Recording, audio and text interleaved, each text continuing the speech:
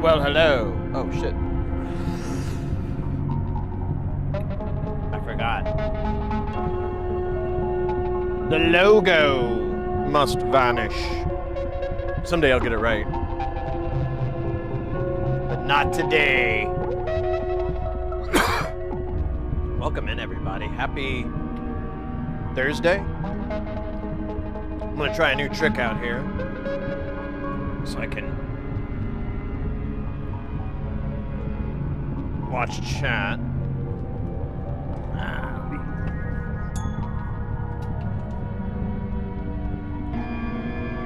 And I should have done this earlier. Very upset with myself.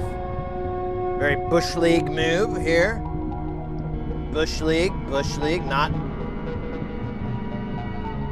Actually, what is the,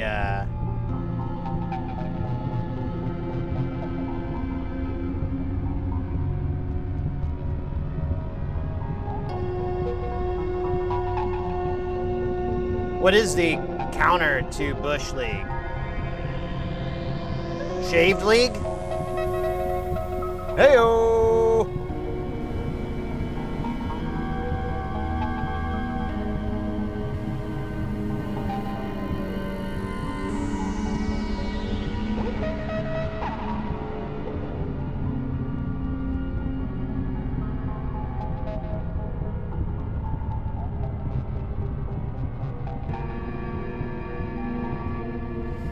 Okay.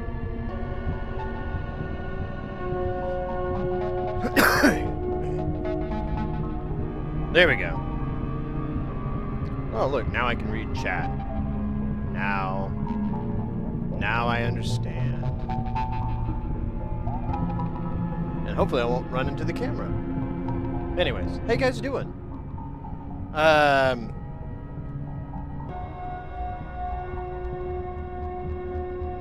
remember something was going on. I can't remember the name of the thing. So the only thing I can think of what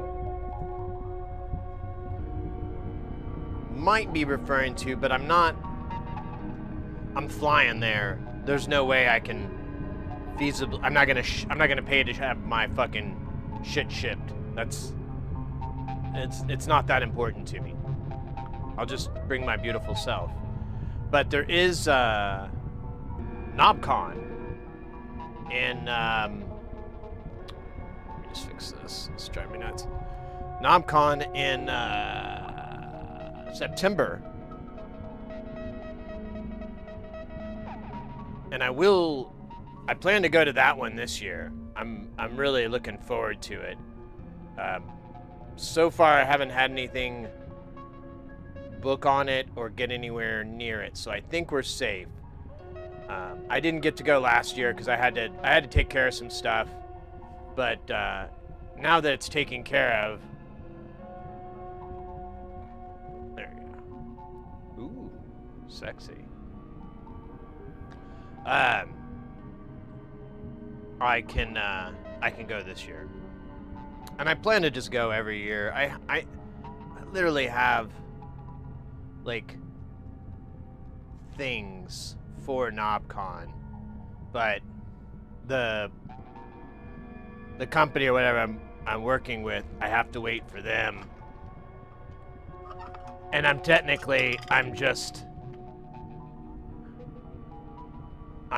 a guy.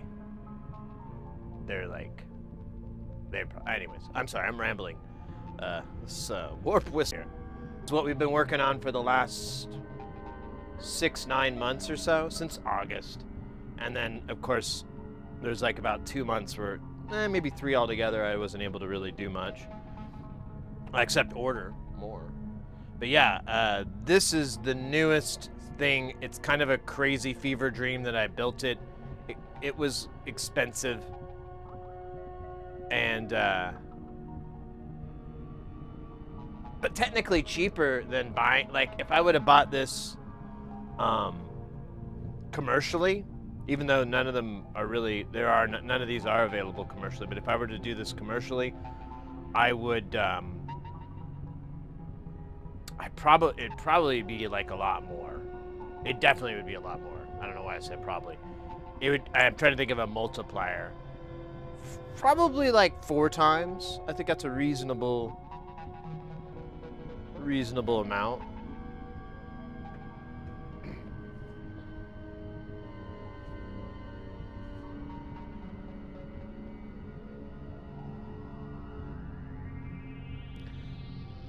But, oh man, I'm slow on chat there. Oh shit. Are we taking network hits? I just saw something complaining. YouTube complaining.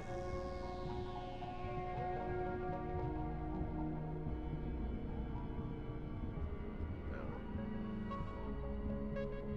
Let me look at these numbers. We had like Tuesday we had a weird outage, but I don't think we're gonna have it, so I don't know. Whatever.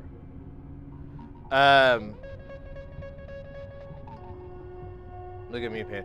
Well, I mean, I only talk about it like every day on stream. So, you must have missed one of those days. Now, honestly, we haven't really had any streams with it all together. I just got it put together at the beginning of the year. And then,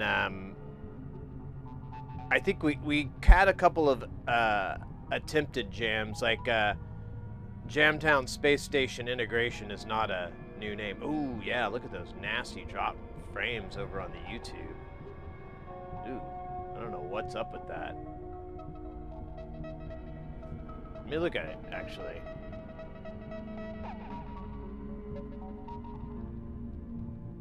It's actually... yeah, it's got this weird dance. I think it's stabilizing, but it was weird. And we did have a bunch of drop frames on Twitch. Oh, yeah, yeah. It looks like it got weird there for a second. Ugh. Let's hope that never happens again. Ever. Anyways, let me see here.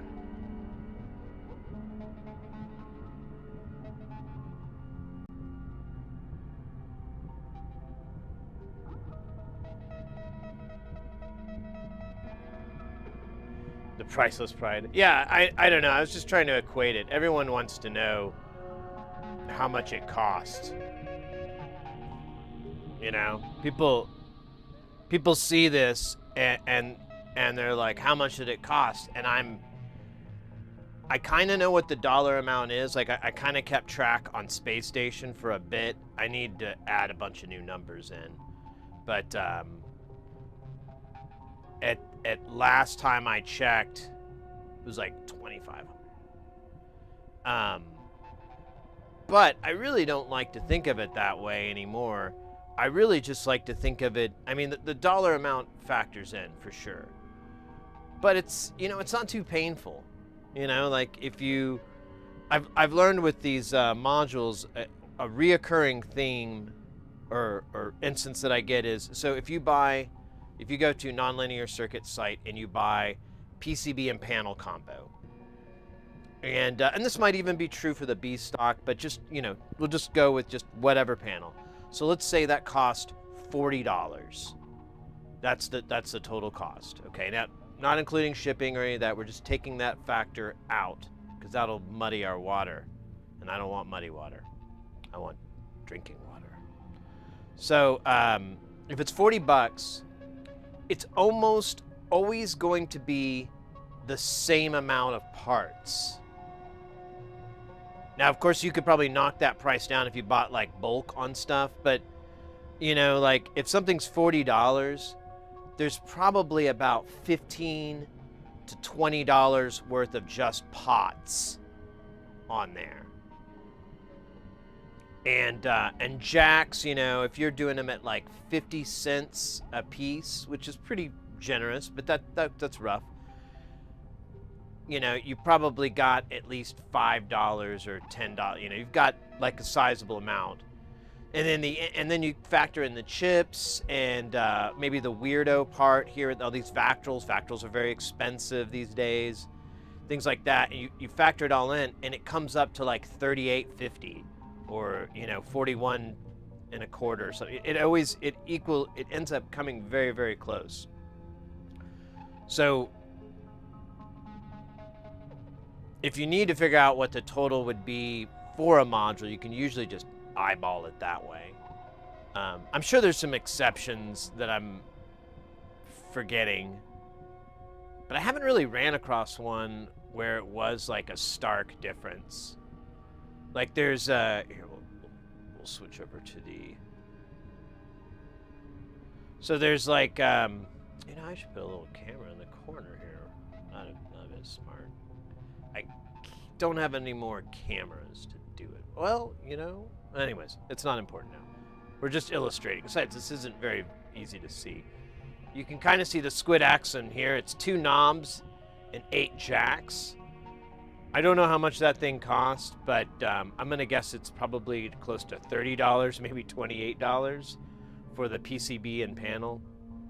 But I could be wrong. It could be a $40. And then some of these, you know, like just the molts, those are like, I think they're like $5. They're really, really cheap. So it ends up really factoring in what's what and how much.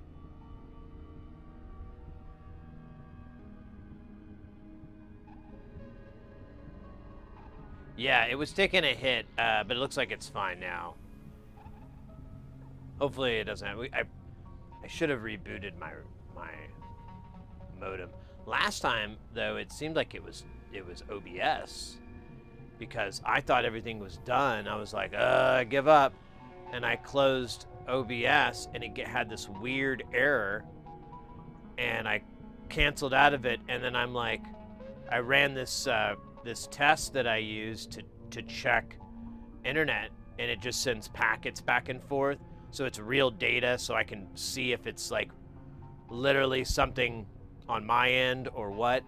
And it like immediately was like, everything's fine, bro. And I just like quit OBS, and it was like, nothing's working, bro. And I'm like, huh, that's strange. Well, let me just open up OBS. If it still is that way, you know, then it's something, I don't know. That'll be weird because the throughput thing says it's fine. So anyways, I hit start on it, and it locked right up and went right to the proper amount. And I was like, what? Okay. And then I'm like, let me start up YouTube, and it started up as well. And I'm like, okay, it was OBS? The fuck? So I don't know, man. I'm gonna blame it. I'm gonna stick with that blame. Because everything looked good. I should have ran the throughput test, but it does, well, I have it down, but it still eats up a lot of bandwidth. So if you're having bandwidth issues, it's not going to make that any better. It's just going to eat up anything that's available. But I should have done that just to hard troubleshoot it, because it wasn't like anything was working. I keep replaying it over in my mind. And the screams of the internet still haunt me. Nah. Anyways.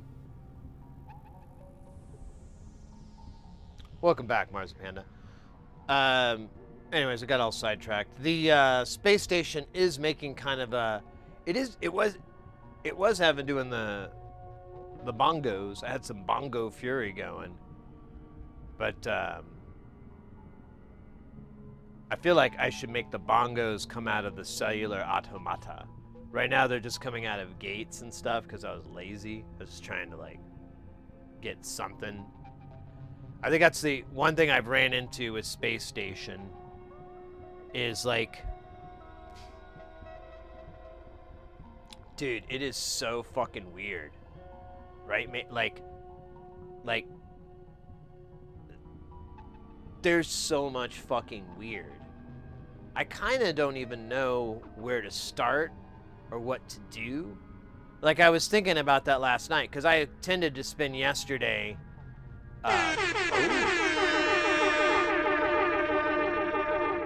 Is it none other? Hayes! How you doing, Hayes? Phil Coleman. I don't know. That's now I'm just thinking it's force. How would I do that? Hook him in, mate. No, it's just I'm having. It's like I was supposed to make try to spend some more time on it, like off camera, so I could just kind of, you know, get blazed up and pump around on it, but I didn't. It's kind of like that tequila that I was talking about earlier, which I don't know if I ever got my answer about that. But I did get this.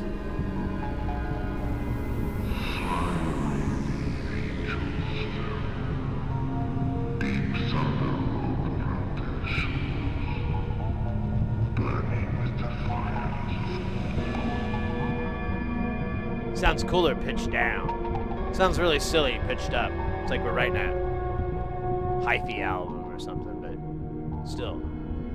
That's what I did with my day. I did that. I just got a proton. It's exactly like the neutron, but blue. Uh-oh. I don't know. I remember it having all the things that the neutron didn't have. And that's what I was excited about. Because, trying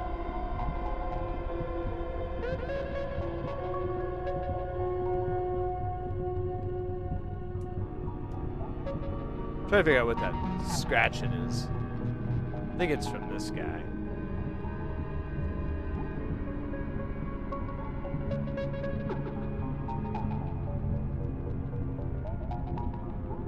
Yeah, I think it's just a distortion on this.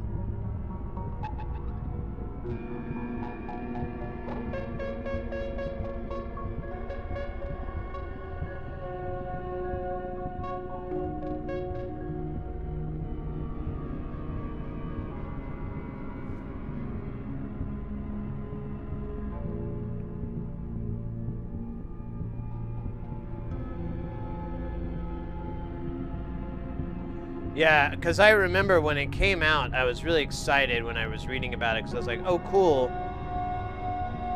It's all the things that I feel like that are missing in the neutron, and they put it in the proton.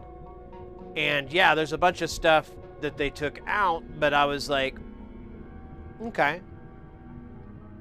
I like the idea of it being a re-envision of the same synth architecture.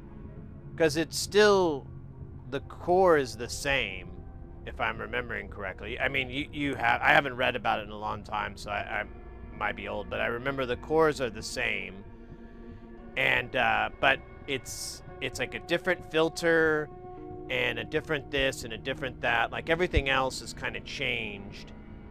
And, from everything that I read, I was like, oh, all these things are for the better. I'm excited.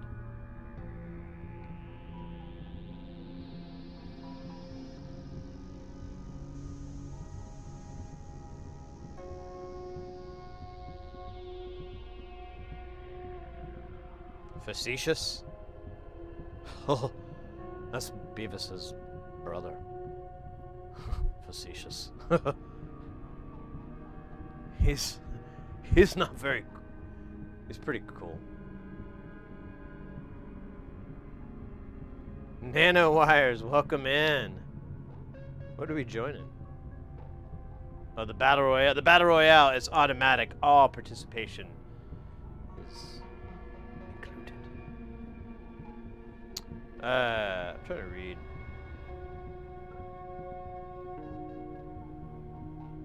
Yeah, the 340. Yeah, yeah. They're based off the chip that they got from Cool Audio, which is controversial. I get it, but fucking, it's an oscillator, and also, like, a lot of people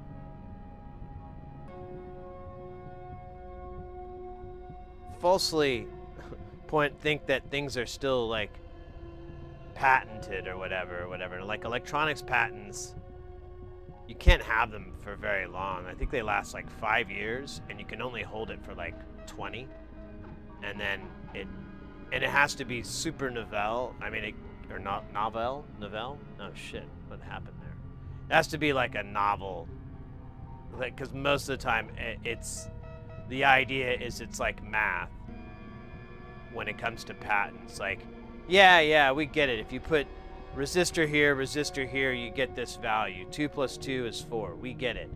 So you have to have something that does something pretty unique to get it to be patent. Otherwise, it's just you're trying to patent mathematics or whatever. But the TD3 MO, I'm interested in trying out those the different 303 clones that are out. I'm kind of curious. Yo, we got Screamin' Cheese up in this place. It's opening day. Let's go. Fuck the Yankees.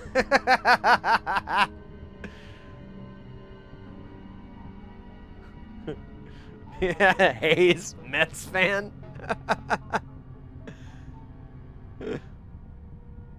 Almost anyone but the Yankees. Wow. I wonder what the Yankees did to you.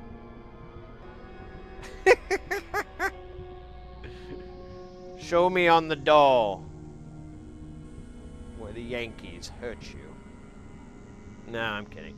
I don't really follow sports, and I really don't follow baseball very much at all.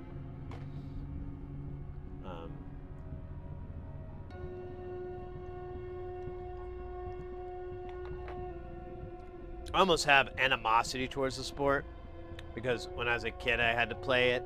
I didn't even play that. It was T-ball. I fucking didn't want to be there. I didn't fucking get the game. No one explained the game to me. So to this day, I think they still tell the story about how I hit the ball and ran to the pitcher's mound instead of first base, because this is the first time we've been on a field. Before, we were in a practice field, and I just knew to go where the other guys were. No one had hit the ball yet, so I didn't know where to fucking go. So I went to the pitcher's mound. It was the shortest distance. It made like a lot of sense. And then another time, I'm pretty sure this is still spoken about. I was running to first base because I finally figured out that part. And the kid, because we were like 5 for Christ's sakes, had like the ball, and he was gonna tag me out, but I like hit his glove or his hand, and I knocked the ball out of his hand because I thought we were full contact or something. I don't know, but I somehow stole first base or something that way.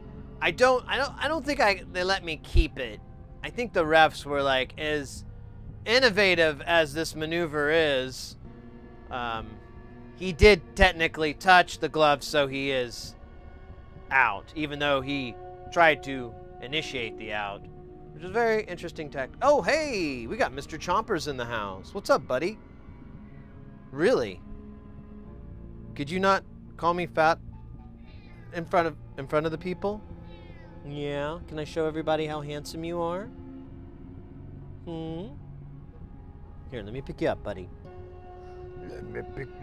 Oh, just a little bit so you can show everyone how handsome you are. Look at your handsomeness. Look at those cheeks. Look at that big fluffy white chest. Look at that, Tom Selleck. Tom Selleck would kill for a chest that fluffy.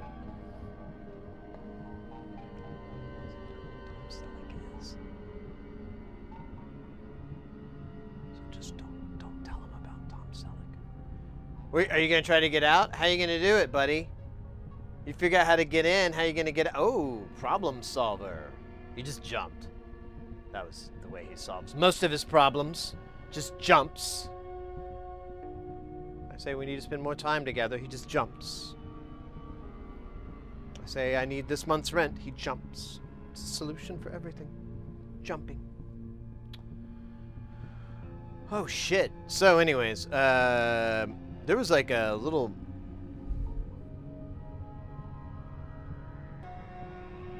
novella here from Nano here. Fuck yeah, dude. I was in Liquid Todd's stream the other day, and I ripped Bobby Shaw a new one. This is the new Bill Sanders from... Yeah, I'm just gonna let that one go. 'Cause I don't know what that meant. Ekin! Welcome in. I think you missed Chompers. He did his cameo appearance. It was brief, but it was powerful. Just like his farts.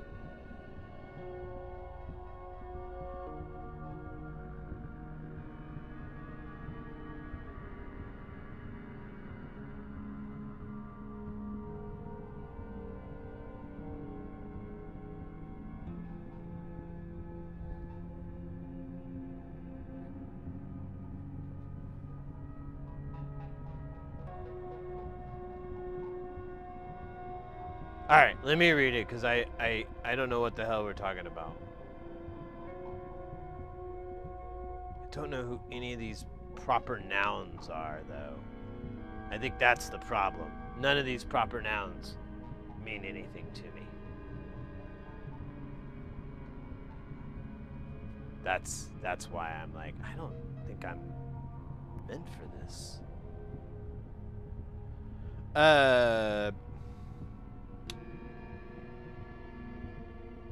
So anyways, what should we do with Spacestation? We do have some beautiful space sounds coming from this. We could go over to the flutes. Oh yes. This little test. We also have the bass. Not to be confused with the bass. Very different experience.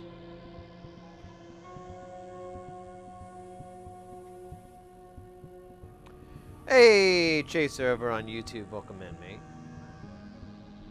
Do some Twinkies. Like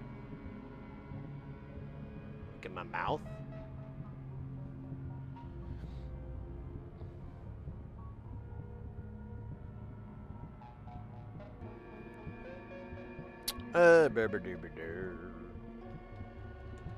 Alright.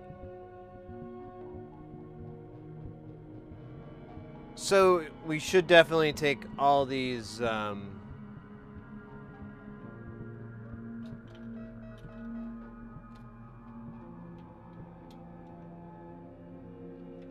these hits. Aw, man, they're like, it's like a stretchy stretch.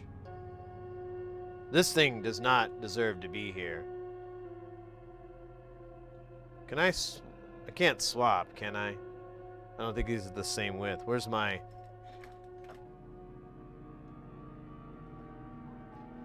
God damn it. Become free. Wait. Burp, burp, burp, burp. There we go. So... I don't think this... It doesn't look like it. The cellular automata is 12 HP. The genie is... It is 12 HP. I'm going to swap these two. They, This needs... This just... I'm not using the genie enough to not be in the middle. I guess I just wanted to see the cellular automata. Ooh. Seeing the cellular automata is something special that some people sincerely enjoy. Some don't. Someday is gonna be the day you're gonna...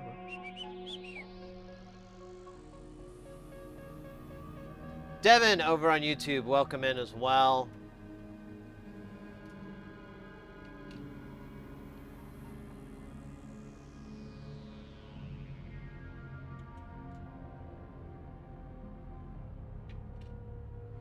We're gonna do a little module transplant.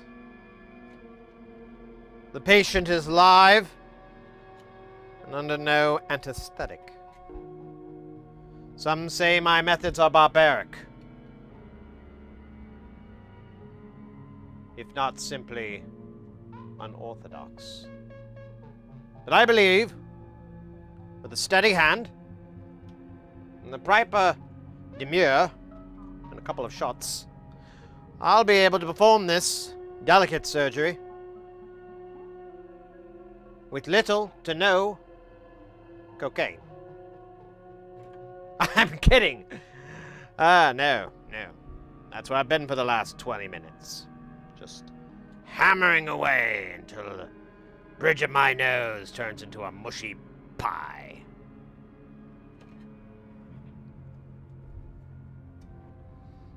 A pie made of deliciousness.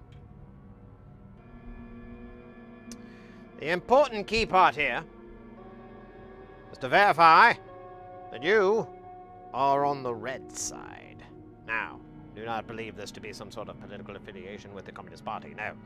This is simply a way to mark the negative rail.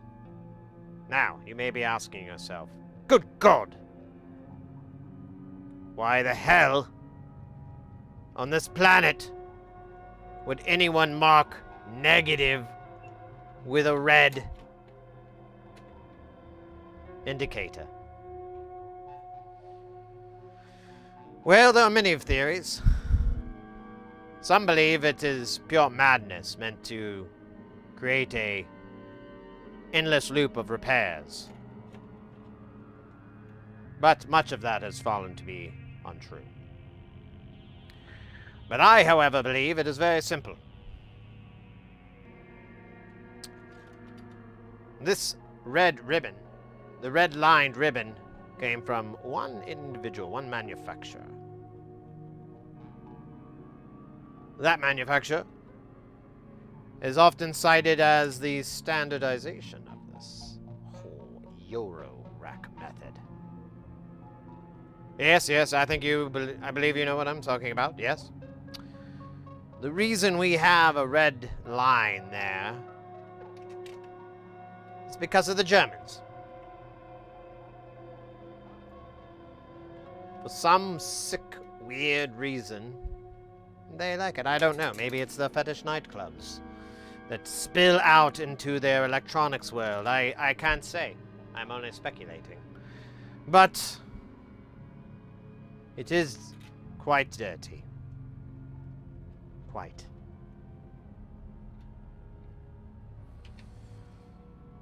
And I will continue to hate it with every fiber of my being. My being, not my bean. My bean. No.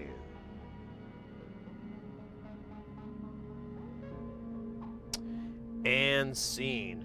That is a little scene from my one-man play, Sid. Is he okay? A 3.5-hour imagination provocation in which I explore various instances in my life where I ask myself, hey, is he okay? Come join me. Tickets are actually not only free, they come with a item. It's McDonald's hash browns.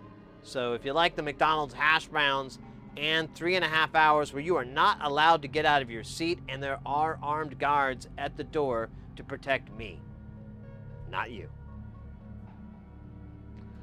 Please come. It's great. I like hash browns, so I got me like 2 tickets. Wait a minute.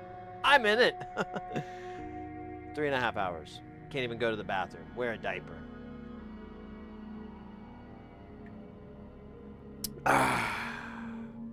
They say this vicious ad campaign I'm developing is the ruining of it.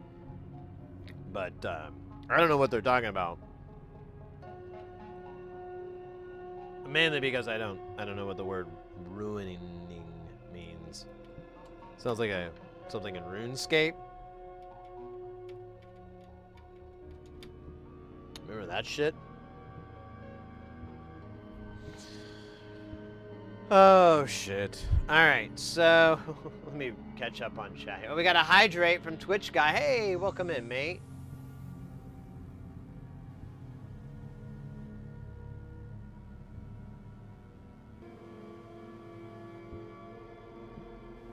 Here, I'm gonna read this. It's easier for me. I'm going to keep my hash browns new in box. Yeah, you should. Flip that shit in like 5 years. You'll be a quadrillionaire.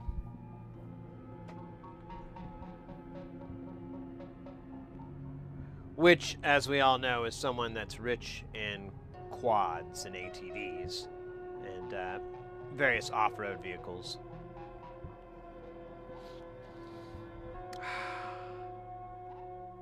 Growing up, I had a friend who was I had actually a couple quadrillionaire friends, come to think of it. Man, I envied that shit.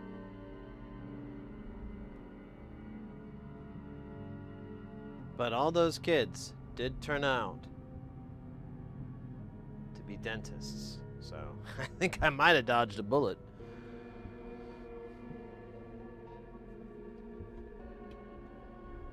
Dental bullet. Oh, hey, there's a dab. There's some hydration, a stretch, and a dab. Let's go in order here. We got our delicious liquid death, to whom I am not currently sponsored, but would be glad to if they just gave me free liquid death. They don't even have to pay me. Money's kind of stupid, anyways. Free stuff ain't stupid. You can put that in your belly. You know, technically it's better than money. Because money depreciates, but beverages, they only go up in value. Look at the cost of Dr. Pepper 40 years ago and the cost of it now. Wow, right? Almost 5 times the growth.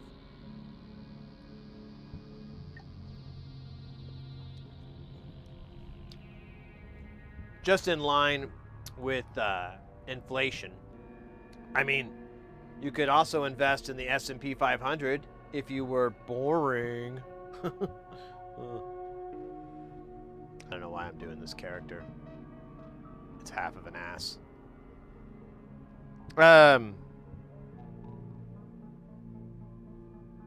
Money came in by eggs. I went grocery shopping Monday, and the eggs were like $6 to $8 for, like, you know, a dozen. And which wasn't too bad, but I was like, I don't really have any egg plans right now. I got these sausage biscuits I'm gonna be making.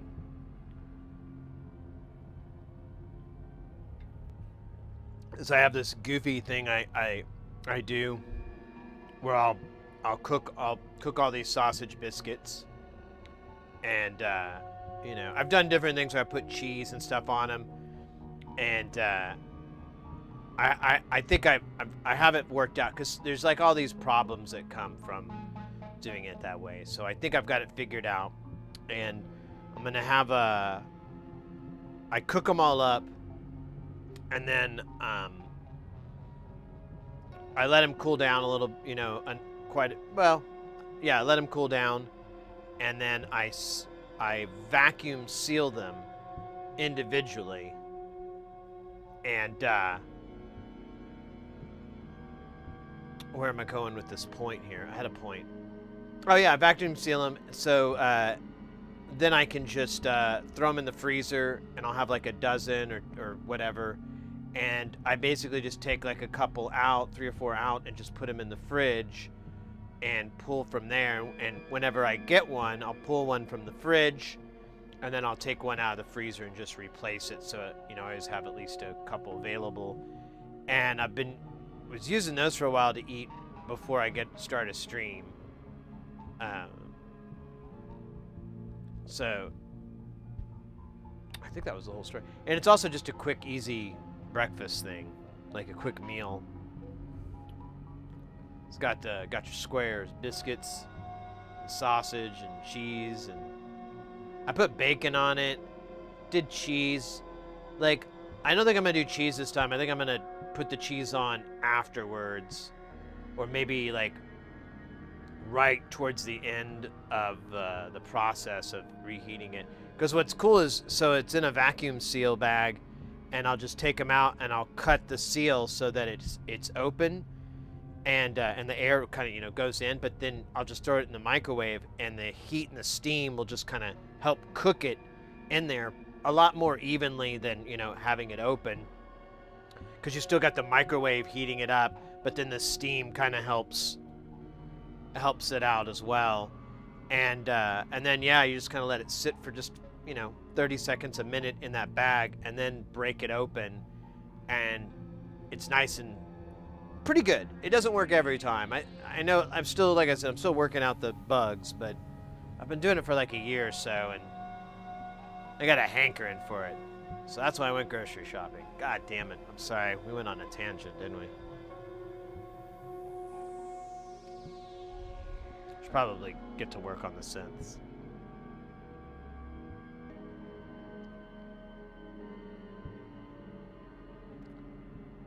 You saw a dozen eggs for $8 in Tampa.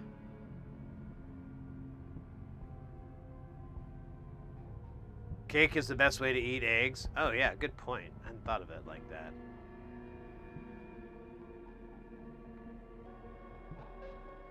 Classic veggie egg toast and turkey bacon. See, I don't like turkey bacon. So, what veggies do you do?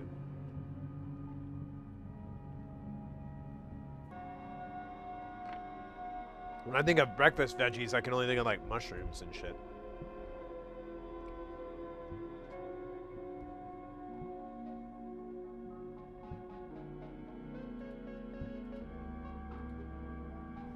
All right, let me get a big stretch in.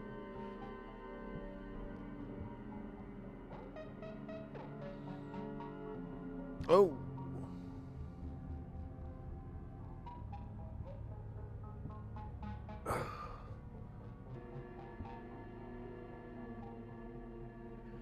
Oh man, that actually that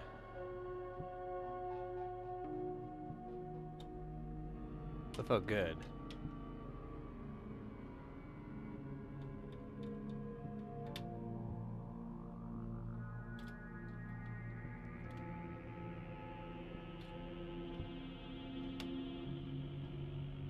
I just changed everything. No, I moved that sound, and now it's opening and closing here. It's not plop, plop, plop. Although I kind of liked the quick sputter. Although that's kind of cool sounding too.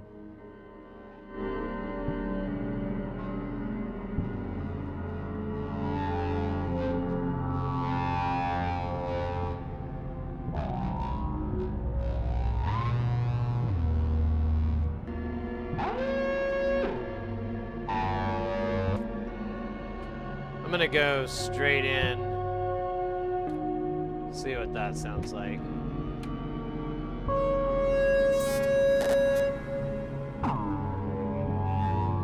So it's making that crackles.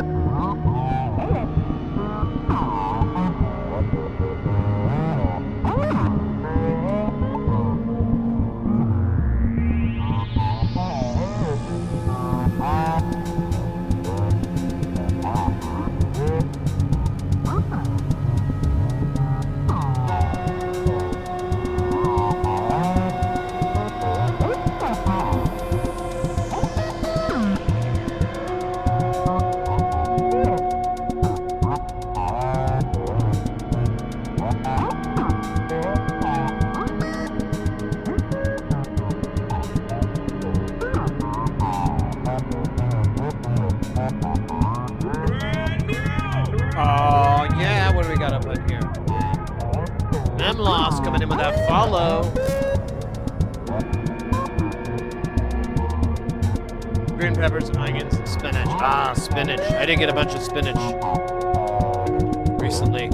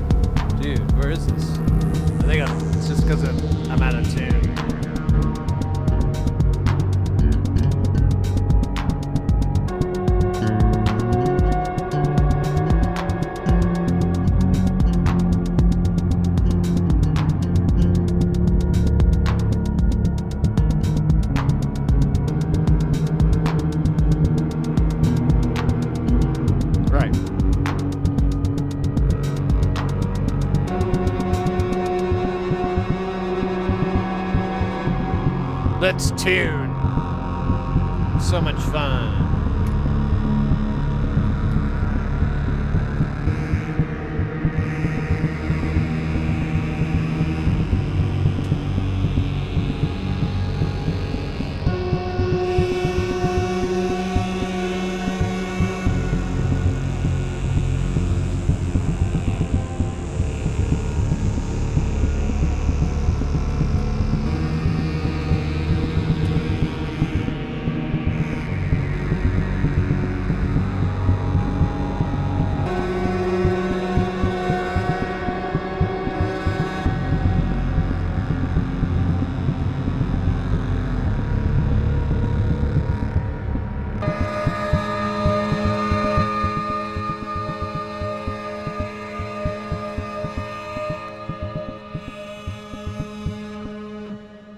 Alright, so now we've got tune. Let's turn the reference. Oh, is it not working? Yeah, there it is. Oh man, it's so loud. Why is it so loud? Am I not coming out of the right output or something? No? Dude, that's just ridiculously weak.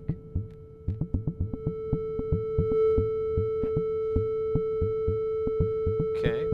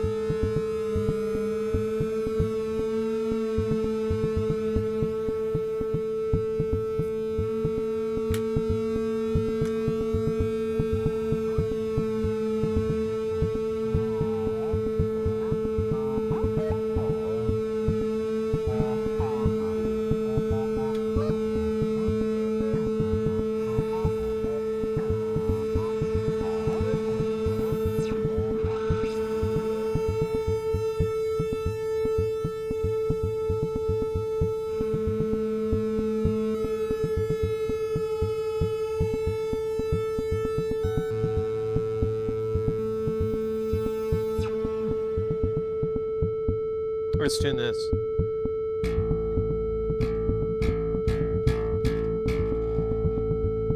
Great. Let's tune it to itself. Oh shit, can I without, here, I'm gonna kill this in just a second. Save the brain. Yeah, let me cook this up real quick here. Man, I really should not have put all the cables here.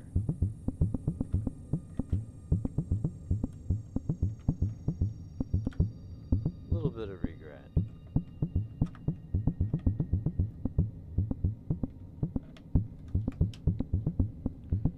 Teeniest tinge.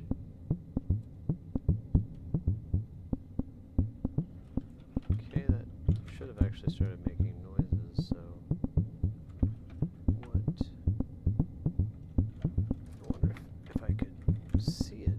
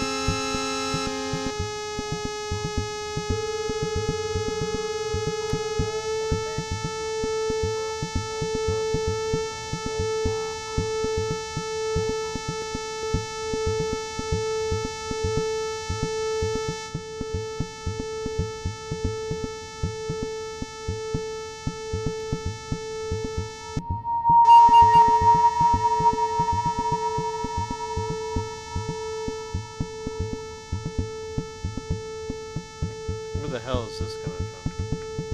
No, not that guy, this guy.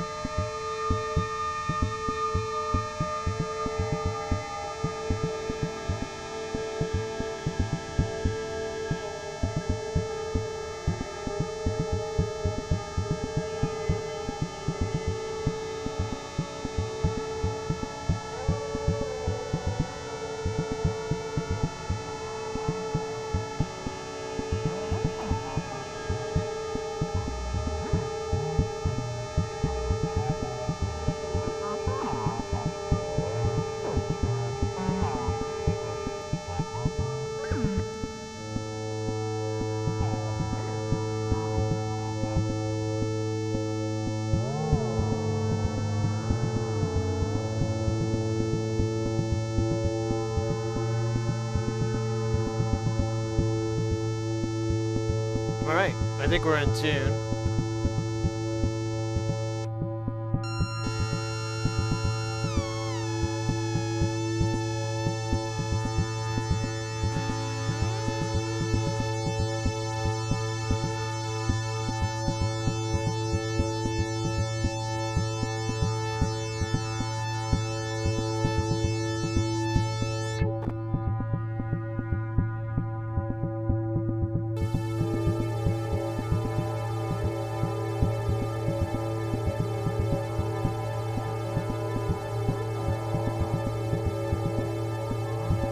Now we'll go back to Quatermain.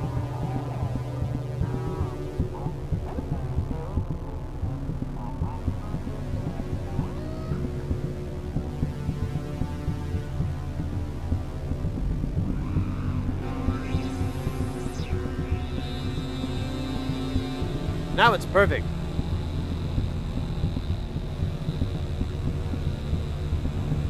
Actually, could use a reset.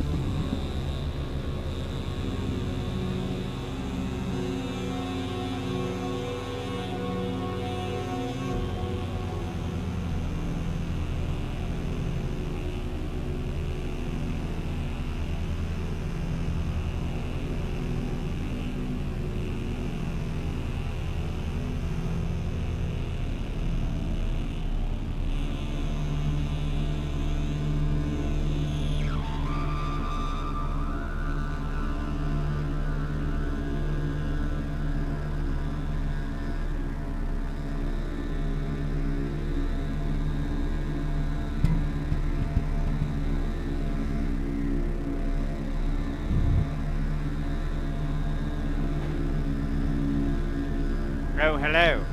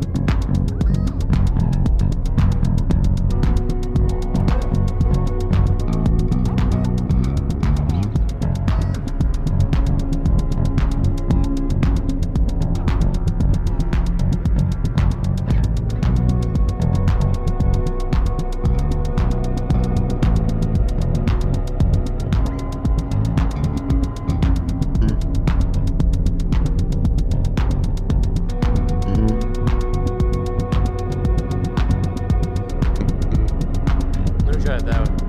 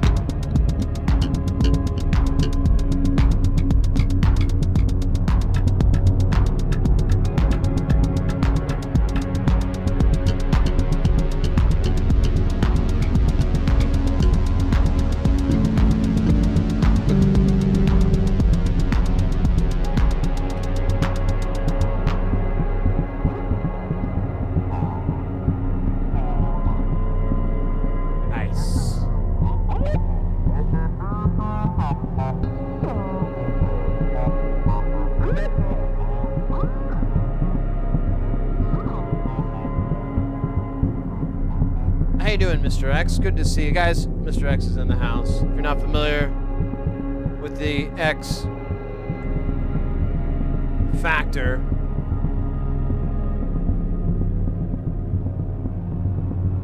that's insane. Turn this down a little bit more. It's an ultra space mode. We just had a nice little jam there. That felt good. Could be gooder, but you know, I'm always striving for gooder. Thank you for the shout out.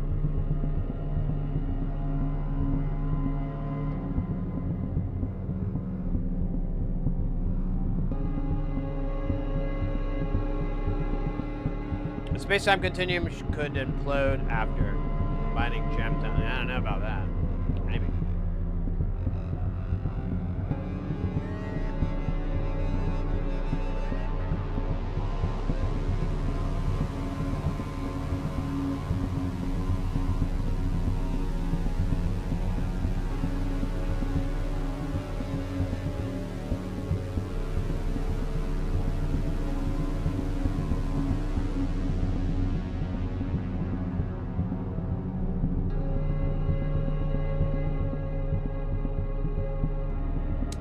Right.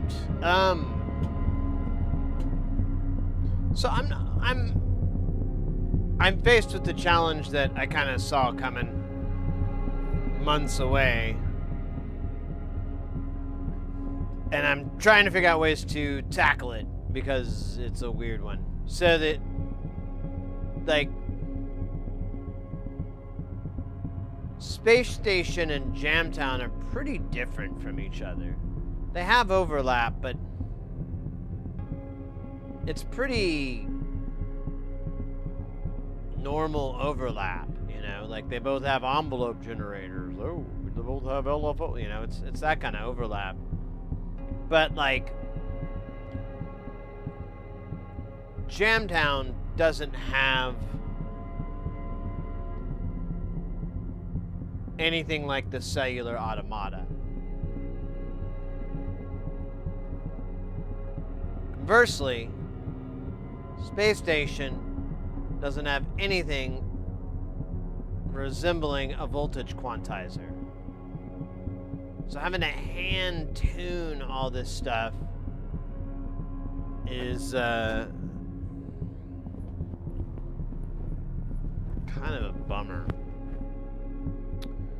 But what it's running into is an issue of like, okay, well, so do you build like a patch on Jamtown and then, you know, then go to Spacestation and work on that to get it, you know, so it's in key? Or do you do the reverse? And I've noticed, like, anytime we've kind of done the reverse, it's kind of like a little bit of like what we have here. Like, I have this kind of weird, you know, weird abstract sound that's like, you know, just kind of doing its thing, and there's no real melody or hard rhythm or anything like that to it. Maybe a little bit, but it's usually pretty, you know, I mean, it sounds like 16 notes to me. Um,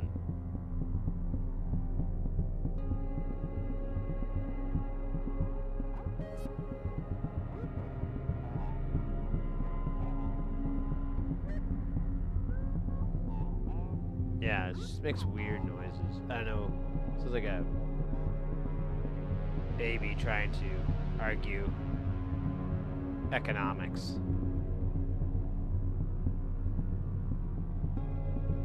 But using Marxist theories.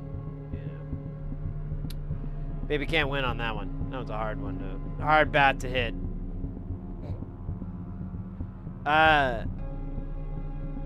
Or you could pitch CV to Spacestation. Yeah, so the only real connections that I have is the clock.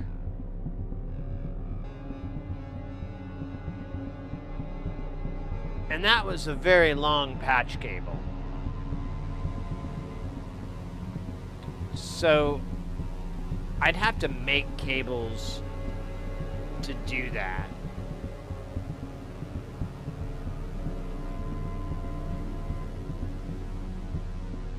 Because I don't have enough couplers, really.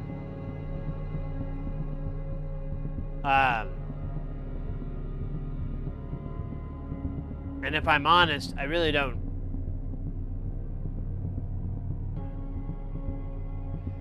think I'm gonna make any cables.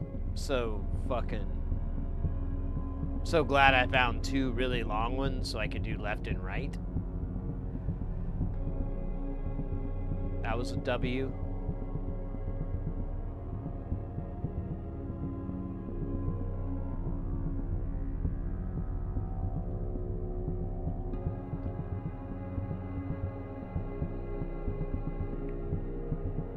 Ooh, shots fired. Belmo.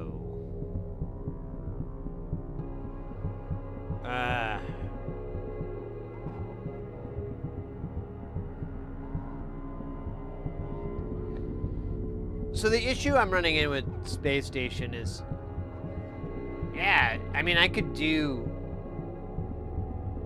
weird stuff. It wouldn't be very musical.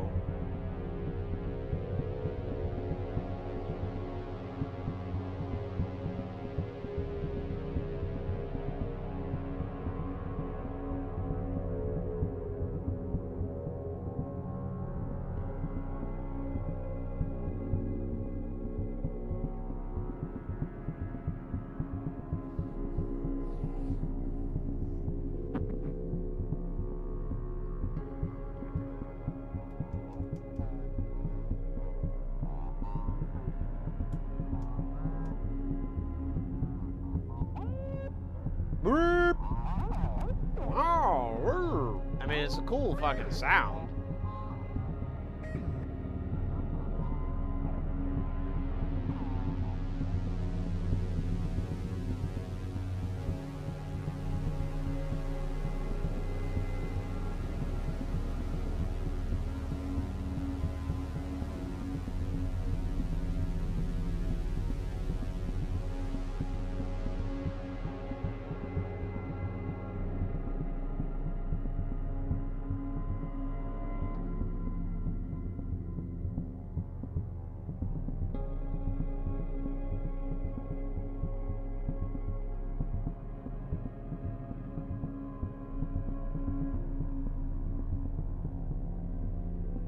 Okay. Sorry, I had to watch this pattern fucking loop around.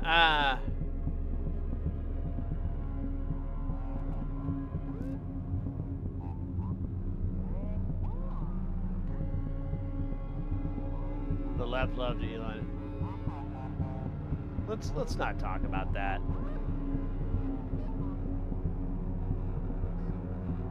Let's just agree the guy's a dipshit.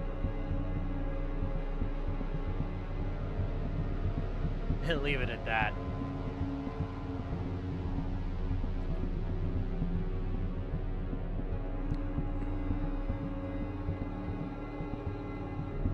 Sig Highland motherfucker. Alright. Let's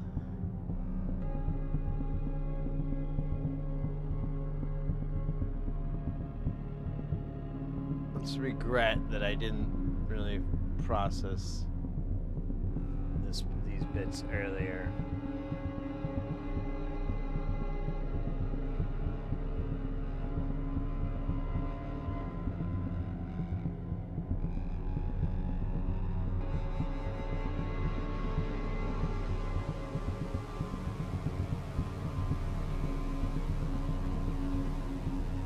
I think what we could do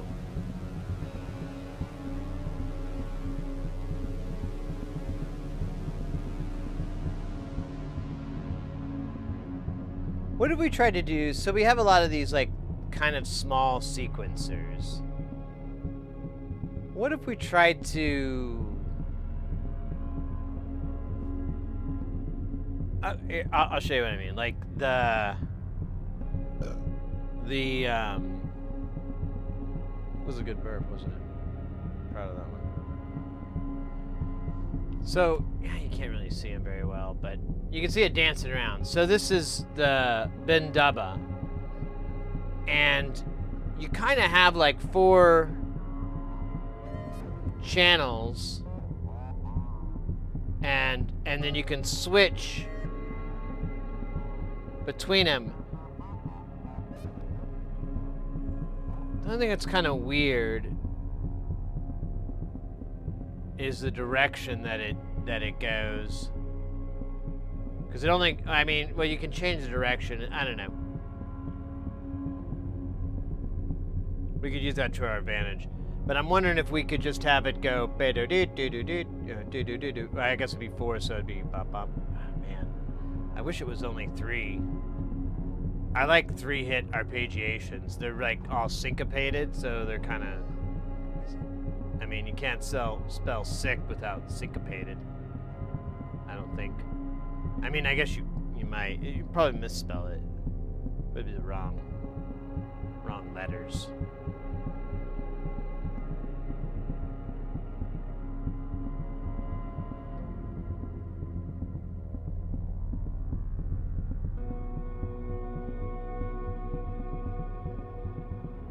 Alright. Whoa. I forgot that you can control the slew amount. That's pretty slick.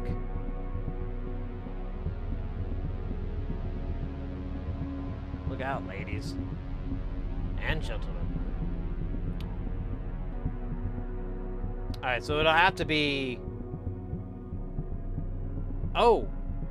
Wait a minute. No. Now, okay. Oh, man. I wish you guys could see it better. It kind of... Maybe I can... do this. Ooh. No.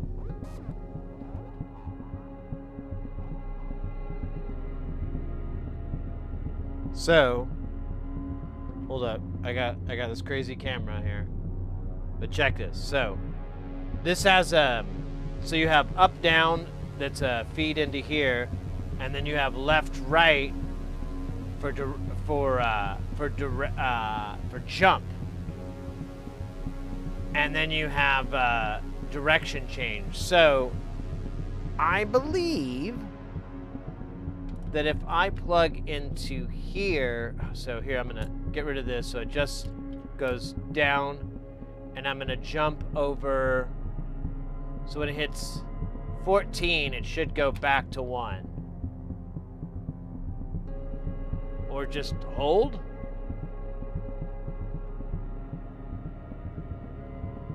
Okay, that was not what I was expecting. I thought jump would make it, you know, do like the Mac Daddy. Alright, well, never mind then. That was a big fucking disappointment. I could make it change, well, it wouldn't change directions though, because it would just go beep. Yeah, I'd get stuck. Alright, never mind. It was a good try. A for effort. J is for Jax.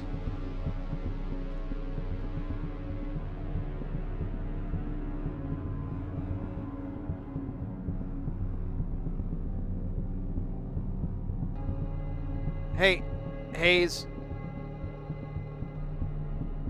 Let's not talk about this shit. I don't really care about people's opinions of that shit.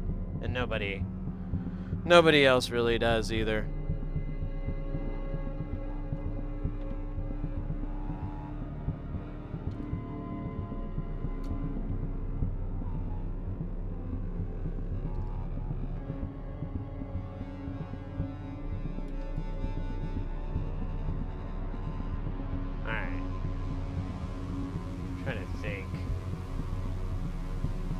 Can't make. Well, I can make it do the loop.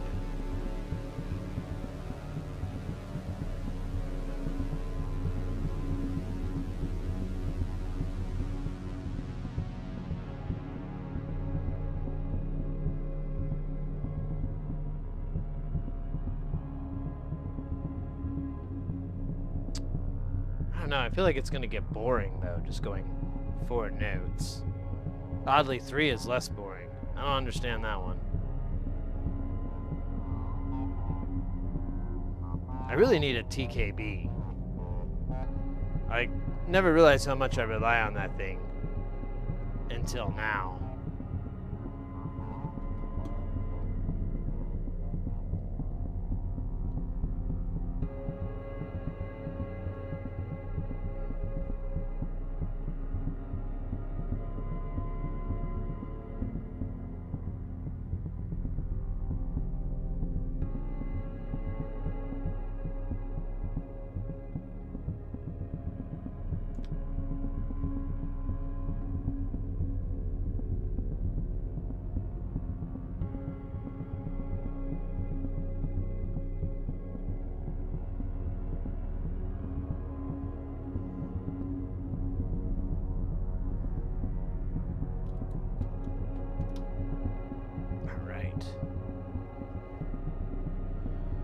Let me grab another beverage. Dude, it's hot. But it's not as bad. I tried to set the house up for a cool day.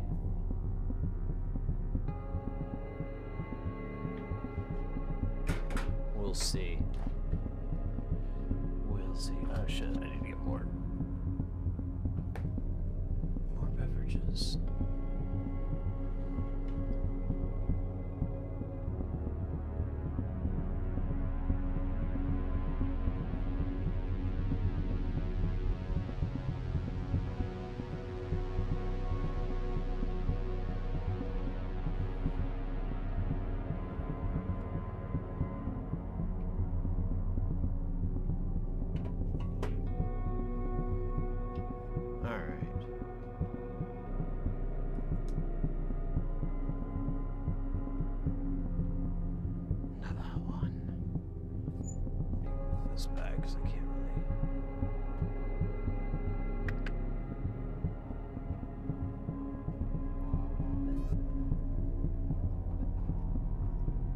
See some TV from Spacestation to Jamtown and see where it goes.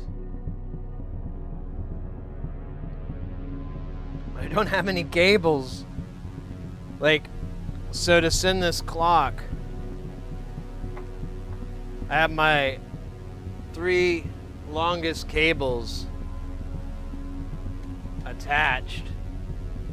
There's another breaker here. I guess 2 really long ones, and I didn't put a super long one there because I just need a medium long.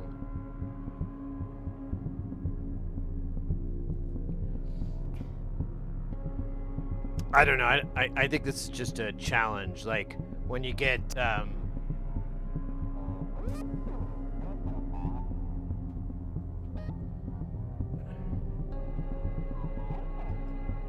shit.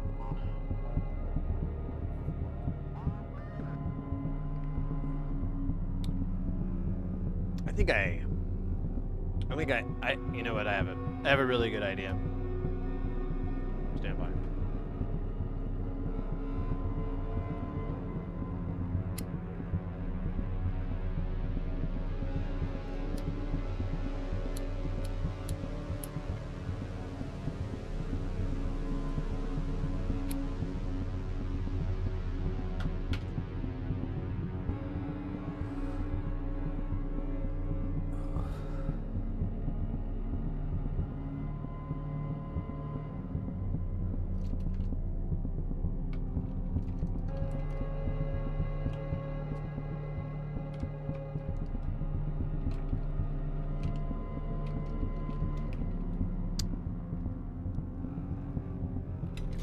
I think if I clean this up, I might...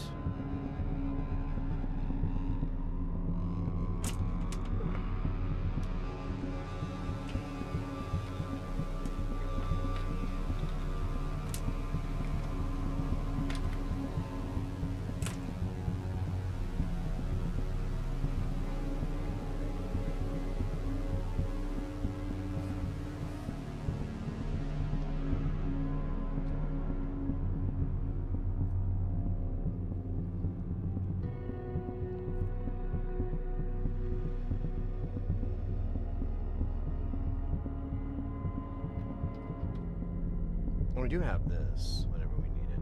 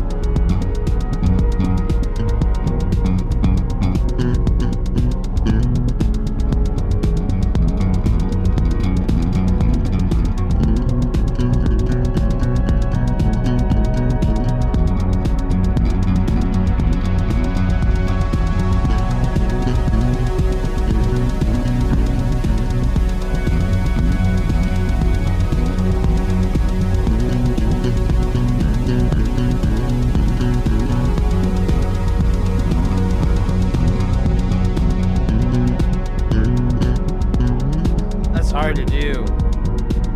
You gotta go somewhere deep in your mind.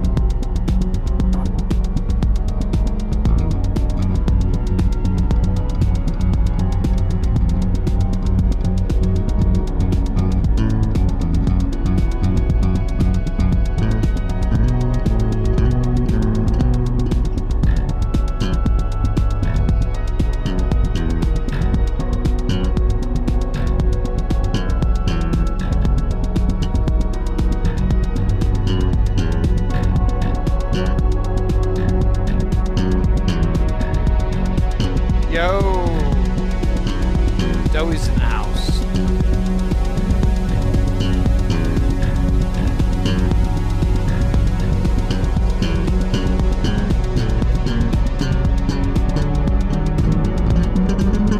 Guys, get ready because things are about to get heavy. Jump up because we're gonna bump up and get down because there ain't no clown in this here town. We got none other than Sander Klepper coming in with that piping hot. Won't stop. Screaming hot. Ray!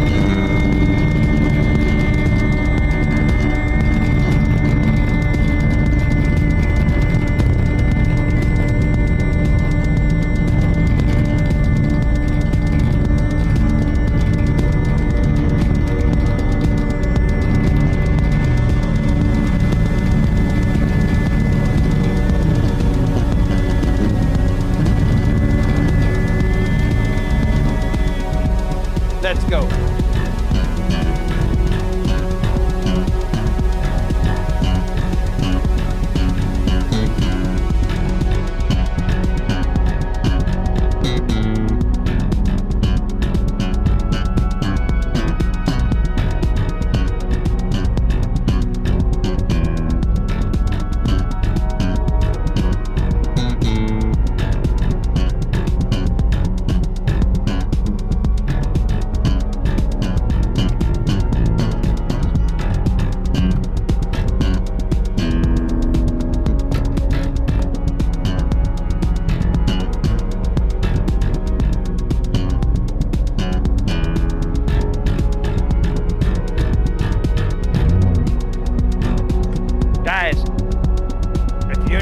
Sander Klepper. Should be a link in the chat. Hop on that.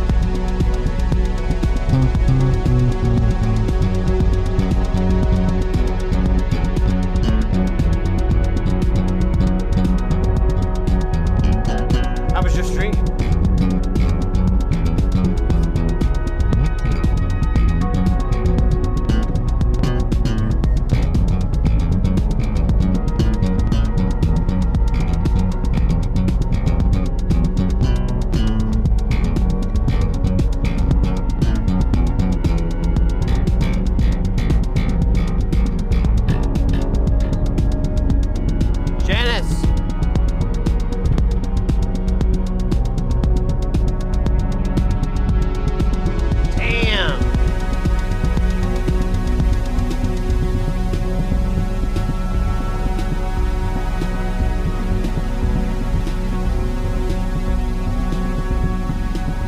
That is a serious cheesecake habit, $20 a day habit. I don't think I ever got up to that. Oh, you can go now.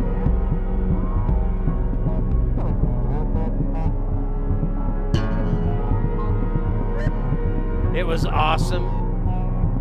Now I want cheesecake again. You always bring the cheesecake lover out in me. Thank you. I need that. I need that. I don't have that in my personal life. I love cheesecake, like, a lot. We've talked about this extensively.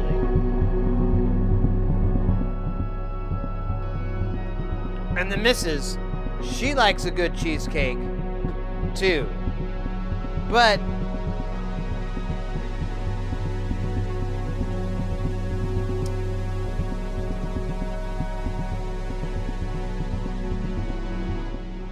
I have a quick anecdote, actually, that explains it better. Because it's not just cheesecake. There's actually other items. So, like, I don't know how many years we've been living together or whatever at this time, but she goes and does some grocery shopping, and she brings back this big bag, family-sized bag of Ruffles wavy potato chips. And I'm like, oh, you shouldn't have done this. And she's like, what are you talking about? I was like, well, haven't you noticed? I've never bought potato chips. There's never potato chips in this house. And she's like, yeah, I thought that was weird, so I decided to get them. And, oh, Santa Clipper, take care, mate. I just saw that. And I was like, yeah, there's a reason that there isn't any potato chips in the house. And she's like, what are you talking about? I go, because I have little to no self-control over a bag of potato chips. It is. I held up the bag and I was like, you might want to get a couple of chips in now while you can. I think this is the only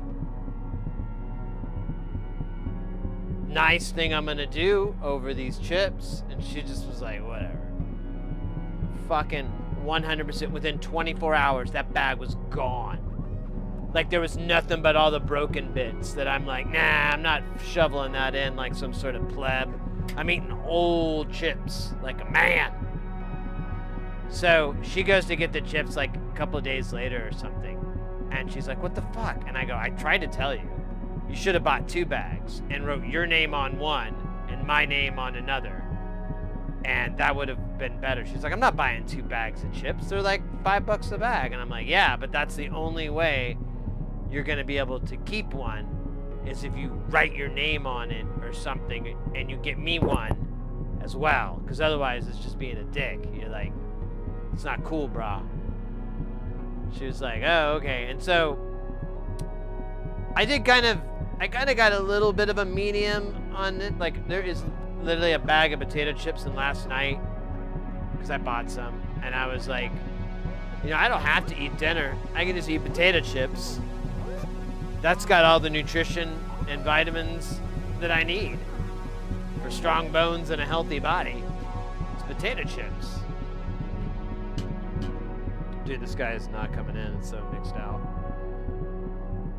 So, cheesecake's kind of similar.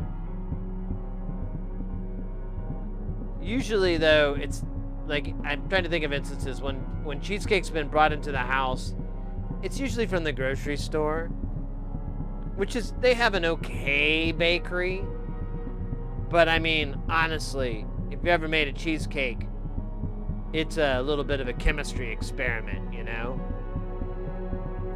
And making it yourself actually is turning me on like nothing else. Oh my God. I should make a cheesecake. Like just make it all from scratch. I bet it's what heaven tastes like. Holy fuck. How fat do you think I would get on a scale of 1 to morbidly obese? Like having to get around in a scooter and a flatbed truck to go get stuff. Like, there's no gray area, by the way. I don't know if I made that clear. Yeah, I kind of want to really do that. I have to go to the grocery store again, because I forgot stuff. You know, that old chestnut. And,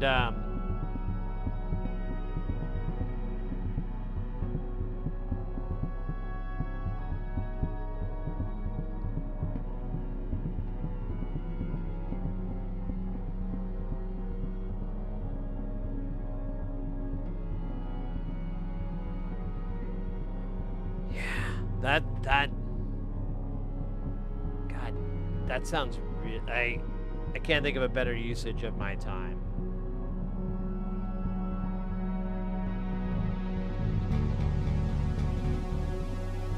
Great stuff, but terrible for you.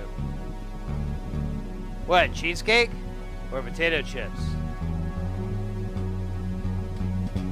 I mean, the argument could be made both are not good for you, but I'm old. I lived pretty healthy when I was young. Now I'm old. I'm like, you know, it's like I should get some tattoos and eat junk food.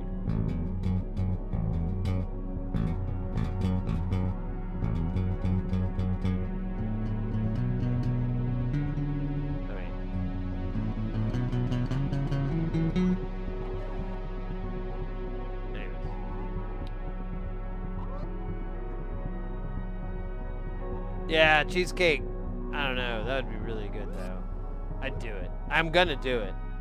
I need to look it up again. I can't remember the exact procedure. I don't remember it being super difficult.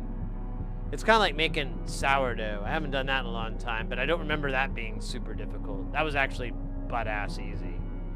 Like, I could do it half awake. And probably make some pretty bomb-ass sourdough. Now they hit 36. Yeah, no, I did that in my 30s. And I did that for a good chunk of my 40s. But I think my 50s... I think I'm gonna give my organs a run for their money. Put them through their paces.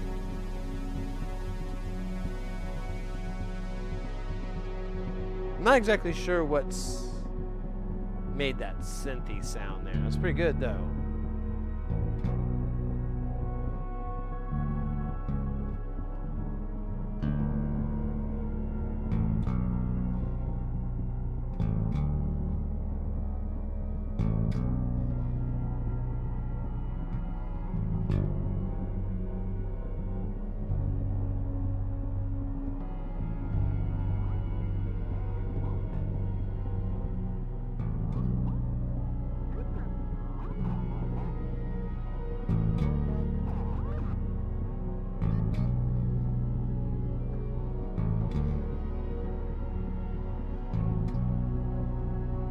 Alright, enough twin beats.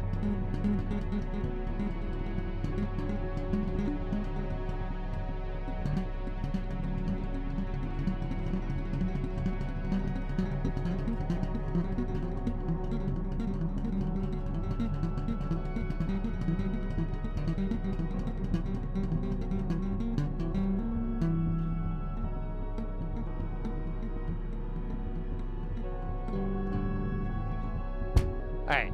What were we doing again? Oh yeah, I was gonna welcome you guys. I'm sorry. I got sidetracked by brain fuzz in the head game.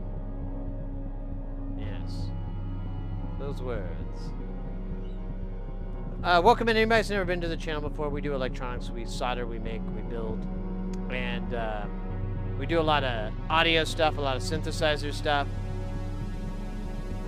This is Jamtown. This is almost all DIY. There's some stuff I bought. Not a lot, though. Probably less than 5%.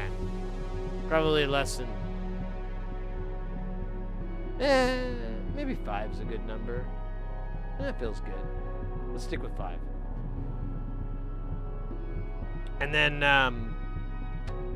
we have our newest one, which is... Oops. Yeah, let me switch to... Well, you can kind of see it all, but whatever. There's, Spacestation, which is that guy. I'll do a wide shot here, you can kind of see.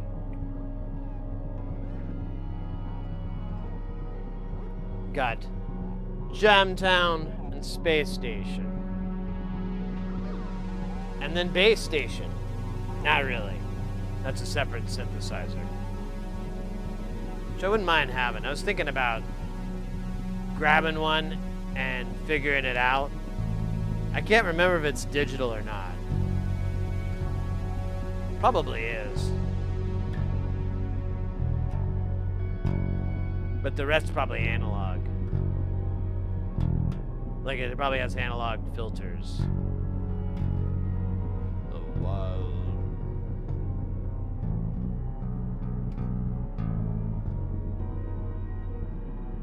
Ice cream cake?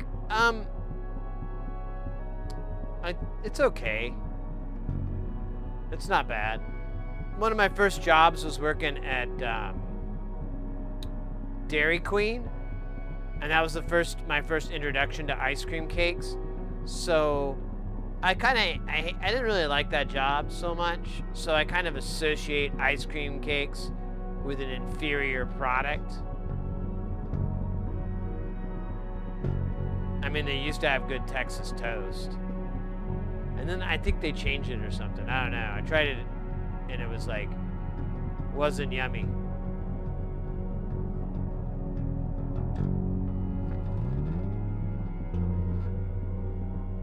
Anyways. So I kind of delved back in into space in the Jamtown Space Station Intergration.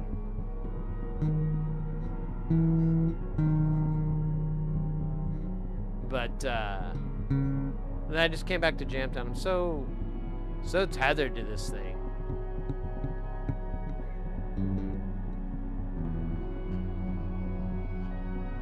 It's not even making like good sounds. Like we could definitely make some better patches.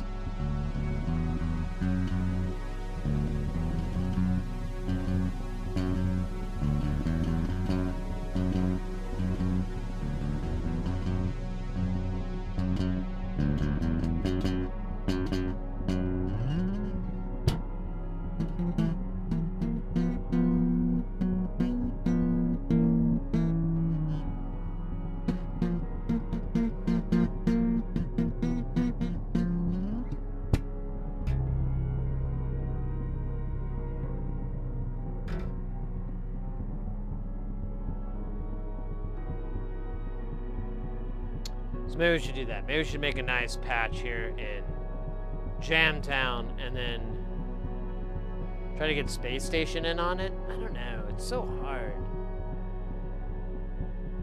I'm really mad that I didn't spend... Maybe I should, like, see how many jazz cigarettes it takes for me to, like, get to the center of Space Station. That actually sounds like a really wonderful usage of time. The missus isn't here. Oh. Guys, get ready because things are about to get heavy. Oh, sorry. Bump up because we're going to jump up and get down because there ain't no clown in this here town. We got none other than beta units coming in with that piping hot. Won't stop. Peeping hot. Ray!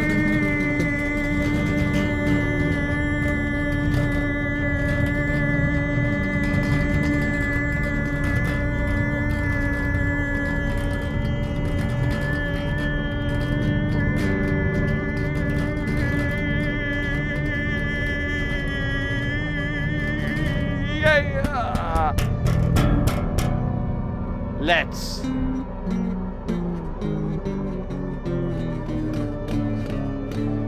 go.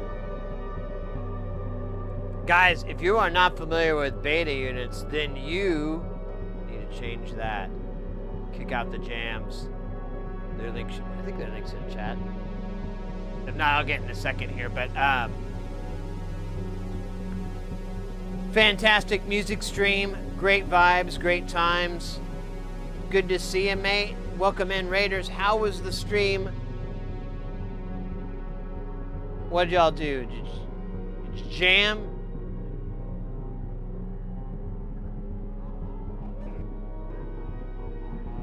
The VCV rack fix. Oh, yes, you told me about that. I have that tab open. I haven't gone to the trouble of doing it yet.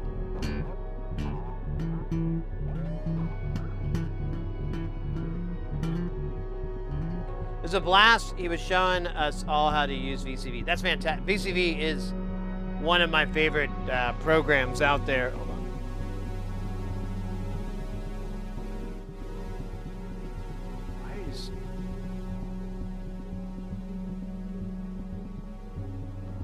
VCV is one of my favorite programs out there because it's like a, literally free way to get into Eurorack and explore it and whatnot, and not spend any money. It's very forgiving on your computer, so even if you have like an older system or whatever, you'll still get some mileage. You'll still get some good stuff.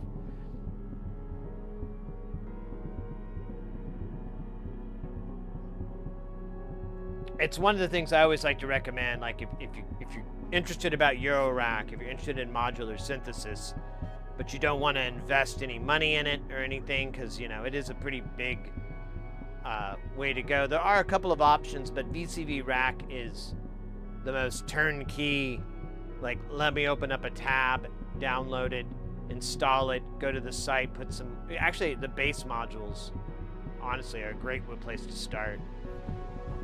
Let me fix my mic. I just realized this thing's fucking done.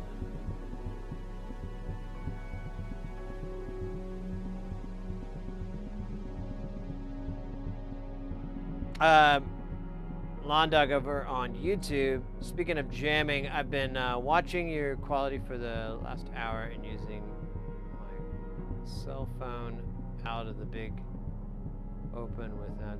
Now I'm back. Oh, right on. Let's go. Let's go. Well, welcome in. We're here in Jamtown. We've got the new. I think I still got this shot. Yeah. So. We've got good old Jamtown here, which is all DIY, mostly Eurorack, but it was almost 50-50, but I think we've gone, I don't know, whatever. But there's Eurorack and there's Frack Rack in here. I tried to change this module. I still need to get that fixed. And then we have, stuff on the table here. We've got the TKB and the Nava. But, of course, our newest addition is the Spacestation, which is the rack made of nothing but nonlinear circuits modules.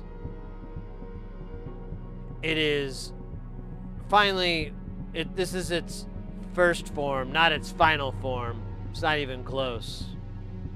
But it's a good place to start, I feel like. Well, I don't really have a choice in it. It's where we're starting. But I'll probably get some more. Eat any good chili dogs? No, God no. Now there's this place here in Tempe. Tempe's attached to Phoenix, whatever. It's over in Tempe, but there's it's Ted's hot dogs, which is like popular up in like upstate New York, and I've seen some in Ohio when I've been in like Cincinnati. I think it was Cincinnati or Cleveland. No, Cleveland. I noticed them in Cleveland, and we just have one down here. And the story I was told is that it was like an owner. I don't know if it's a franchise owner or the owner, but they moved here to retire, and they missed their hot dogs. Because Arizona is a very popular retirement community. They missed their hot dogs, so they went ahead and opened up a franchise out here. And I don't think there's any others around. Ted's is all, yeah, Ted's is really good. I use VCV every day.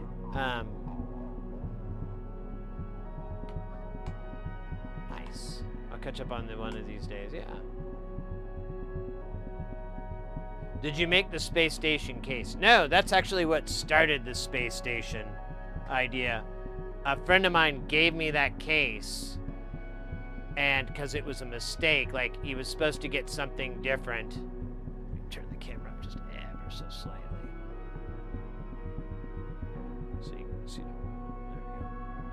So he was supposed to get a case that was half that size. Like, it was supposed to be single rows, not double rows. And the person made double rows. So he was like, well, I don't want this. And the guy's like, well, I'll just make you another one, and you can keep that. So he gave it to me, along with another power supply. But I ended up putting a different, smaller, whatever. A simpler power supply, but it's the same type. And anyway, so he gave me the case, and I told him, like, right then and there, I was like, I think I'm going to fill this up with nothing but nonlinear circuits. And he kind of looked at me weird, and then, like, a day later or something, he texted me, and he's like, damn you, I'd never heard of nonlinear circuits, and now I'm just obsessed with their page. And I was like, yeah, Andrew's dope. That guy is really, really cool. He's like, has like all the crazy zaniness of Ken, but not the crazy zaniness of Ken, you know. And he's Aussie. I don't know what's going on over in Australia, but there's a lot of module making going on over there. But anyways, that's how that was the genesis. That was back in July. And in August, I decided to start going at it. And I got the rails in September, October, somewhere around that time. But I didn't install them until January, because there used to be a shelf. You can't really see it, but let me see. I think it's even harder to see. Yeah. So there used to be a shelf between this last two row, and it was absolutely worthless. Like, I thought it was for lateral support, and I was like, oh yeah, but you know, this shit does great. You don't need any additional lateral support. These rails provide it, so it didn't need it.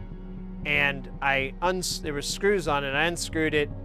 They were glued in, and I just got frustrated, and I grabbed a circular saw and just cut down the middle of that little shelf and ripped the two pieces out, and it was born.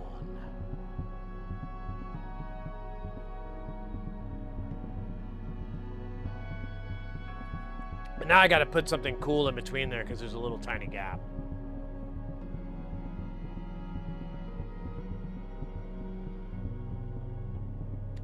Coffee's a good idea at Beta Units. I prepped some. I just got to turn on the kettle, and then I got to pour it and wait 5 minutes. But that's not a big deal. Solipsistic Knight Rider. Yeah, I'm thinking like the easiest thing I could do is find like a small little LED strip and either go.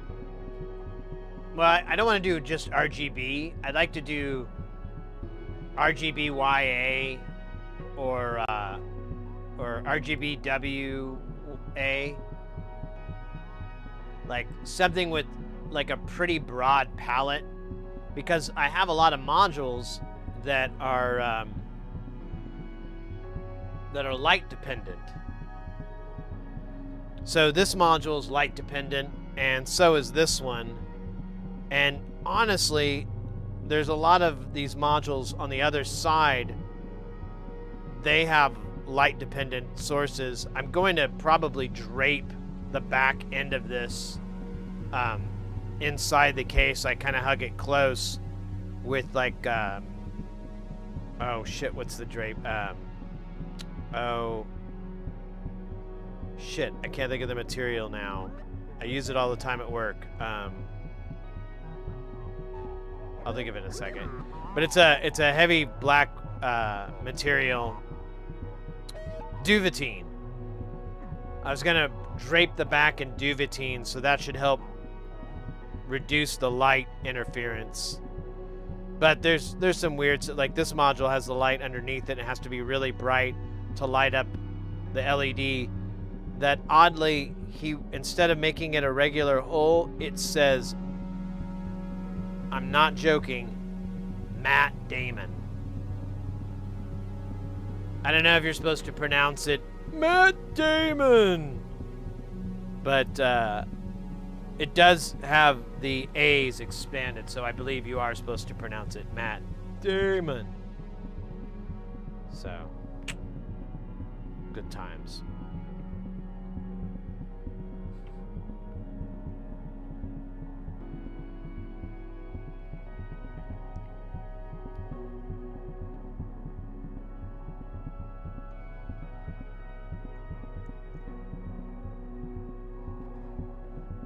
CV RGB controller? Oh, cool. That might be nice. I don't know, I just need a little strip across just so I don't have to see in there. And I was just gonna put like a very dimmable low. Doesn't need to be bright because I don't need that thing shooting in my eye soles. And yeah, for modules like this,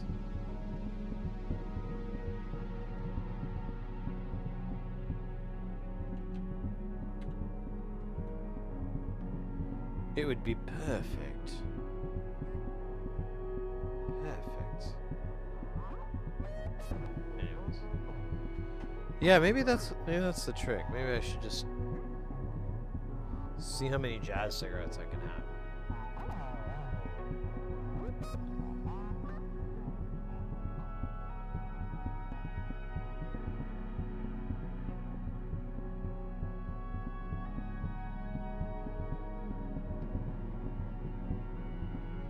Need a MIDI one. Yeah. I don't know. I don't know if I need it to change. I just need... I really want it to be kind of just a static glow, you know? I think it would make it the aesthetic work, because it's supposed to kind of look like a control surface. I mean, that's the idea behind it, and the name and shit. Is like it's supposed to kind of just look like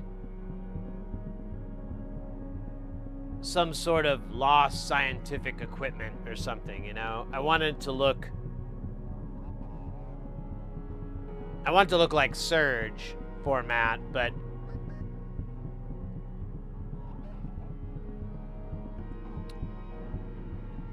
I don't know. It's kind of a combo of Surge because you know, there's nothing's marked out. It doesn't have the range written out or anything. Which I kind of like.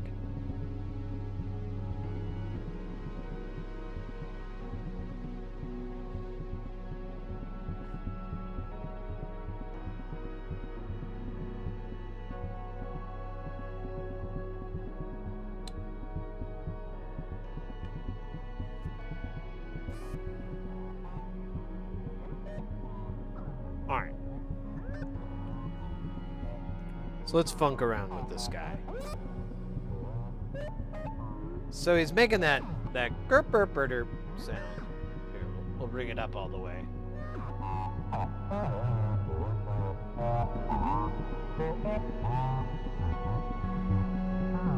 Yes. I know what you're thinking. My God. He's created it. He's created the adults in Charlie Brown. Yes, ma'am. No, ma'am. Never. No, ma'am. No. Yes, ma'am.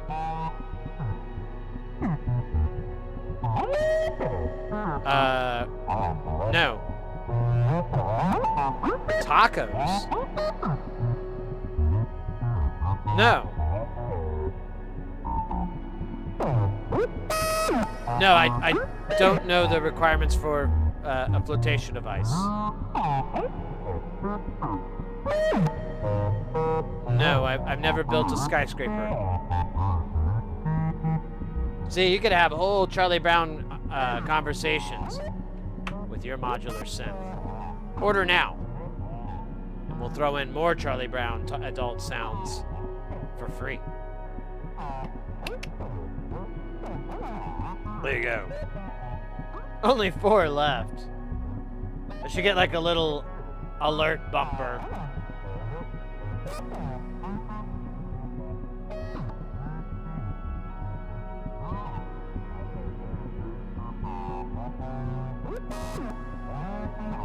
There you go. The Battle Royale. Kudos.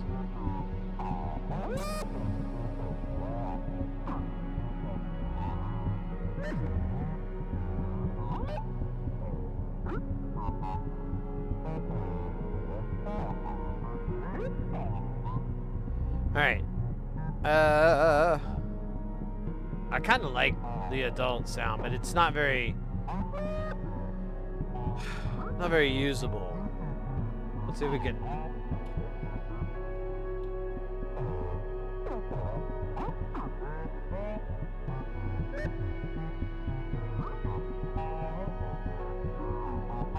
It's kind of the same thing.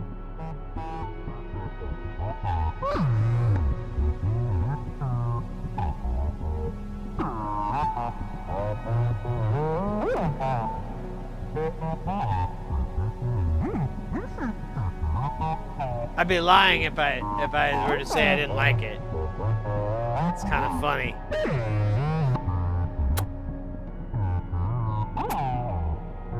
I made a kissing sound. That wasn't me. I mean, it was later, but.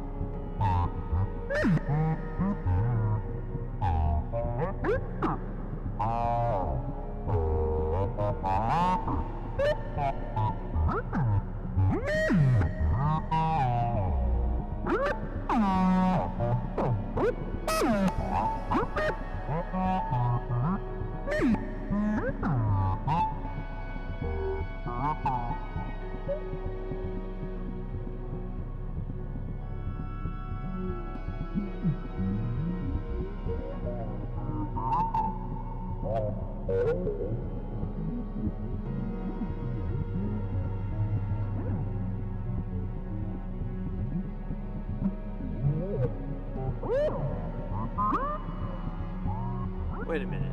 Oh. Turning the wrong knobs.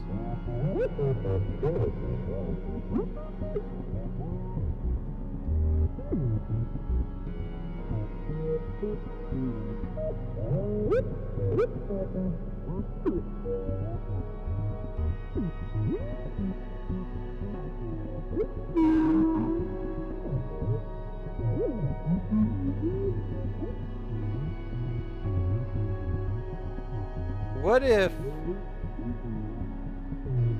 if I were to change the CV to come out of one of these?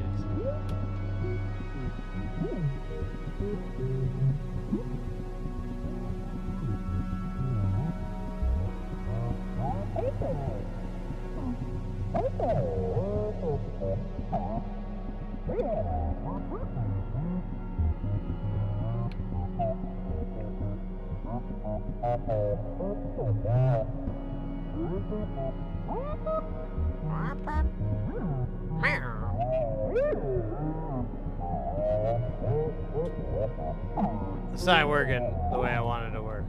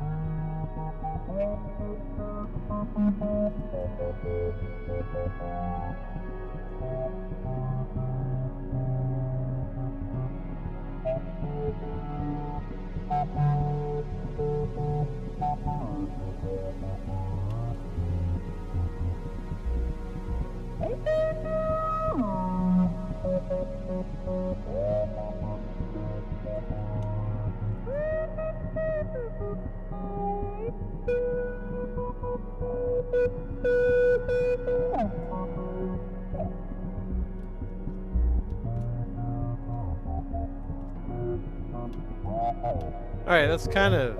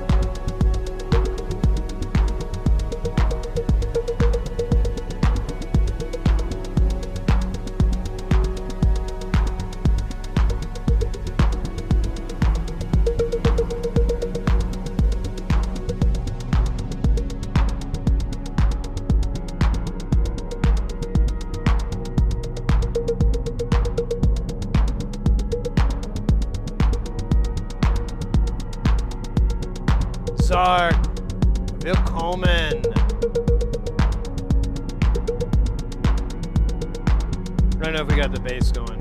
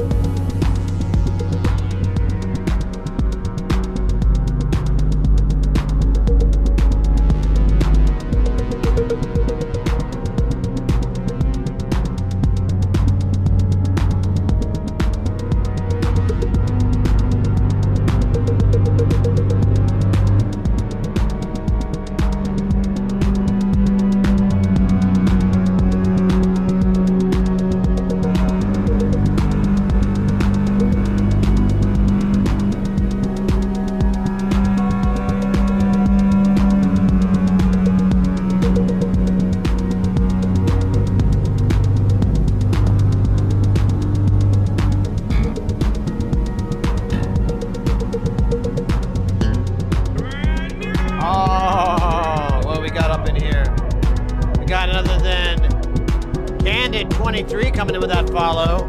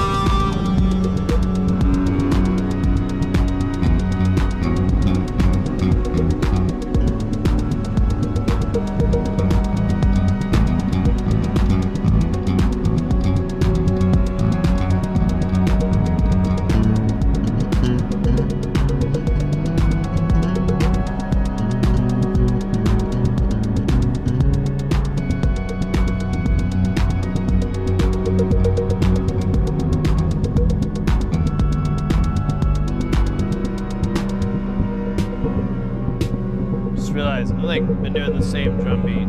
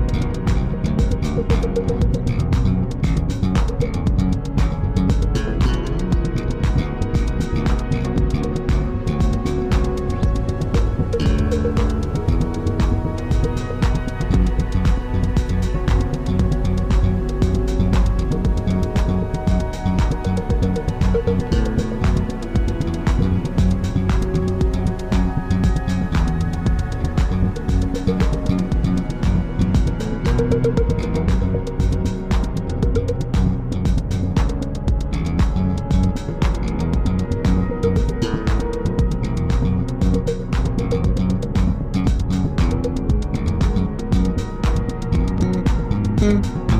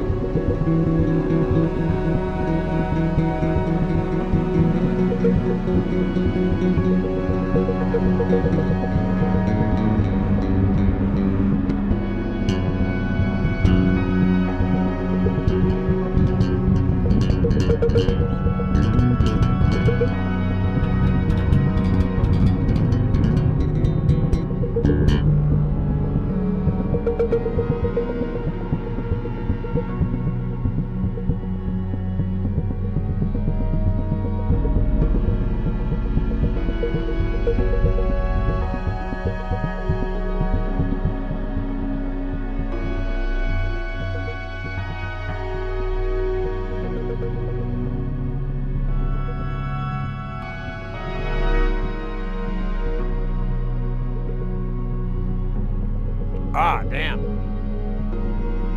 That was hot like fire. Hot like fire.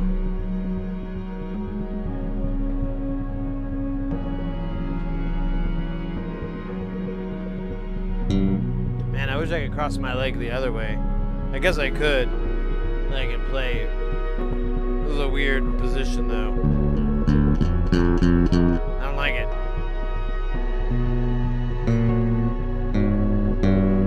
Wait.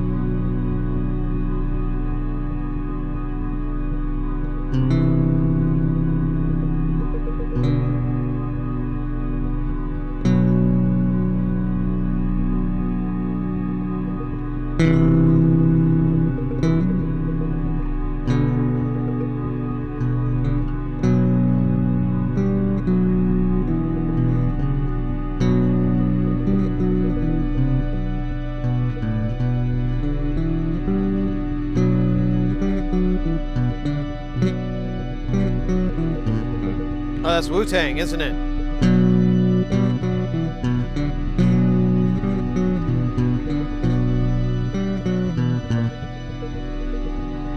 Raise all hands.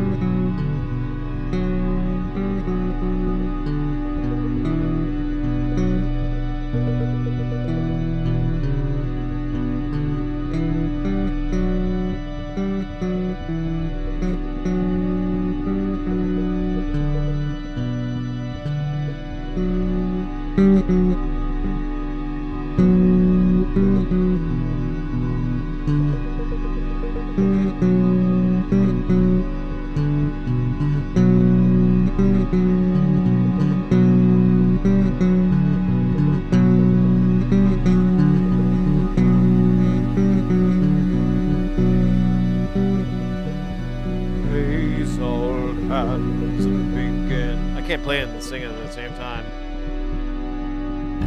Wu-Tang Clan ain't nothing to fuck with.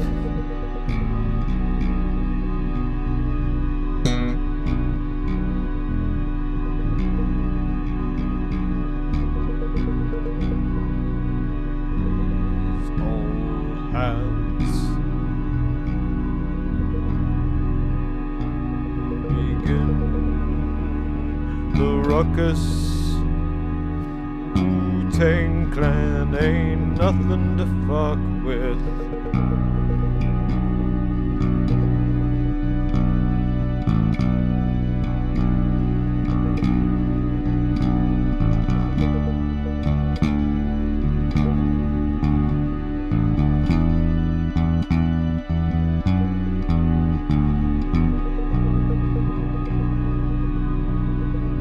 Man, I don't know the lyrics to that one. I know, Shim Shimmy Yam.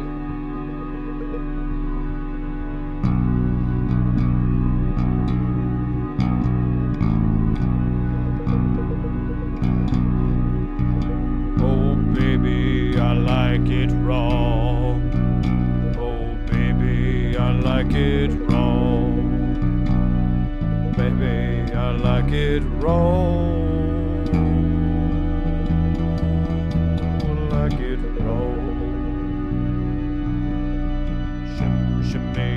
Shimmy yam and shimmy yay. Take it the mic so I may take it away. Oh, wait, give me the mic so I may take it away. Home to the phones for yon bon voyage. Home of the home of Brooklyn spot. I don't know, I fucked that part up, didn't I? My producer.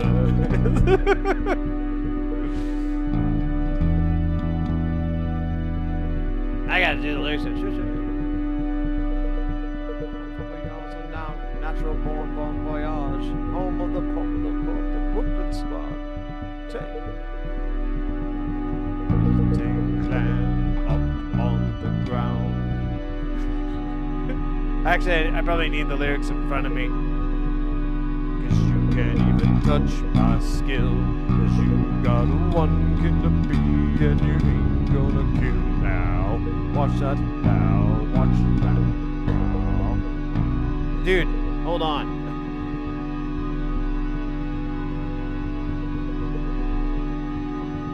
Internet.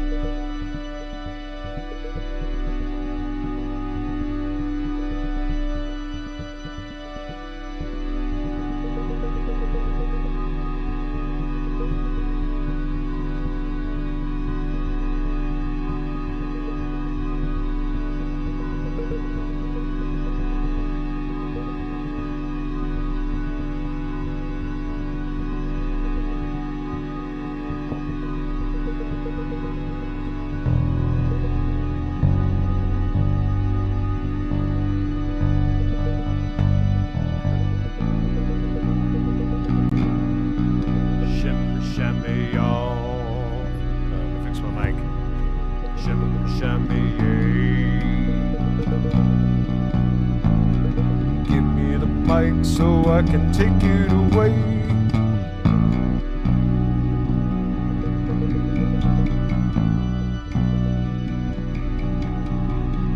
Off on a natural charge bon voyage. Home. Yeah, home from the home of the Dodge Brooklyn squad. Wu-Tang killer bees on the swarm. Rain on your college ass disco dorm. We can't even touch my skill. I can't even do it. I can't do it without singing. You can't even touch my skill. You're gonna give me one gonna be anybody gonna keep now. Upset. Now chop that down. Pass it all around. Lips get hard like cement on the ground.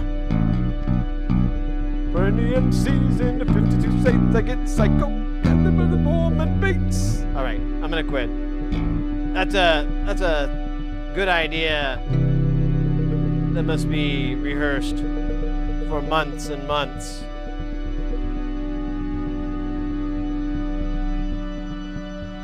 And we simply don't have that kind of time.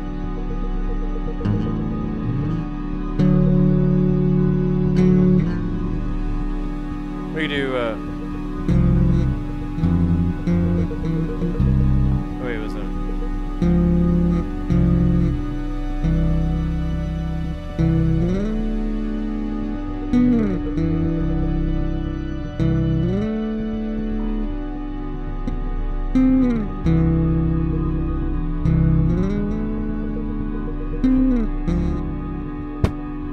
Alright, back to ODB.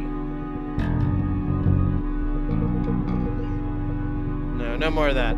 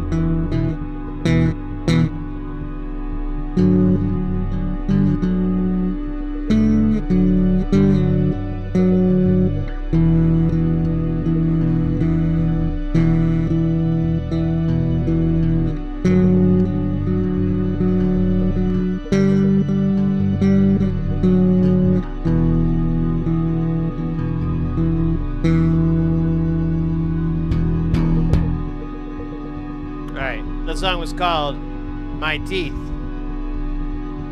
Oh my god. My fucking teeth. What the hell have you done? My fucking teeth. Oh my god. Oh my god.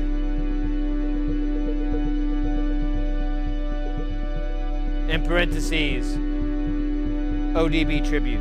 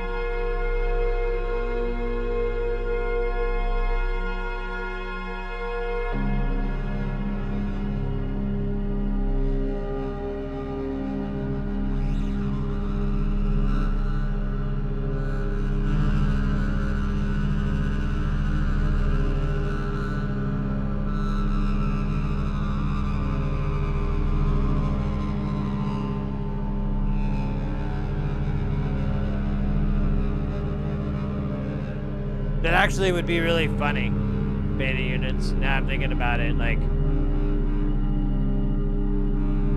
it'd be like this weird mashup Time Life ads. We've taken the magical and novelty technology of AI and used it to create Jim Morrison Sings ODB. 22 classic Old Dirty Bastard songs sung by none other than the Lizard King.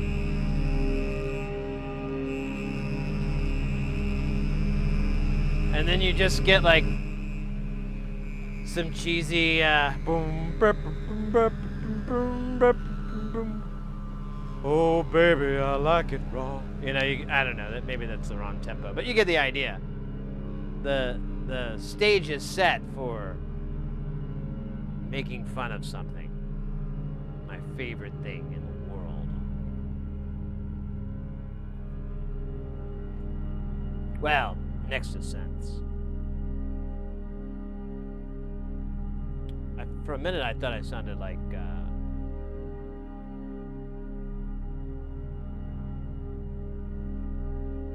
Steve-O. Wait a minute. Are you telling me that this isn't right? No way, dude.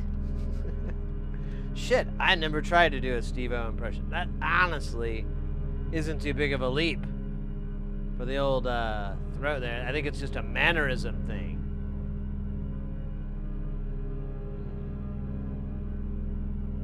Be great for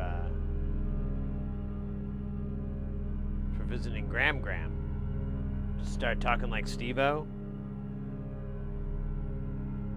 She's in a home, so you know, she hadn't seen me in like 10 years or something, because that place is creepy.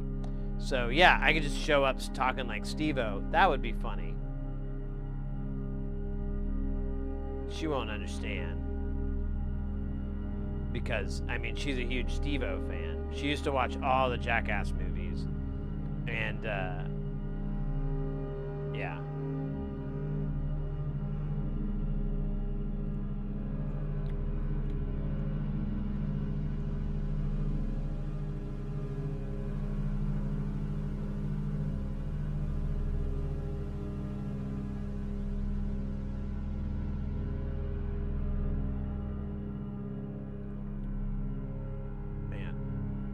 Space sounds. They bring me peace. think there's something up with this mic. Let me do a little mic maintenance here. Dude, it's all the way up and it's still like, man, maybe I need to get another pack. I guess I could. Ba-ba. Right here. I'll turn it up over here.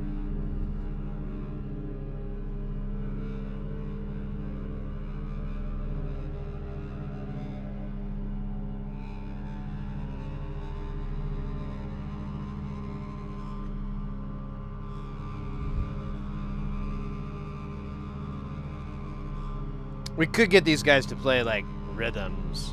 We should. I mean, I hate to say it, but maybe we should do that. Not a lot of rhythm. Not a lot. Like, that much. Maybe we'll put a little extra rhythm in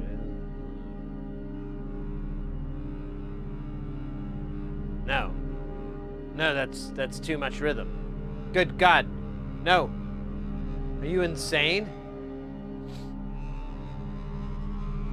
That I wouldn't even know where to get that much rhythm. They don't sell it at the Costco. It's more of a Sam's Club item.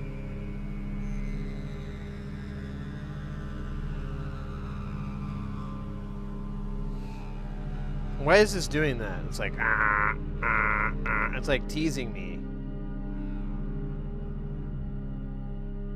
Oh, that's pretty. Can we have that more? More of that, please. Yes, I'll take 2. Astral tones. Heavenly sounds. Yes.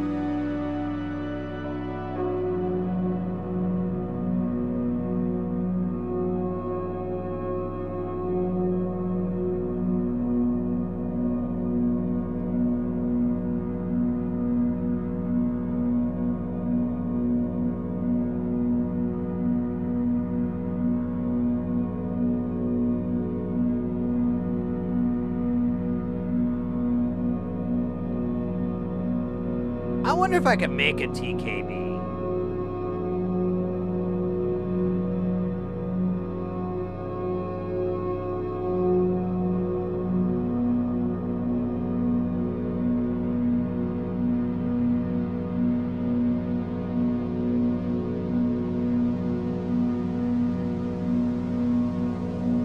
So the one I made, it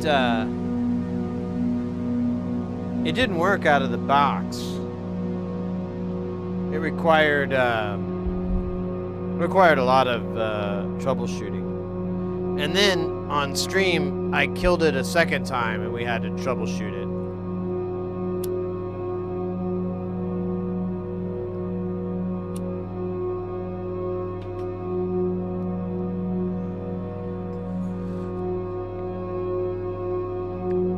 And I bring that up because I spent a lot of time looking at the schematics, and I'm pretty confident everything's 1-to-1.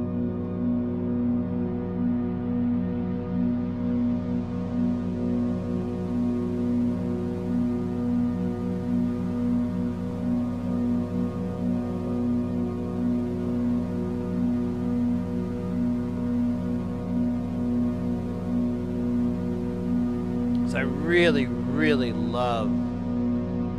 So right now, what we're doing, I killed the clock. Since everything's in drone mode, it just does that.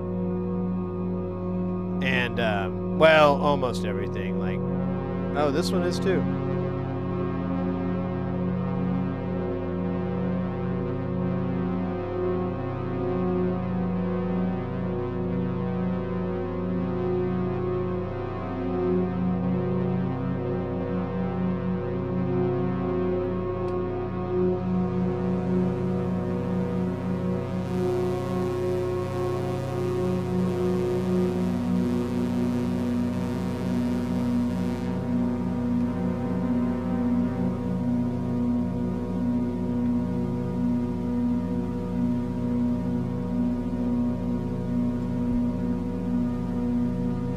And there's 4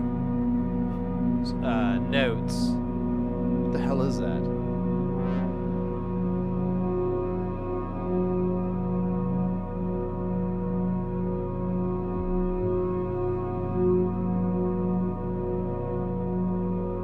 I don't know what's doing that.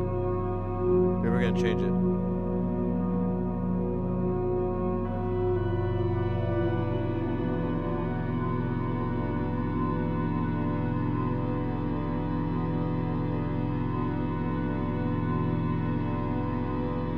I do not like that note at all. What about this guy?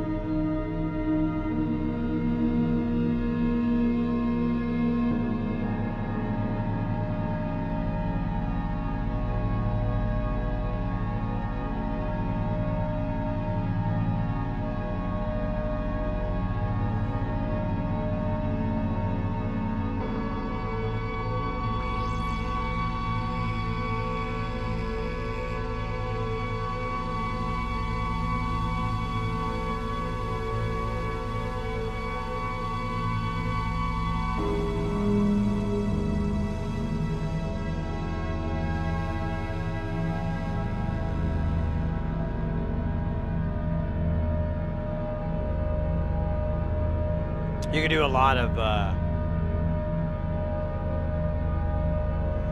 pretty good jamming with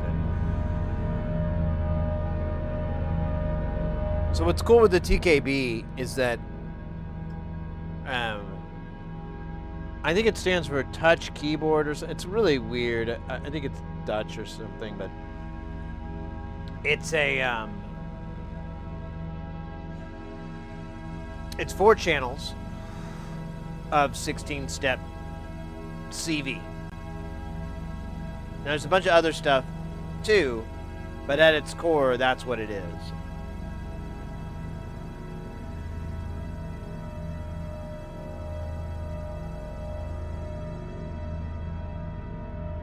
What's interesting is that it's also called a programmer. or sometimes it's called a sequencer slash programmer. I think, is that how it's written here? No, it just says sequencer. But I've seen it double phrased that way. And the reason is like you can build presets, sort of, where you could effectively have these filters and these envelopes and, you know, LFO, all these different settings in one deal of 4 of those outputs, those sequences.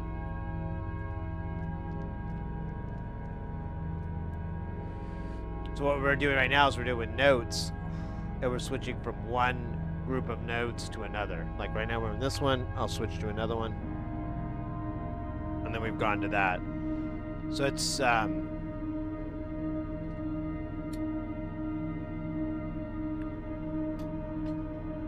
kind of a nice way to play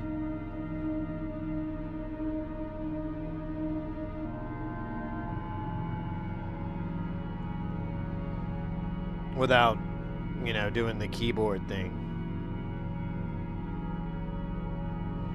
This cherry is very suspicious.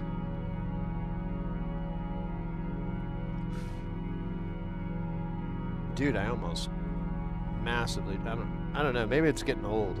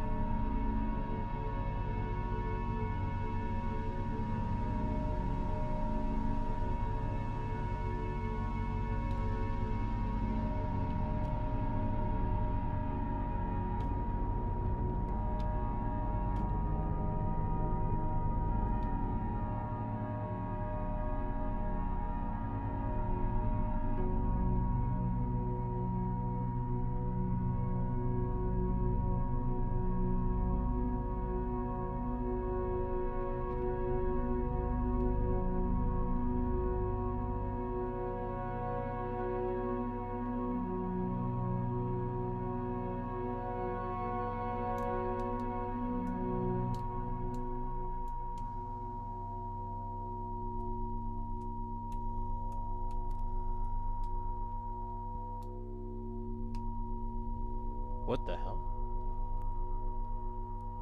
Oh.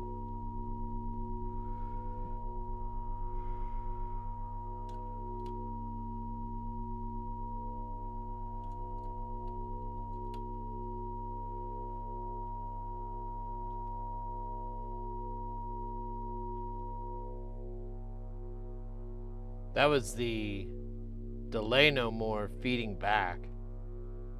I don't know why I did that. It just started taking off for some reason. I don't know. That was weird. I was like, where's this fucking frequency? It's kind of on my nerves. Yeah, those are all back.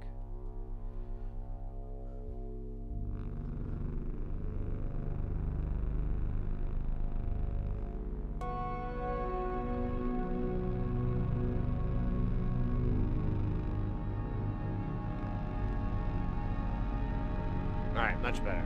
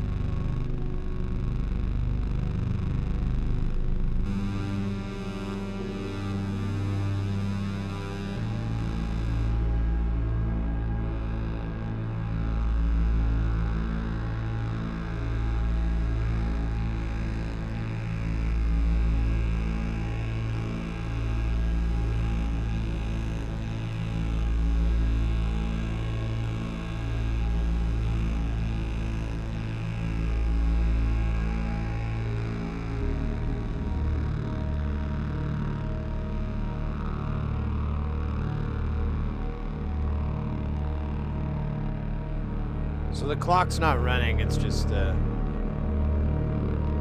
is a little tiny clock running.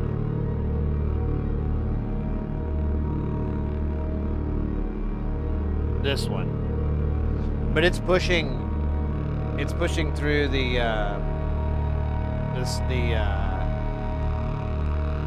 sample and hold.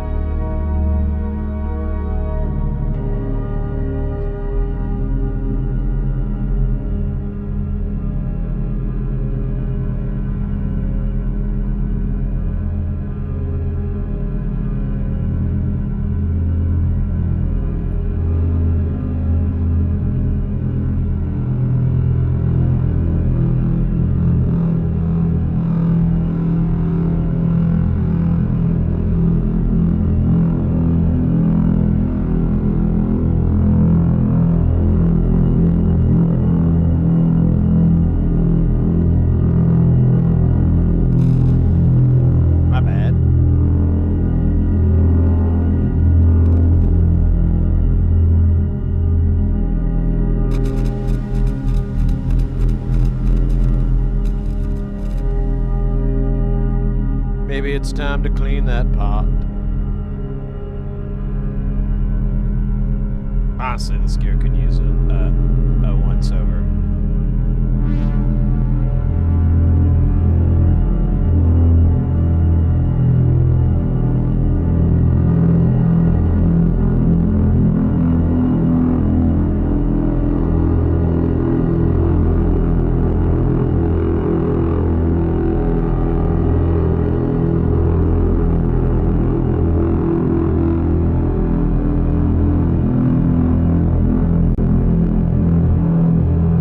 Almost went up. We call that edging.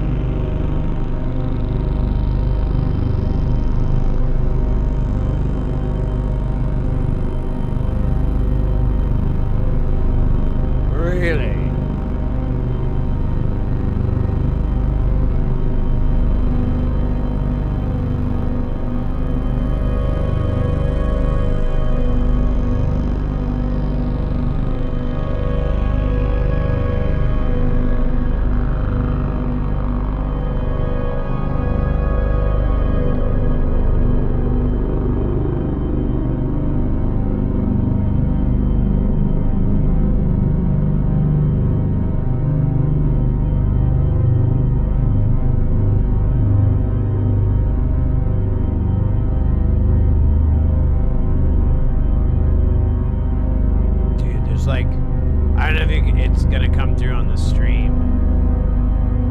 There's like this weird noise. Bum, bum, bum, ba-da, bum.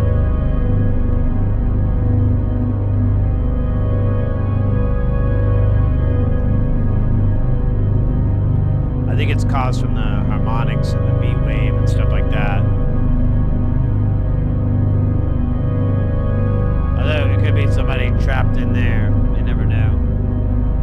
There's a little bit more left. I want to kill this guy.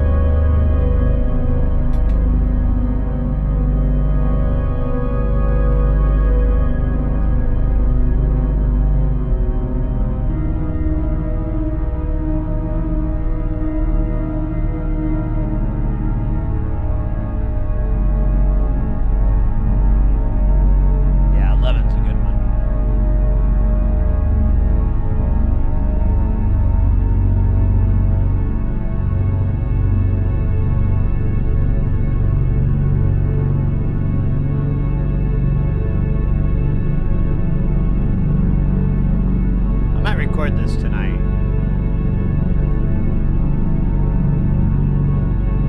After the stream. I don't have the audio interface connected to a computer, so I'm not able to track it.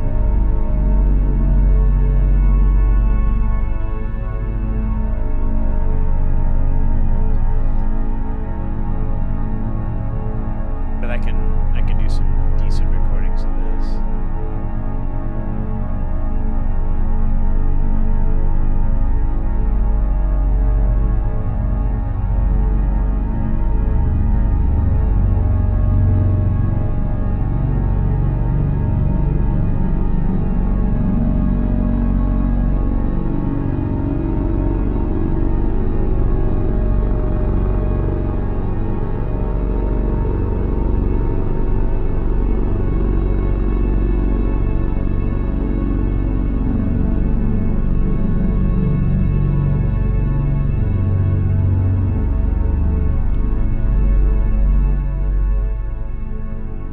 So, there's this really interesting phenomenon that happens in audio that I've noticed since I first started recording and multi-tracking. And it's pretty obvious, or most people know of it or whatever, but it's this interesting effect that occurs when you sum two signals together, you mix two signals together. And like a really simple example would be if you had two drummers. You had maybe someone on a regular trap set, and then you had someone on like hand drums. And a lot of what's going to make that work, it's going to make the hand drums, you know, the congos or whatever, pull out is syncopation. And when you sum those, if you didn't know any better, you would have thought the drummer like somehow went and then landed their snare, you know, and like it added to that boom stick, boom boom, you know, that very straightforward deal. So, and maybe even the hand drums are very basic pattern, you know, but when you put the two on top of each other, you get this really nice, rich, complex rhythm. The same thing happens in audio, but sometimes it can be a train wreck too. Like you can have like the drums be off and the hand drum person, you know, not be very, I don't know. You can have things that are slightly out of kilt. And like normally when everything's syncing up, I can hear it and I can listen to it and I can, you know, absorb it, look at, you know, what it is, or, you know, mentally. And but then when there's things that stick out, you kind of you notice those too. You're like, wait a minute, is that like a double? What was that, off time? You know, going back to the drumming metaphor. So, like in audio, when you're having like two synths, or two tones, like a guitar and a bass, or two guitars even. There's a good one. You get these really interesting, rich effects that don't really occur in the real world, because of how your ears interpret everything and sort it out. They're really good. I don't know, maybe if you had one ear, maybe it would sound like it. I don't know. But so when you sum down like these sources, you get these, I guess you would call it like artifacting or whatever. You get these weird things that occur. And I did a bunch of music that kind of played around with that fact, and would like have it like try to get it to like make it sound like it was saying words, or but it was just like fucking glitched stuff. But you know, if I put two, or if I layered it, it sounded like sounded almost like it was saying something. So there's weird things like that. And like whenever I got into music production and started writing, and I think a lot of people, they write in a DAW, or that's a lot of people's first experience. You probably noticed it too, and it doesn't always even show up. Like and that's kind of always been my argument on why like headphones are a bad idea, because you don't always hear it. Like you can put it on headphones and your brain like goes, yeah, but if you have two speakers in front of you, it has a different effect. And that gets into an argument of like, is middle sides, how do you go into that, and blah blah blah blah blah. But tying it all back to what the fuck, why I brought this up, is like modular synth is nothing but that, but it's at a very, very pure form. Instead of having a complex guitar playing, a chord or whatever, you've just got this monophonic thing playing a waveform that's typically not very sophisticated, and then you have another one, and their frequencies are different. And so there's your chord, but the chord is made up of two different tones, and they don't necessarily work together, or they do maybe. When I'm mixing, and when I'm just kind of listening to the drones and so forth, and I did this for like literally years. When I first got the modular kind of working, that's all I did was just drone, and I had to wait for the missus to leave and everything like that, so I could stay. At this time we were dating, but I didn't want to run her off. Nowadays it's to stay married. But I would just get like really stoned and just listen to what kind of like what we're listening to now, and move it around and change it, and it's really enjoyable. I don't know how enjoyable it is for the stream and whatever, but that's why we kind of go back and forth from this to some butt jiggling, wiggling stuff.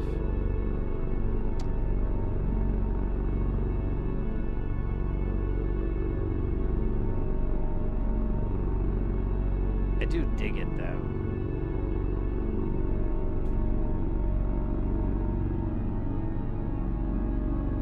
It all has this kind of Blade Runner. There's a sad aspect to it, right? There's like a little bit of a kind of. I think it's because it's probably like miners, or it's the ale. We can find out actually. It's probably a Dorian. Dorian brings the feels. Dorian's the Explorian.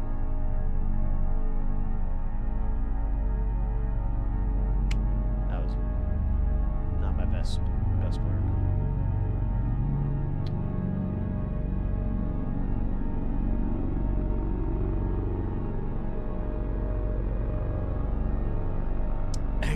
Anyways, back to what I was saying, like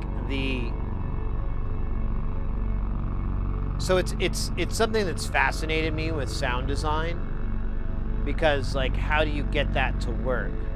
Like when I would make music, on like a DAW or whatever, I would be like, oh, that's a cool thing, but I don't really know how to get it to like do it chromatically, you know, or get it to do it on like any sort of usable command. But then you come into modular, and that's a big aspect.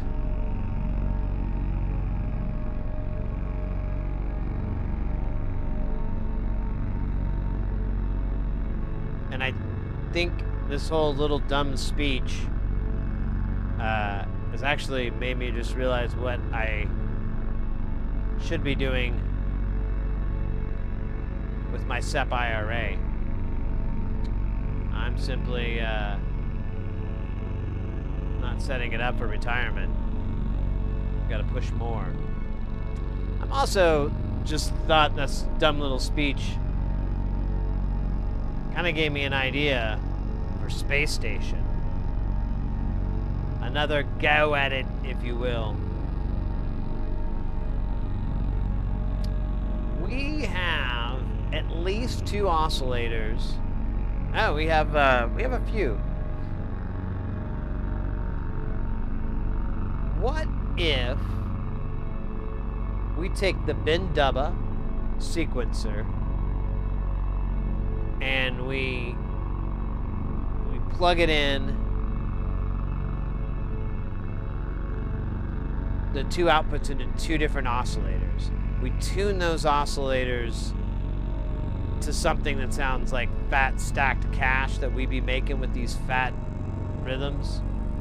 But we'll also just try to make it work. Anyways, there's some fat stacking, I think. But no, okay, sorry, that was dumb. I kind of get lost in my own dumbness. So we could take the 2 oscillators, run them through, hold down, separate filters. Yeah, I know that gets you up there. And then we'll have those outputs feed into 2 separate VCAs.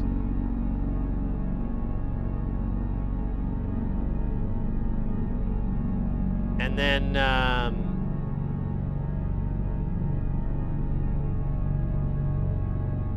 ooh, I had a second idea, but it's not related. I'll put a pin in that idea.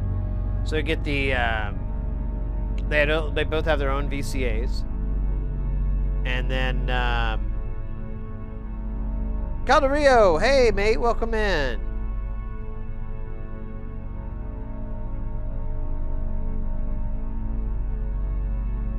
And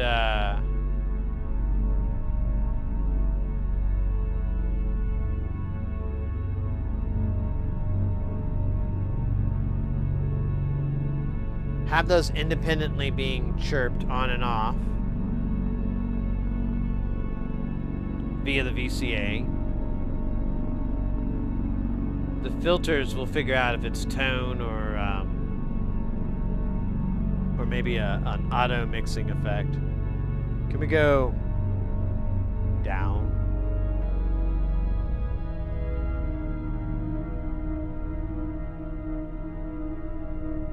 Okay, second idea is that I think I'm going to move the triple VCA next to the triple envelope generator. Hold on. I know. It sounds crazy. It may even be stupid. But damn it, allow me to make these stupid moves by putting the triple VCA. Dude, I thought that was a helicopter. A triple VCA next to the triple envelope generator. Is it? No, it isn't here. Wow, neat. Third is yes, that is absolutely right. Since I'm a freelancer, there is no. And what I recommend to all people that freelance is to get yourself what is known as a SEP IRA. You can just go and get them anywhere. Anybody has them. They're all the same, so it doesn't really matter which one you get. And then if you are this mainly, so it's SCP is like self-employed persons or something like that. I think is what SEP stands for. But what you'll do is you try to put as much as you can into it. Like, so you have to pay taxes separately, and what you'll do as a freelancer is you'll do estimated tax payments, where you'll send what you think you're gonna owe to them in advance, and it's kind of like what your regular job would do when they take out that amount. It's basically the same thing, but it's way more painful. Way more. You gotta write a whole fucking check, and it's so much money, and you're just like, aw. It hurts. But,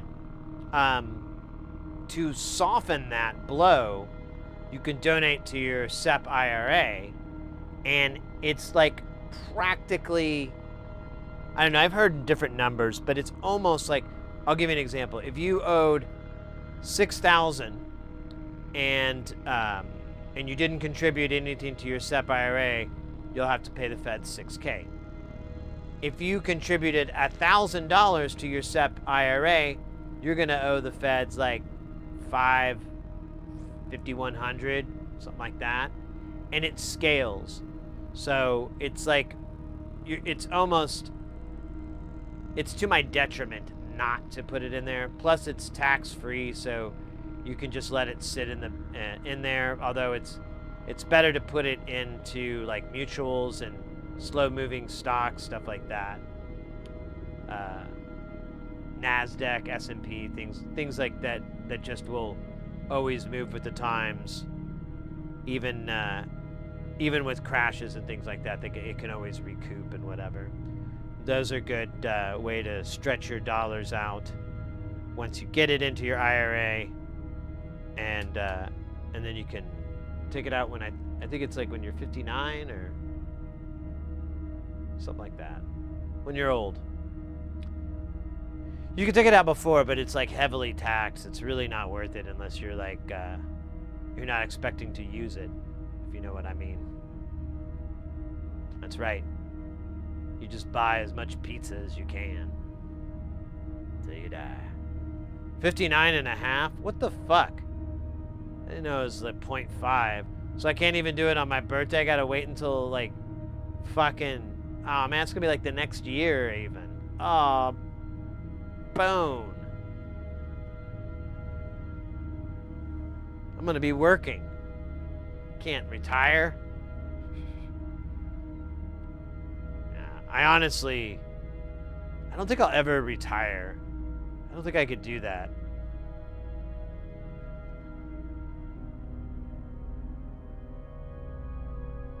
I think I will just forever change careers.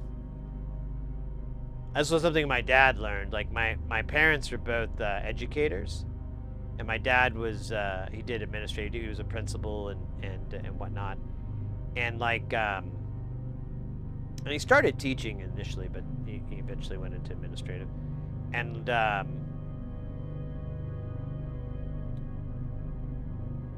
he when he retired, he was really excited because he was gotten into the hobby of woodworking.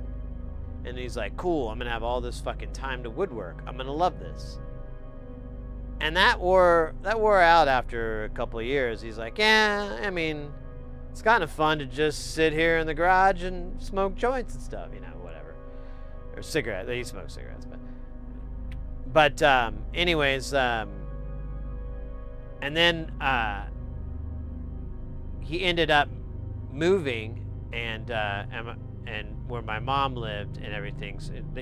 So they or not actually where she lived, like, so she was working in a different town. So like she would go there during the workday and then they would hang out on the weekend. And so when he retired, he just moved to where she was, and then they got this place and everything. And he continued the woodworking thing, but it, you know, just it was okay, but he just got bored. And so he decided to try bartending. And there was this where they lived, it was this little tiny town. and there's a military base nearby and everything. And there was a Elks Lodge, and I'm always kind of confused on the exact deal, but this particular Elks Lodge, it had a bar, it had like a big center, so you could have, you know, events like weddings or dances or whatever, you know, just little events like that. And but there was a lot of old veterans that would go and hang out there. And my dad got a job bartending there, and ended up really liking it. He didn't make that much money, but he still was able to collect his retirement and everything, because it just is small potatoes, and just take the money and go and visit his brother whenever you get enough money for like an airline ticket and hotels and stuff like that. And he told me, like, he was like, yeah, he was thinking about it. This was before this was like, it's probably like, I don't know, actually, it's been so long, but it was months before he passed. But he was telling me about how he wanted to start doing volunteer work, because he was like, well, I really just bored. I read all these books that I wanted to read. I built all this stuff I wanted to do. There's stuff I want to do more, but it's the motivation just isn't there. He goes, but I go to this bar, and it's really fun. I have a lot of fun there. And he's like, there's a lot of old dudes there that like hang out because they have nobody. They're old veterans, and they don't have anybody. And so hanging out at the bar is the only place. And some of these he was telling me, a lot of these guys, they just have like club soda. They don't even drink, but they're just there for to stay social and whatever. And so he was like, I'm thinking about trying to find, there's some different programs. He's like, I want to like go and just spend time with these people and whatever, and because there's some of them that won't venture out, or they can't, they're not as mobile.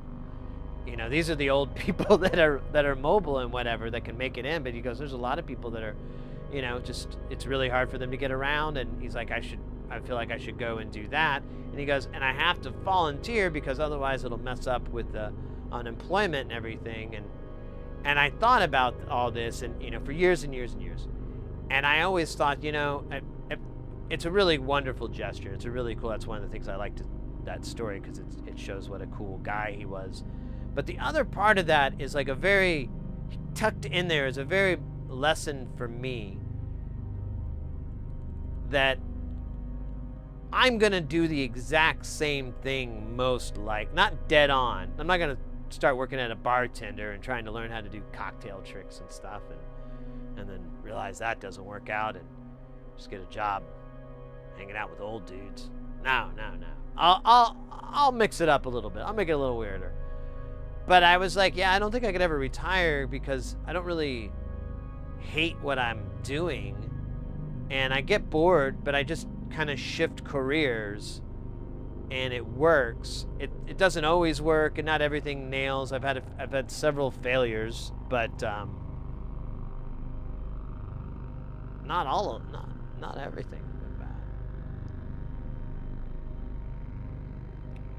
But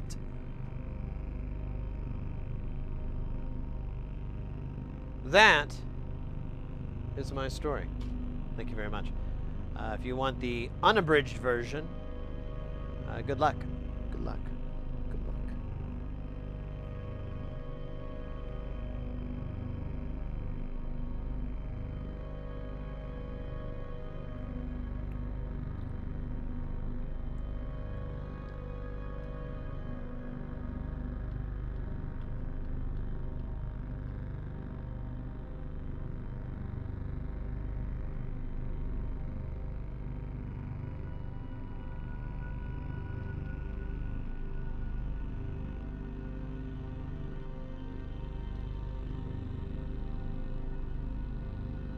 I have changed the key to my favorite sausage, Aeolian. I may not be right.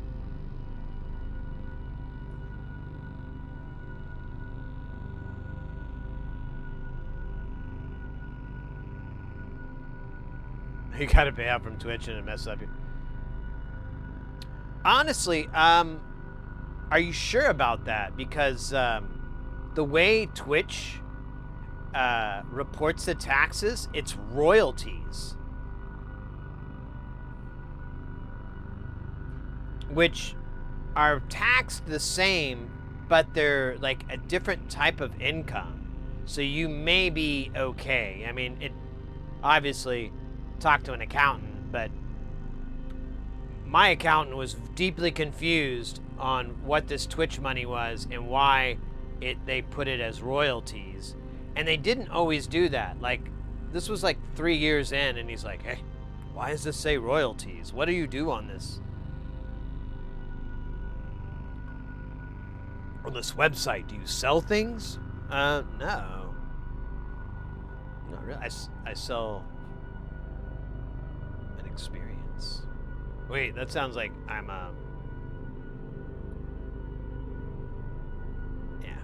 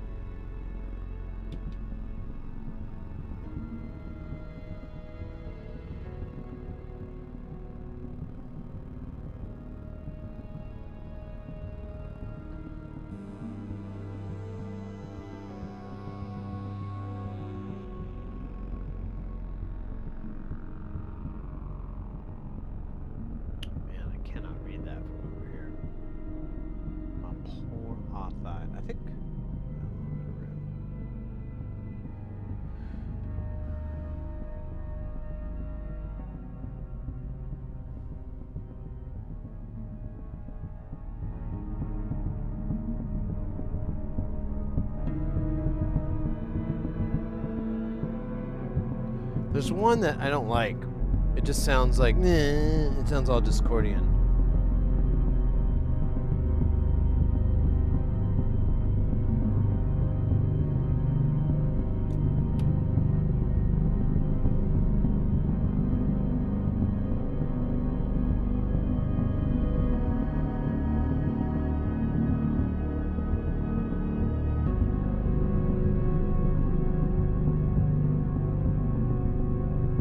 Okay, that's doable.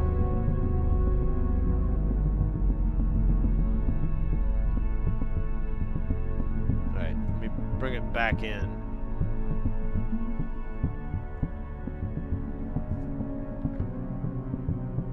I think it's a 1099 and they don't take taxes out. It's not much, but it's something extra. Yeah, so no, they don't. It is a 1099. It's just the same as freelance is. But it's reported as royalties, which I don't know actually how it shows up on income. Either way, it was not a bad thing for me. It wasn't a lot of money though either.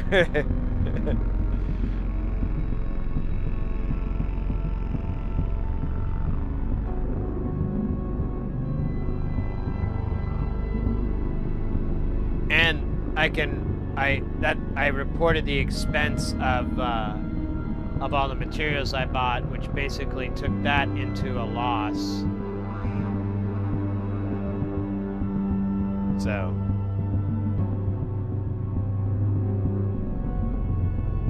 it was all good. Your local tax laws may differ. They may be more draconian. Because I'm talking federal level here, so. State's usually pretty chill.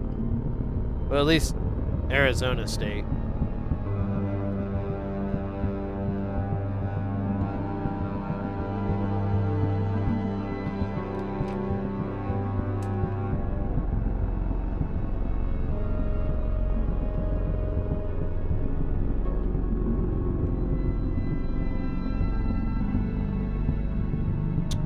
It's a good song about raindrops on roses and half-witted kittens.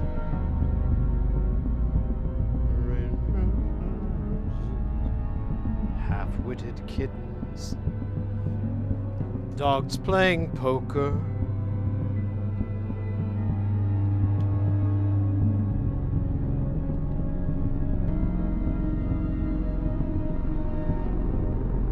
Rulers and things.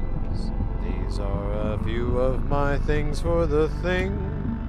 When the thing things and the thing things. When I'm thinking back. Oh.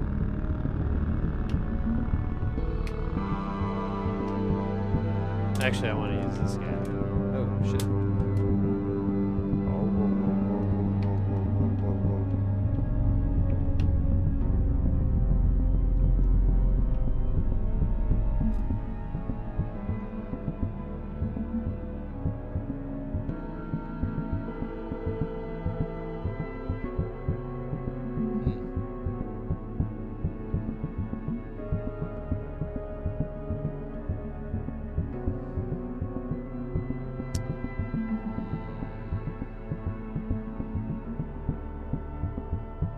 Right, it needs a clock. Fuck. That is incredible news.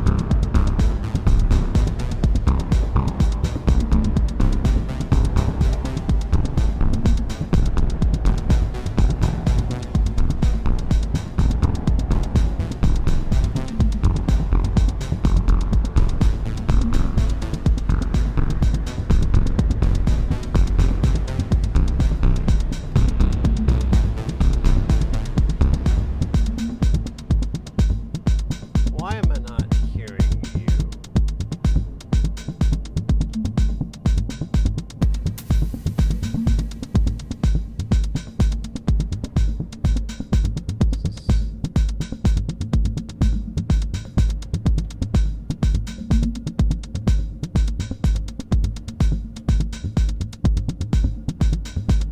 It was working before. Yeah.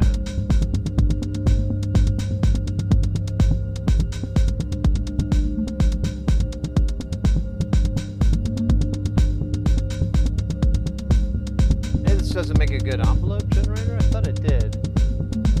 Oh, you know what? I think I have it in fucking... I know what I did wrong.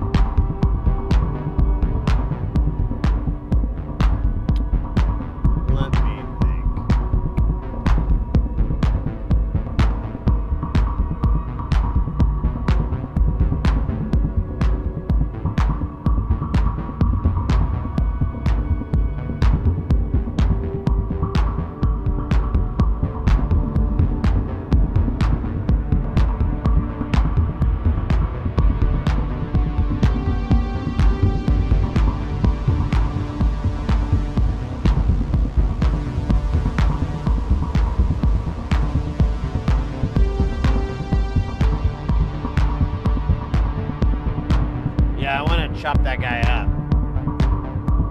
But I don't know. I guess I have a couple of dual low-pass gates I could use as VCAs.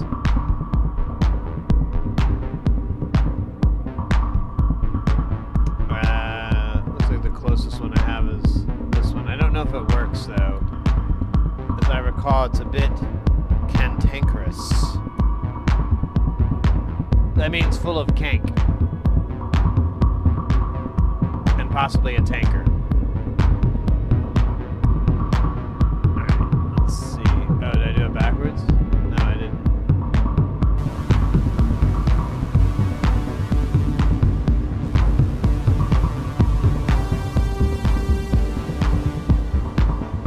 Alright, now the envelope generator. I have nothing on this side of the fucking rack. That's really stupid.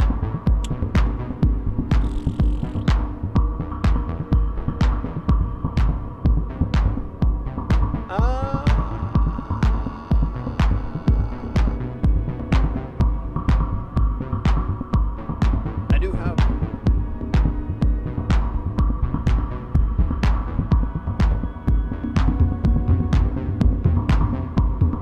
I'm gonna keep that guy open. He has a job. Yeah, I guess I'll pull one from over here. I don't think I have enough modules. I'm really short.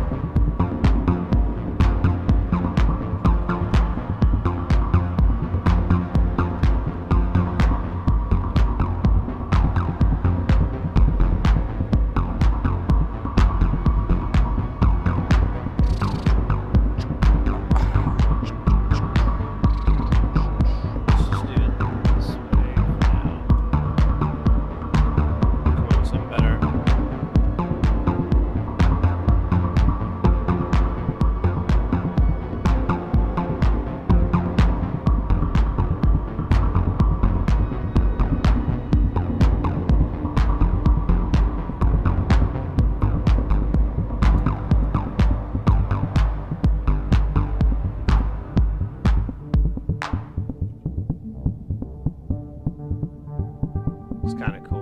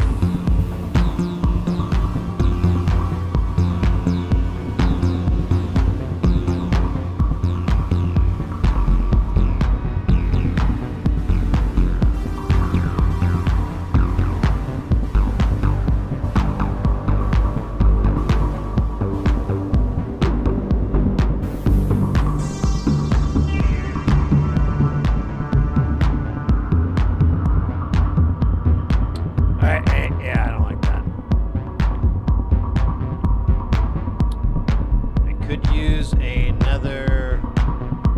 Yes. Must be done.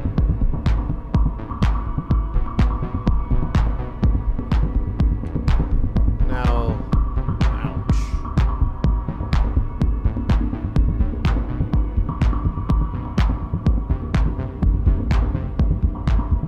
God damn it, dude.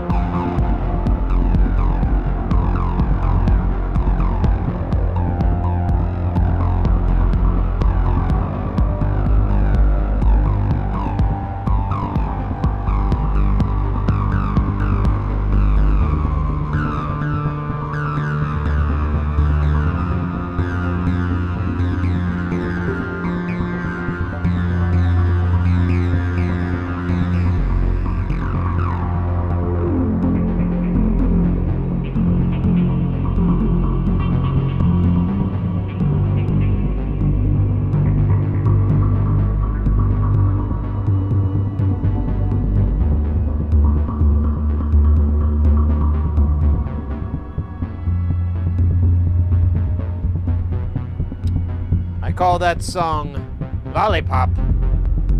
What lollipop? Winky emoji. It's a song about a man trying to get his oil changed at a chain store. And them trying to upsell him things he doesn't need.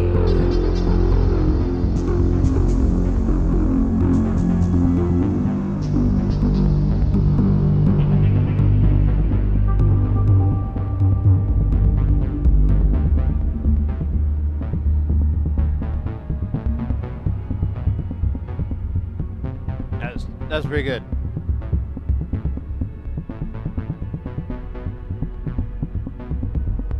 I'm gonna kill the bongos for a bit.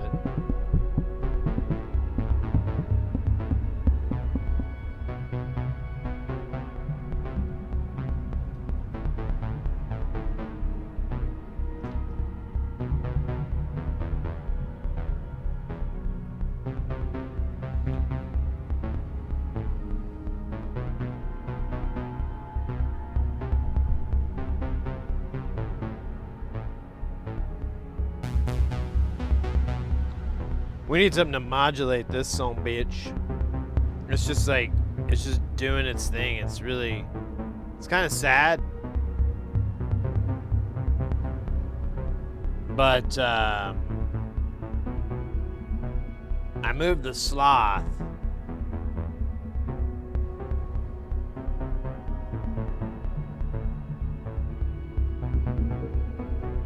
It's so far away. I don't really know, you know? Like, do we have that kind of time to run that kind of cabling?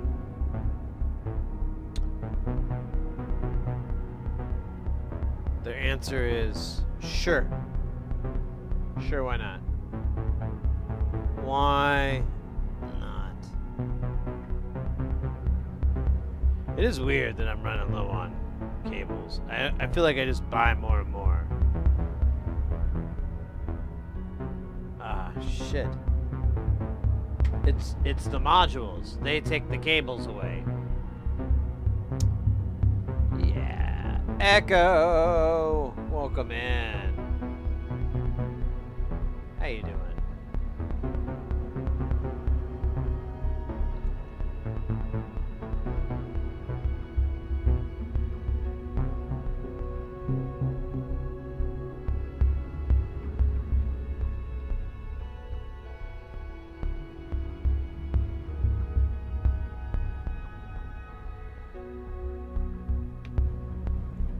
I'm gonna just chug it off of this rude boy. And I'm gonna be, well, yeah, I'll just be big. Alright. I think you have to...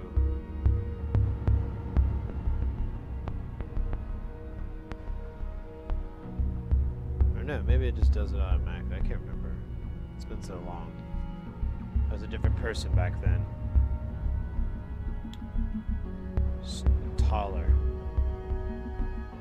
Way more ripped. Handsomer, even, some would say. I would say. So long ago. Ripped, taller, handsome me. But a memory. What went wrong? Well, you know. I never went to the gym. So eventually that caught up with me. Age, well, that's self-explanatory. The taller, well, that's just one of God's cruel jokes. One of the great cruel jokes.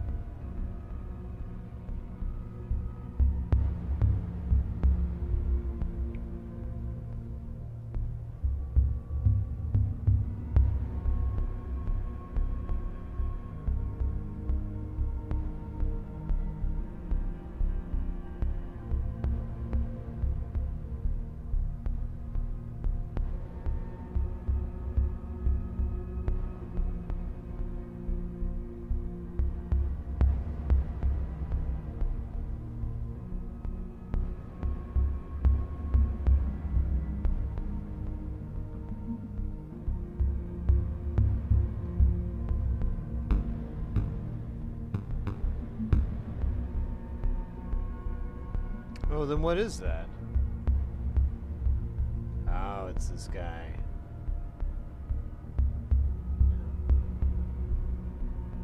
No? Dude, interesting. Oh, it's this guy, maybe? Yeah, it snaps. Even when the signal's really Interesting.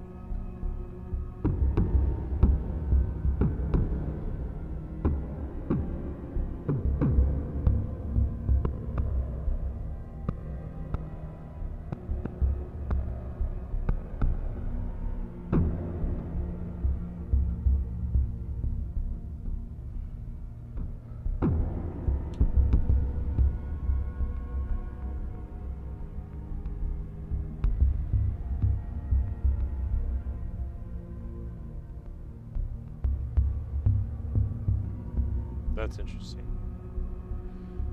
Well, that's good to know. It's kind of a bummer. I wonder if that's fixable or if that's just the way it is. Seems like, I think that's an LM13700 is how the Wavelet does a VCA. And that is an issue. I think it's overcomable. Maybe. The right lasers. And the right laser beams. I need some coffee. I'm gonna go turn the man. It's hot in here though. It's gonna suck. But I gotta do something. I'm getting all the fact that I didn't get enough sleep is catching up with me. And all I want to do is snooze, and this is the wrong time to be snoozing. Well, for me anyways. Not for everyone.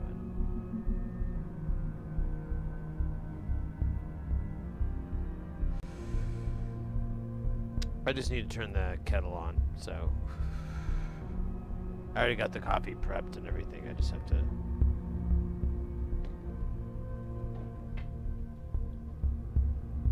Oh wow, it's redonkulously chiller outside the house.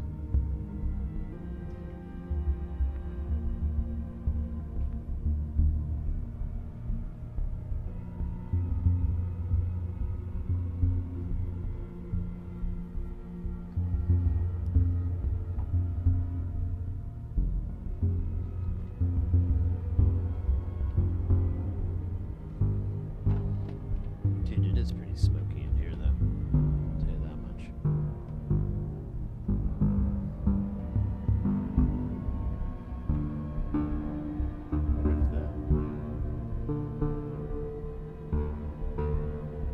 Let's try it out.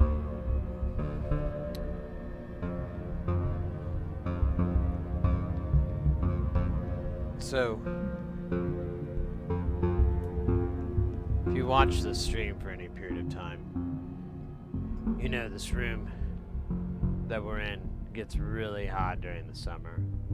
Currently we're at 87 degrees Fahrenheit or 30.5 C in non-freedom units. Ooh, it dropped down to 86.9. Excellent. So it's chilly. But like, what was it? Tuesday, it got up to 90 something in here. It was like 91 or 90, and I was like, I can't do this. And then I tried to hang out in here, and it was so hot, I couldn't get this room to cool down. And that's always the issue with this room. I did notice that I don't have any blinds on the center windows here. And I'm wondering if I could just...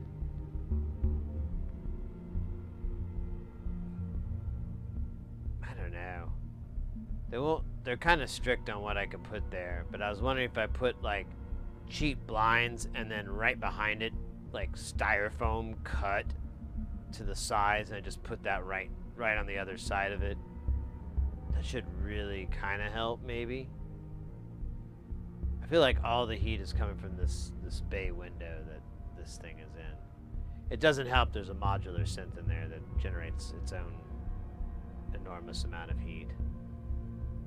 Ooh, we should have fun. How much heat does it produce? It's I'm working on a better title than that. How hot is it?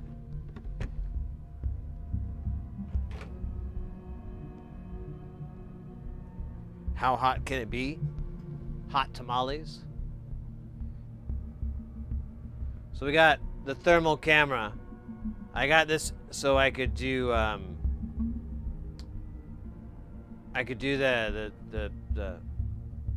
the heat of the night, like you know, I can, well, where you can feel it in the air tonight. I wanted to do that video, but this camera is more for measuring heat. So I'm gonna get behind with you so we can look at it together, maybe. So, yeah, there it is. The center unit is oddly the hot one, which is, I find, very peculiar. Yeah, the center is really hot. We're looking at 45, 50 C. That's insane. The top of this tip top is only like 40 C. Dude, that's really, I don't understand. Oh my god, I think it's the modules that are in there. There's so many like hot modules. That's kind of sexy. Now we got to find out what's up with Spacestation. Let's see. We do it this way. This is very confusing.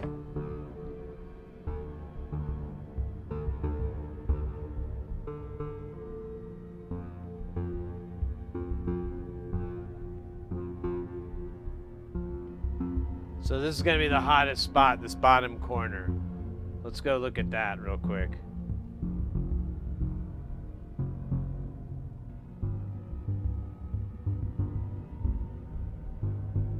So I can't get it into frame very well, so I'm just going to tell you what it's showing here. It's showing, wow, 50, 54C, 55C along this edge here.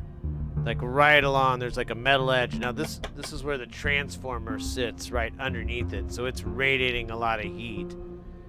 But you know, I think it was that bad. Let me just let me do a scan over here without trying to frame something. Oh wow, that is hot.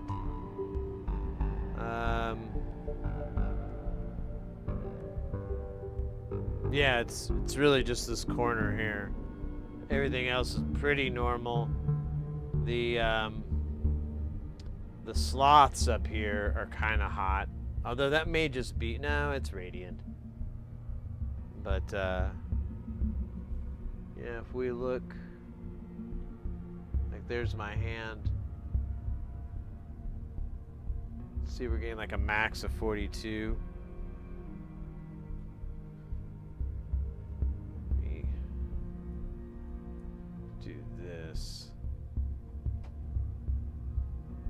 So if we look at the transformer here, you can see right where it lives. And through the wood, which is like really, really cheap plywood, we're sitting at, what was it, 30? What was it, 35C or what was it? 35C. 37, my mistake. Which is pretty warm. The side's probably about the same, but yeah, this panel on the top is bonkers warmer.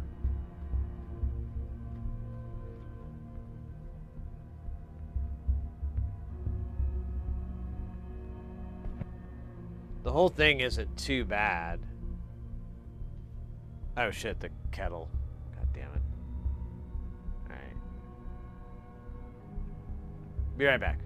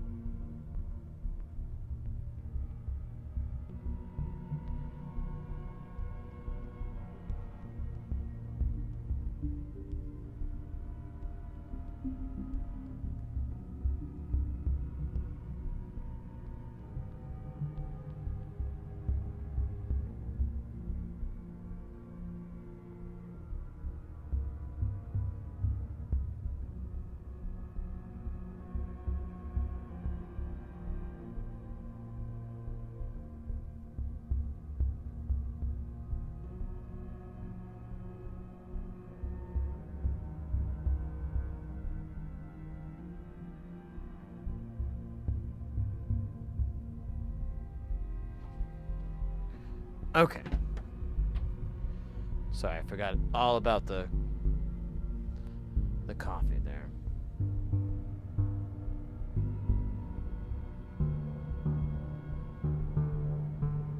There we go.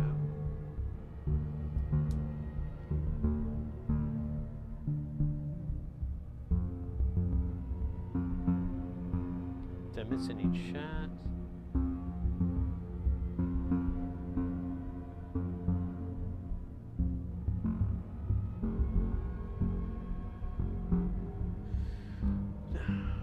Alright. So yeah. That, I guess that's kind of all of it. So if I can get this in a frame that's easy to see. There we go.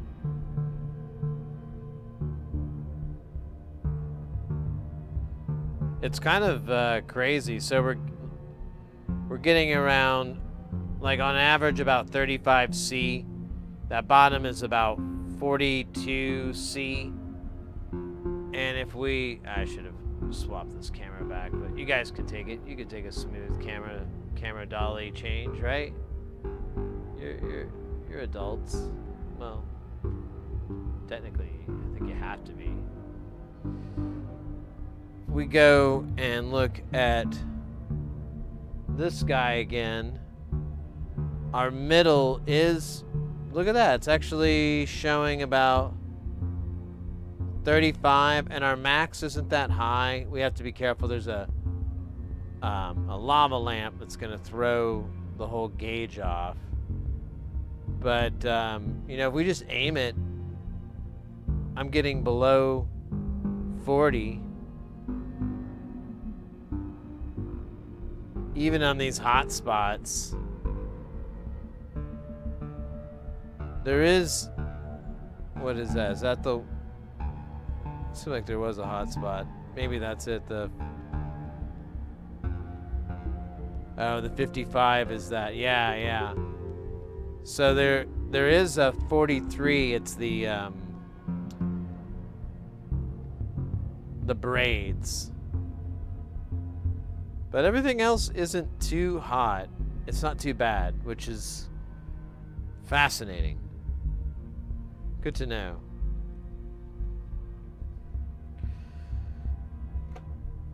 I was worried it was generating a ton of heat in this room, and it's not. It's just retaining a ton of heat.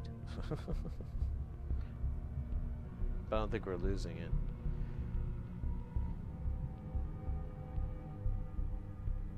At what temperature should you start to worry?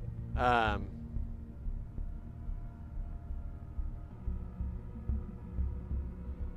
Flug, I didn't see that.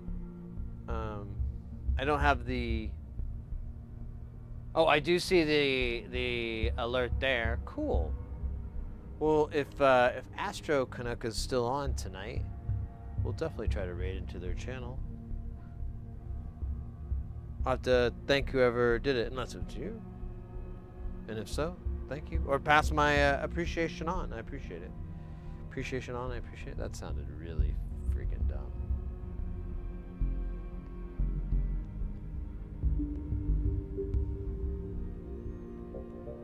We're over here in Jamtown with Spacestation. We just did a thermal check. Oh yeah, someone was asking what temperature should you worry. I don't know, like, I mean, electronics is pretty tough. It can take like a really heavy amount of heat. For longevity, you try to keep it, the components themselves, under, you know, a certain amount, but it kind of varies because everything's a little different. Like resistors and caps, they're fairly tough.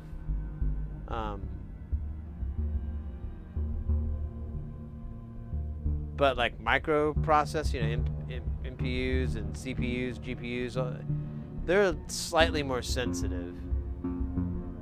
And then there's stuff, you know, like coils and so forth, that are a little bit more sensitive too. So it kind of varies. I think at a modular synth, all right, coffee's good. With a modular synth,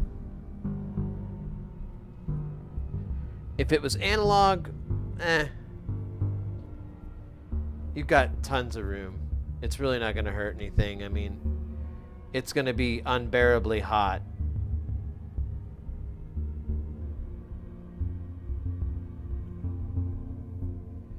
But I don't know, maybe like 80C. Like whenever I see a chip go to over 50, I kind of get nervous because I'm like, oh, that's really hot. Is that supposed to get that hot? Is that good? And most components don't really do that unless there's something wrong. But some chips will get that hot, so I'm glad I vaguely answered your question.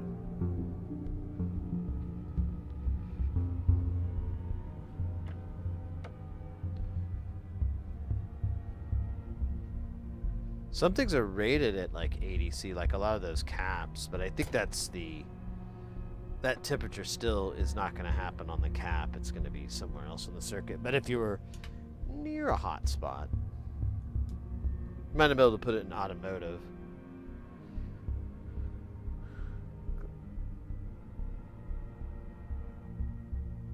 You have your winter heat. I know it actually is nice in the winter time.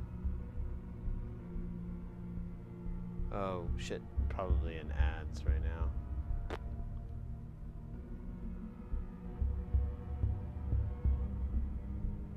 Should dab. Okay, so we have a jam more or less built into Jamtown. We need to find a way to integrate Spacestation in. Now we did try the bongos. The bongos were, if I do say so myself, pretty fucking sick. I love the Bongo Fury one. It reminds me of this band, oh shit, Coil. It reminds me a little bit of Coil. I don't know what it is. Oh wait, this is gonna be so torrentously hot. I'm gonna hate it. I don't really like iced coffee, so we're just going to skip over that. Yeah, the bongos kind of remind me of Coil, but we do have something almost, well, similarly cool, but in a different vein of cool. We have Tinkle. Tinkle is a module that does like gamelan, chimey sort of sounds. So I think we should go down the line and figure out which one would be the best. We'll do this guy first. I'm just gonna turn him up, just like Chuck D said, bring the noise. I think this one's, that's cool. It sounds like a clave.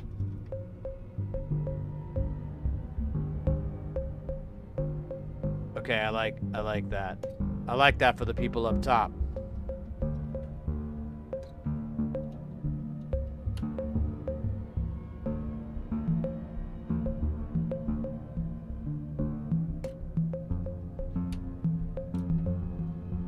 Now you could submix this too, I believe. But I want them to spread. I want the pan thing.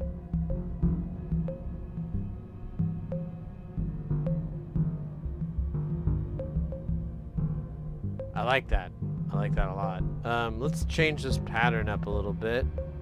See if we can find...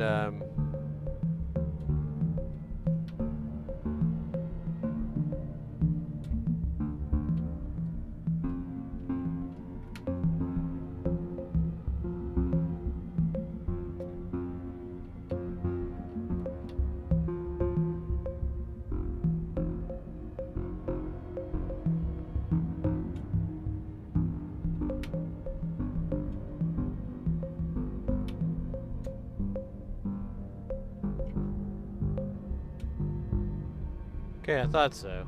What the fuck are you going to, dog? Oh yeah, we never turned you up. We never brought the noise.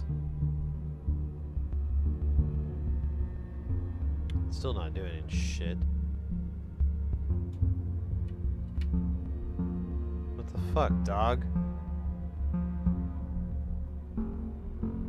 I trained my pigeons to love you. Why is that not working? Why come no work? Alright, let's do the old works this way.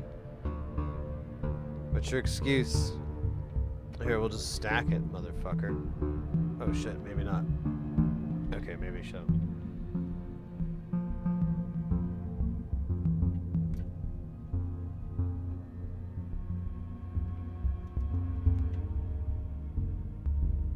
Oh, it's just really fucking low.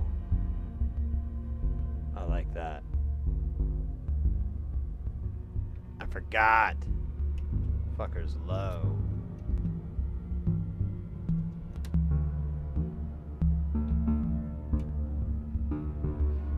I don't know, we might have to move that guy. Might have to have a high one.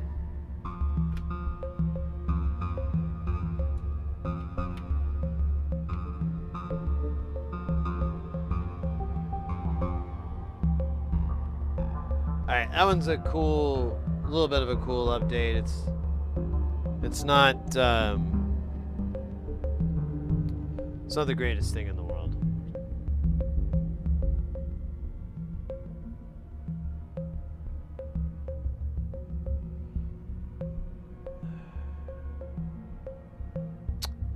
Oh yeah, I was gonna move the VCA to the triples here. We could swap out the encephalo adjuster for the triple VCAs. That way they would be right next to each other. I don't know if I want to do that right now. It's like there's a lot of cables. A lot of people depend on these cables. But when in Rome, isn't that what Metallica said?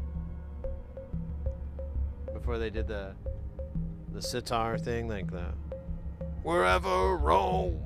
No, no, no, no.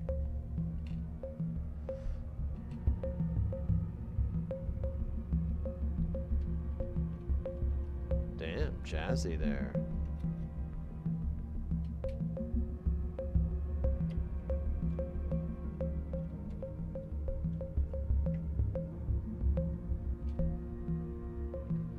Okay. Through surgical precision, she'll pull the encephalo adjuster out. Oh, it is a biggin. It is a biggin. Almost should have waited because this thing is so fucking heavy. Alright. Then we're going to take this guy out. He's already been de-screwed. There's going to be some tangling. Here.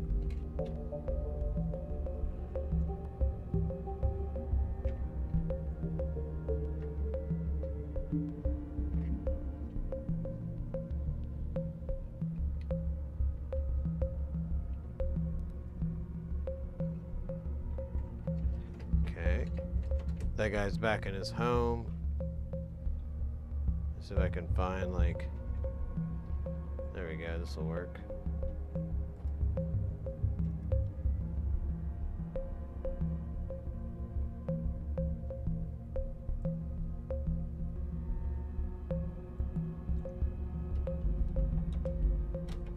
I can already feel the savings.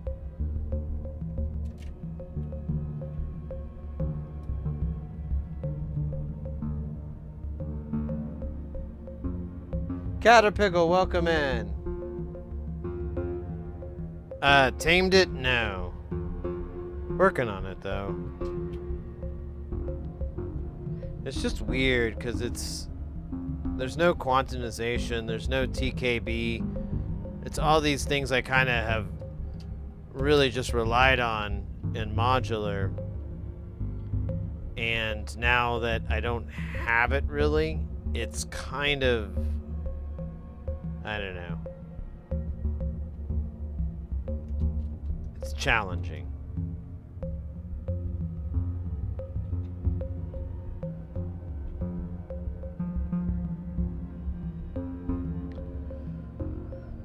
But arranging things to where they make, you know, a tiny lick of sense has got to help. Lord willing. Lord willing.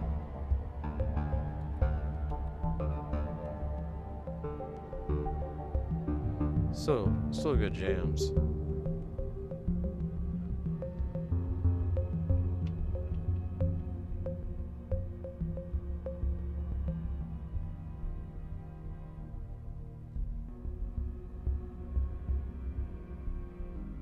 They were kind of, they could have chilled the fuck out a little bit.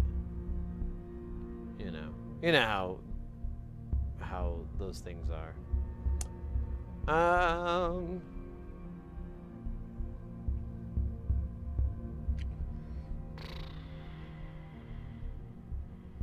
So I did have that idea to run the Bindaba into 2 oscillator ends. Oh, wait a minute. I didn't realize this. That's right. The dual VCO is not 1 volt per octave. That's another challenge with the old Spacestation. There's not a lot of 1 volt per octave. Which as a builder is not a bad thing, because you're like, cool, I didn't want to fucking mess with that anyways. On the other hand, it is a little bit annoying. We have the Karishu, the Feig, the I can't believe it's not a VCO.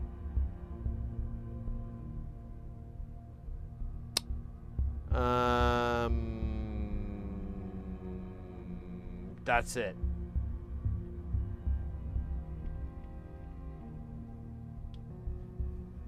And I guess it doesn't totally matter, because since there is no quantization and I am just using sequencers and tuning, you know, to each one, which sucks.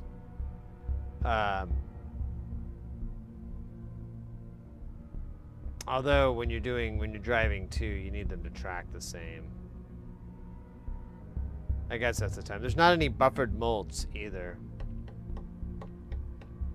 They're all passive. You might have one, I haven't looked it up yet. It's kind of hard to build a 2 HP version and make it DIY friendly.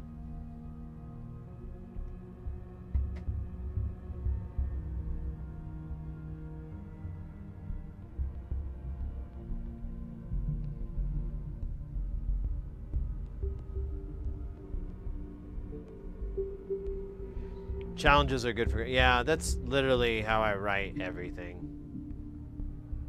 I'm gonna pop a squat here, because we've still got a lot of hours left on this stream.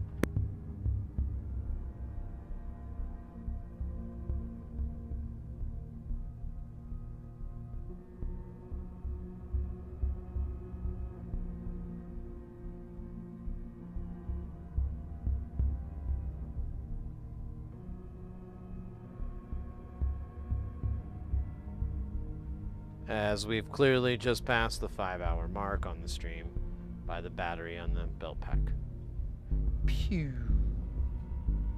Yeah, let me have a little sit down for a minute.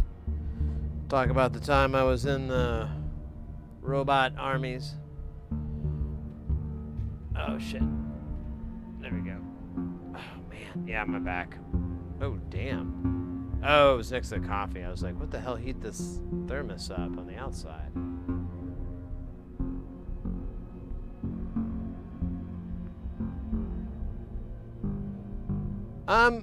That's very nice of you. I don't know. So I don't want to put any 2 HP stuff in Jamtown or in Spacestation.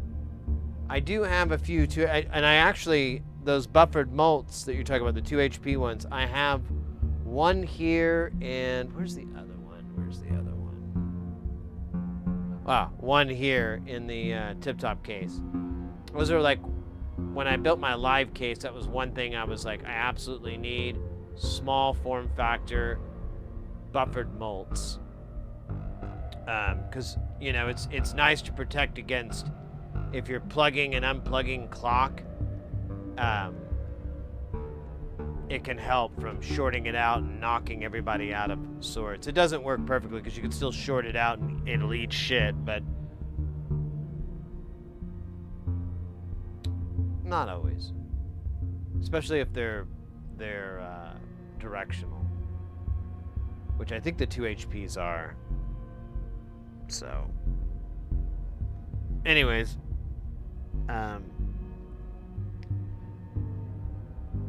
yeah, I'm surprised that he doesn't have any buffered mults, but they are kind of hard to build. So maybe, like, yeah, I was saying that earlier. Maybe that's the reason.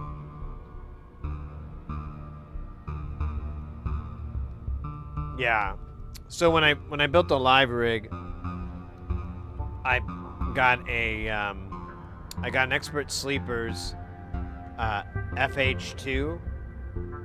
And I had a bunch of plans with it, but mostly what it did was clock division, and it also generated these LFOs that were synced to the clock. So, and they'd be at different speeds and different divisions, like 16th, 8th notes, stuff like that. Well, probably not 16th, but like slow notes, and you could tap into it, and you'd have a visual deal. And then 2 of the HP buffered mults we already talked about. One of the logic ones, which I don't see it, should be here.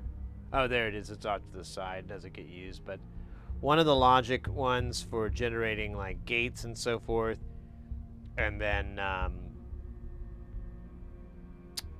man, I'm trying to remember what all I had. It's been so long. Oh yeah, a text mix. I put like a little text mix in there, mixer, and I had the Neutron and the Model D, and I jammed with that. It was pretty good. It was a good little rig. I liked it. Nowadays, though, I don't know if I would roll that way. Now that I'm addicted to ornaments and crimes, I probably would just... I built a case one time where it was pretty much nothing but ornaments and crimes. Like different firmware versions, you know, so...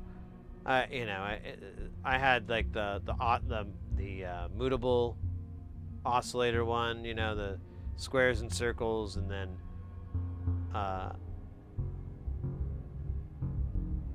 can't remember the hemispheres, and oh, I think the Phaserville. There's some other stuff, but either way, I had this all mapped out, but I came back to Earth. Also, it became very difficult to get 10C 3.2s, and the 4 solution is just taking forever, and I'm beginning to lose hope, and I'm thinking, you know, maybe that's the way it is. Just gonna be having to slum it as hard as I can with only 5 ornaments and crimes. Oh, it's so hard to say. So hard to say.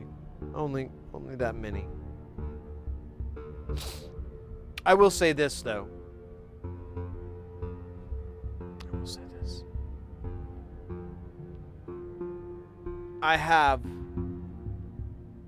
more. Yes. Secretly, I purchased a small stash. I won't say how many because, you know, I don't want to get robbed. But I got like a few. I got some 3.2s from a guy. Or a gal. I really don't know their gender. We'll just say it's a guy. That seems like more comical for some reason. Well, okay, it's a guy in a Big Bird costume. I forgot to bring that up. I guess a woman in a Big Bird costume would make sense, but when you know that Big Bird was a guy, and you're like, well, what was Bird? You know, it's a callback to that. But anyways, nowadays I use Ornament and Crime exclusively for random voltage from the Lorenz. Oh yes. See, I'd like to have if you get the hemispheres firmware, you can it has the Lorenz pattern in there, and you still have it doesn't tie up the whole thing. So and you get like 2 outputs. I don't think they're inverted. I think they're like 2 that are related differently to each other. So you get kind of like 2 unique outputs. The only thing is, I'm sure they fixed it, but I need to update my firmware, because I remember if I put 2 Lorenzes in, the Ornament and Crime crashes. But I'm sure that's a bug, you know. It's not. That's probably got fixed, and it's been that way for like a year or so, and I haven't updated it in over a year. So, but that's just something. If you're a real big fan of that particular thing, and you haven't tried the hemispheres out, you can do that. If you decide to roll it back to the original firmware, it shouldn't get rid of your settings. There's always a chance for it, but the way that it's set up is kind of cool, that each firmware has its own settings page. It reads from the main one, so the calibration, it'll read from that, and it'll allow you to modify it, but you don't have to do recalibration each time. And then if you have a bunch of settings or scales or whatever that are in the original firmware, and you update to hemispheres or whatever, and then you decide to go back, it should all be there. I remember reading that, and I was like, that's really cool. And it's just because it's dedicated files for it, so it just ignores when you put a new firmware on. It just leaves those files there, because it's like, I got space. I think it removes the firmware itself, but that makes sense.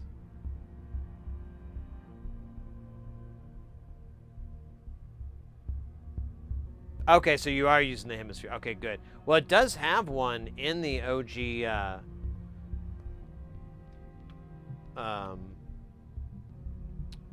unit. It's simply called low-rents. R-E-N-T-S. Which is comical. Oh, shit. Let me try to trap the cool layer in here. It's trying to get out.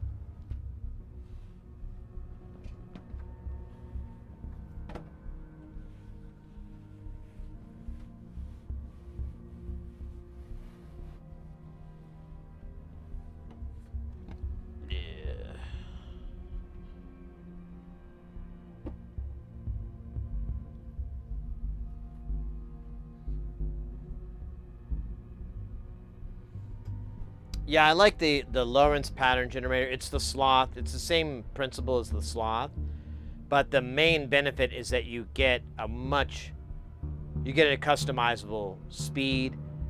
You've got some really nice range on it. It can go dumb slow, and fairly quick as well if you need something that's kind of fast. So I like the fact that it can do that big of a range, and it's you can call it up.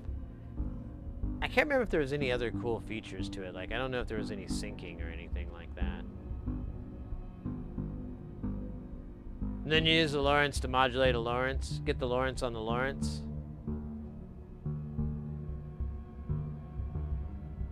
Yeah, I think so too. I think the Phaserville is the way to go these days. I really don't have anything too wild on this OG one. The problem is it's like the old one that's like 10 HP or whatever. So like a hemispheres format looks pretty dumb.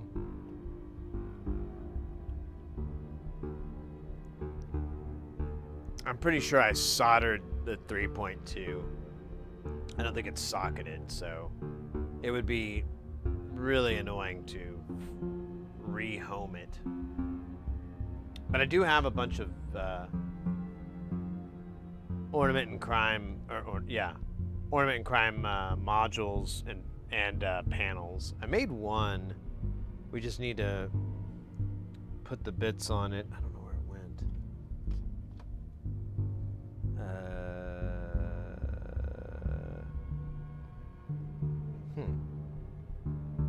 Yeah, I don't see it.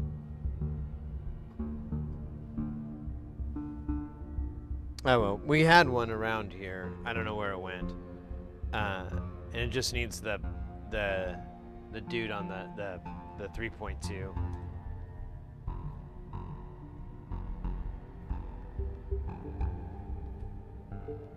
Oh man.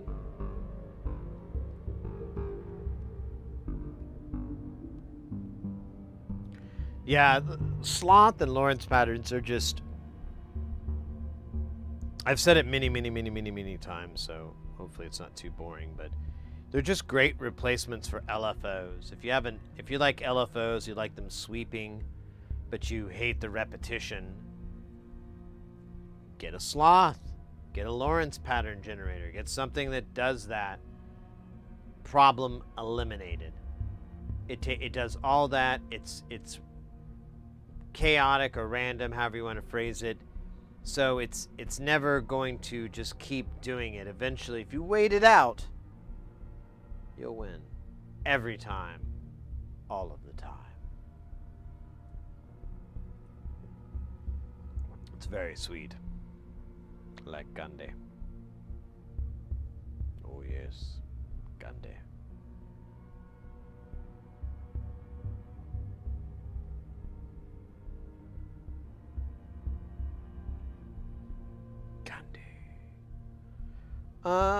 Let me check out this coffee here. Let me see if it's cooled down enough to drink. Give me a little bit of that coffee energy.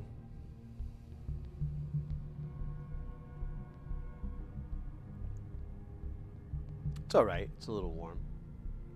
I can maybe make it. I do love it when it gets to that temperature. I can just gulp it down like fucking Powerade. Big old glass of it.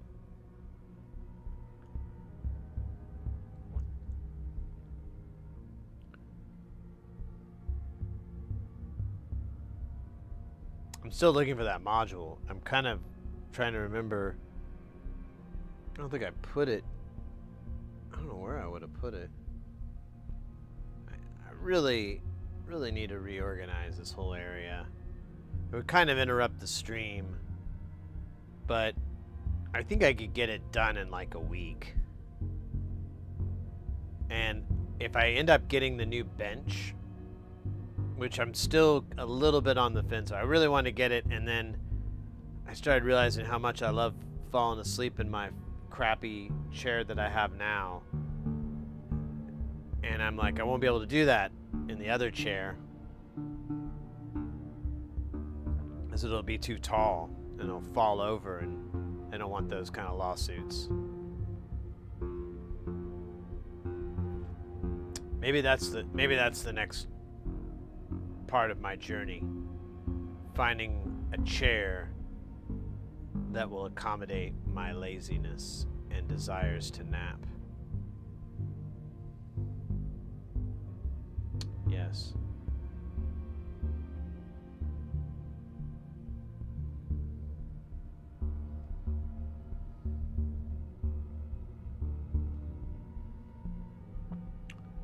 All right. So we've got a pretty okay rendition of Old Gray Mare.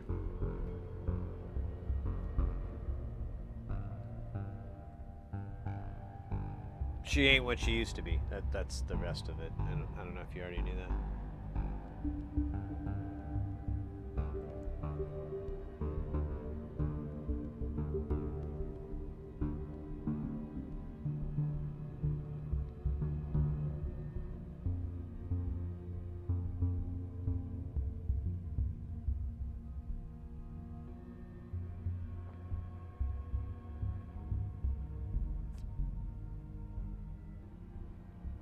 Maybe it's not Old Gray Mare. I might be getting it a little off. I swear it sounds like it though. Like a rap version of it. Hip hop. Oh man.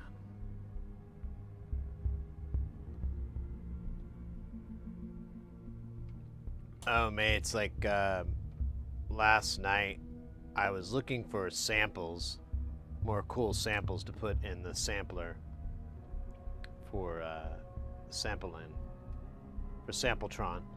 And I ran across like this old, like a bunch of old songs, and I forgot how much old shit I have. Like there was a folder, and I don't know what the hell's wrong with me. I kept like nesting things.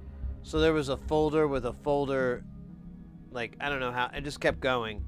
And then there was like 24 songs. But I don't even know if there's songs that I just renamed later or something, because for a really long time, I was just calling them, I was just putting dates, because I couldn't think of a name in the beginning, and that's a stupid time to name a song anyways, before you wrote it. So I would just start putting dates. So there's like all these songs with just these fucking dates in it. And I'm like, I have no way to listen to them. I look, there's no bounces. I'm like, I don't know what this fucking song is. It's probably garbage. And, but I kept finding like tons and tons. And I did find like this song I did like years ago. I think it was 2009, I think is the date I saw on it. And it was a, I ended up releasing it on this like compilation, and I don't think that thing ever went anywhere. And I totally forgot about the song, and I'm like, oh yeah, man, it's badly mixed. It would need to be remixed. It's kind of terrible.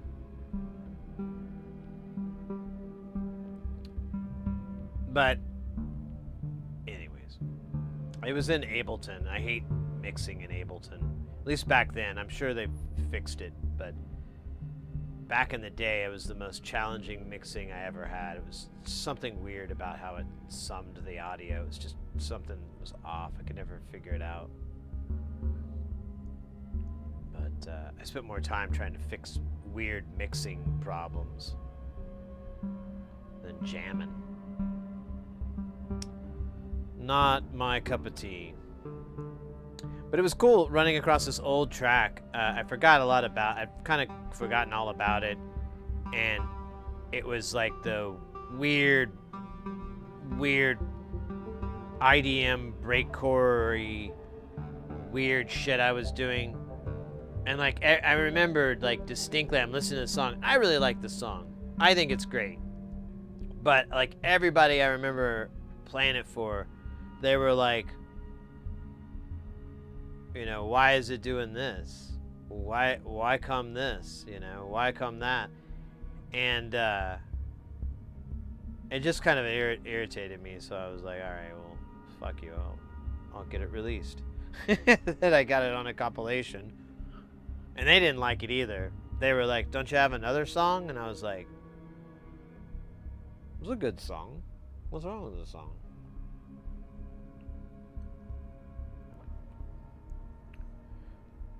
I think mainly because it's 3 songs, it like changes pretty drastically, and it never resolves itself. The drums are the same, and the synths I guess are all the same, but man, it really like gets jarring after a while. I love it. A lot of crazy jazz drumming. I had this cool acoustic set. So I was trying to do breakcore type drums in like 15.4 or something. But with a jazz kit.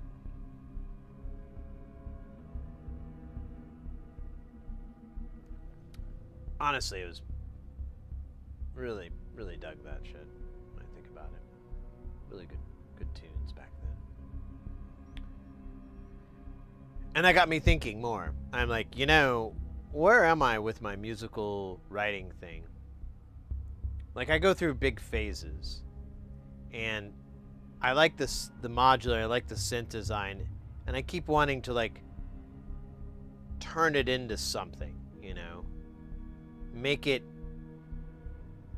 good. And I've done various things, and they're good, but they're not like, it's not what I want. Like, I want a real record, you know? And I was thinking, when I was listening to all that stuff last night, and I was like, man, I don't output nearly as much, but I guess my interest and my times are different. Instead of writing jams and so forth, I'm working on electronics, and, you know, I would probably have to sacrifice one to necessitate the other. And do I want to do that? Because, like, you know, blah, blah, blah, blah, blah, blah, blah, blah, blah. Kind of crazy self-reflecting garbage. And I've said this many times on stream, I've wanted to get back into writing some jams. I've even gotten kind of really close, but just pulling the trigger and like sitting down and really hammering stuff out, I don't know if I still have that in me anymore. I mean, there was a way to, I don't know. It's also like, when I started doing solo work and just writing stuff for myself and not really, you know, other stuff other than what I was writing in a band. Because when you're writing in a band, it's very different, and than when you're writing and it's just you. Because when it's just you, you can get away with a lot of stuff, but you don't have a lot of feedback, which can be really useful when you're in a band. So, but the other side of that is, it's really nice, is that you can experiment endlessly, and you're not going to piss off any bandmates. You could really, really try to nail this little thing or get this thing right, and no one's going to give a shit. The only person that's waiting on you is you. So that's really freeing as well.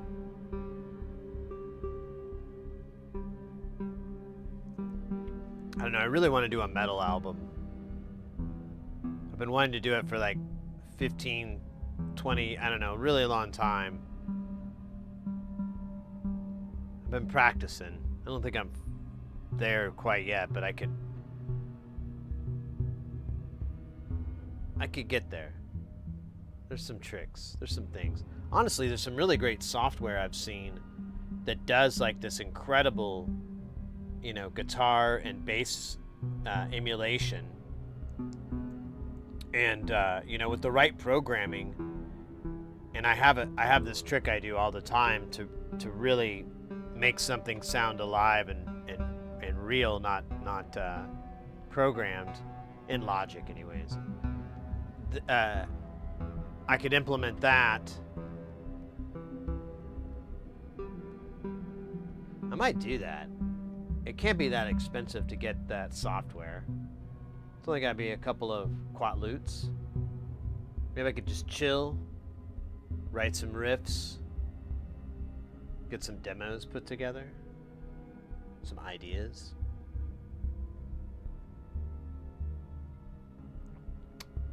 I'm almost done with this cup, and then I'll reload it, and then we'll get back to jamming when we let that cup cool down.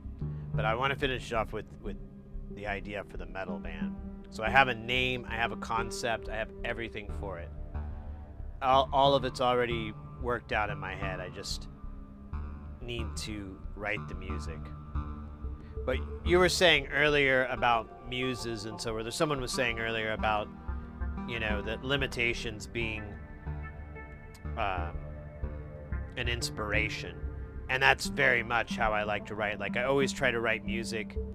Like, every album I've done, it has some sort of, like, theme or concept or something. And it's always, for me, this kind of challenge I put myself to for writing, so that I know when I finish the album, when I come on the other side of the album, I'm going to be, like, better.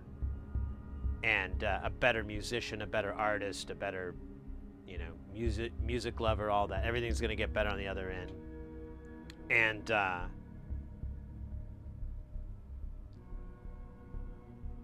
Spacestation is no different.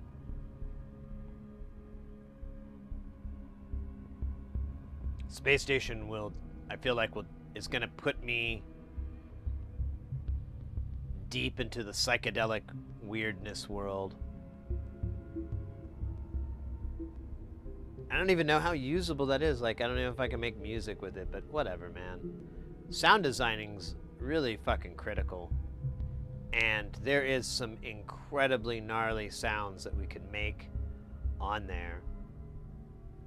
That, I mean, you might be able to get in VCV Rack. I don't know.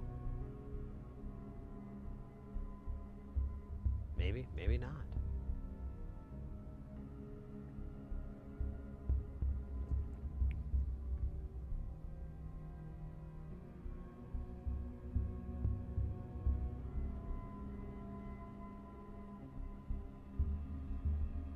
We're just hovering around 85.9 and 86 degrees, keeping it very comfortable in here. If we go any higher, well, if we get to 90 again, I don't know, man. It's really brutal. I think, like, we're gonna have hardware issues with some of the equipment. I kind of wonder sometimes, like, man, I wonder if my switches or anything are, like, crying out because of the extra heat that's involved.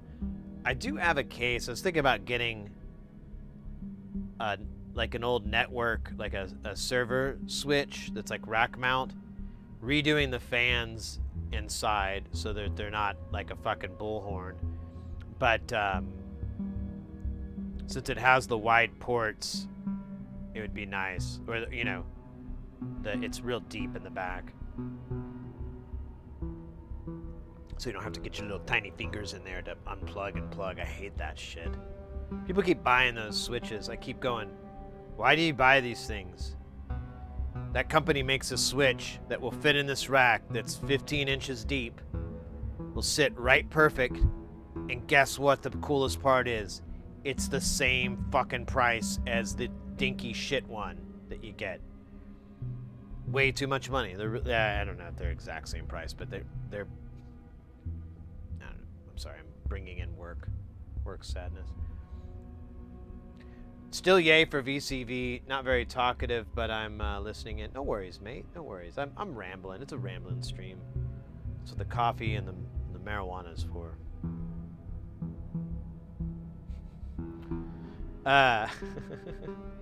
No, VCV I think is the greatest. One of the great softwares.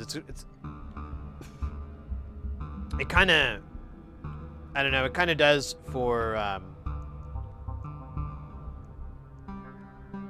don't know,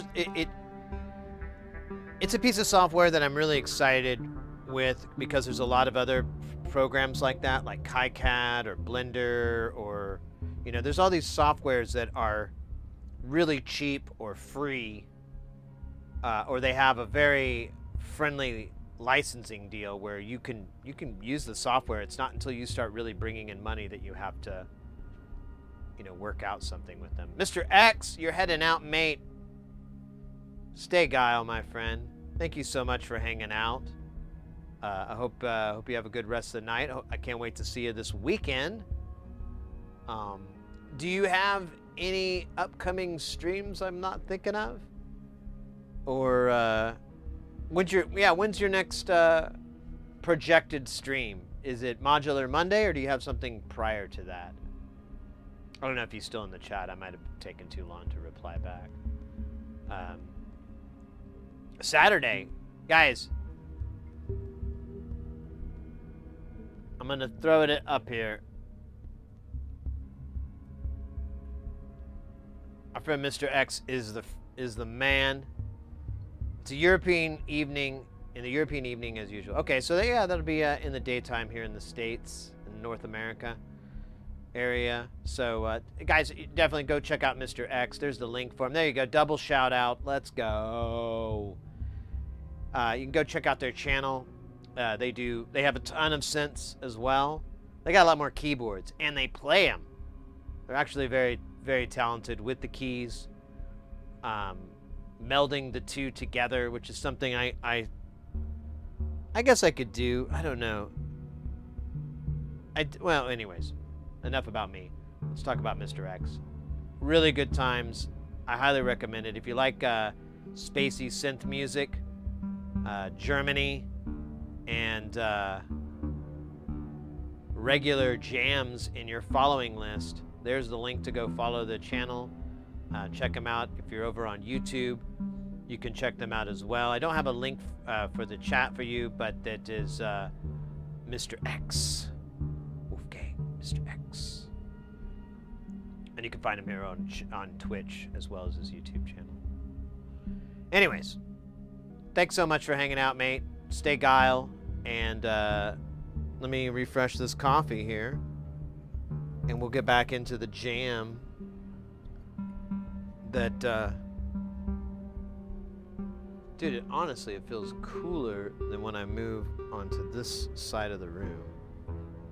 Oh man, I don't know what I'm gonna do when we get into July. Hey, Mr. Chompers. No, you're good. You stay there. You keep eating, buddy. I was just saying hi. Whenever he's eating and you come in, he acts like he got caught or something, like he's on a diet or something, and you catch him like eating Twinkies out of the pantry, and he's like, "Oh no, I was just making sure that things were good." And you're like, "No, it's okay. You're on a Twinkie-rich diet. Doctor's orders." I tried to get a similar diet from the doctor, but he was like, "No way, bro." Which I replied with a bruh. And he was like, "Bruh?" And I'm like, "Bruh." And he was all, "Bruh." And I was like, "Bruh." But you know, anyways, bruh. There you go. There's the link in the Twitch chat for Mr. X's YouTube channel.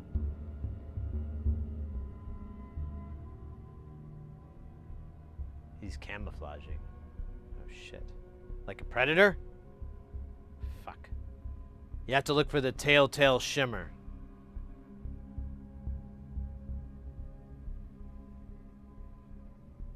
I think it's hot enough in here that their thermal vision won't work.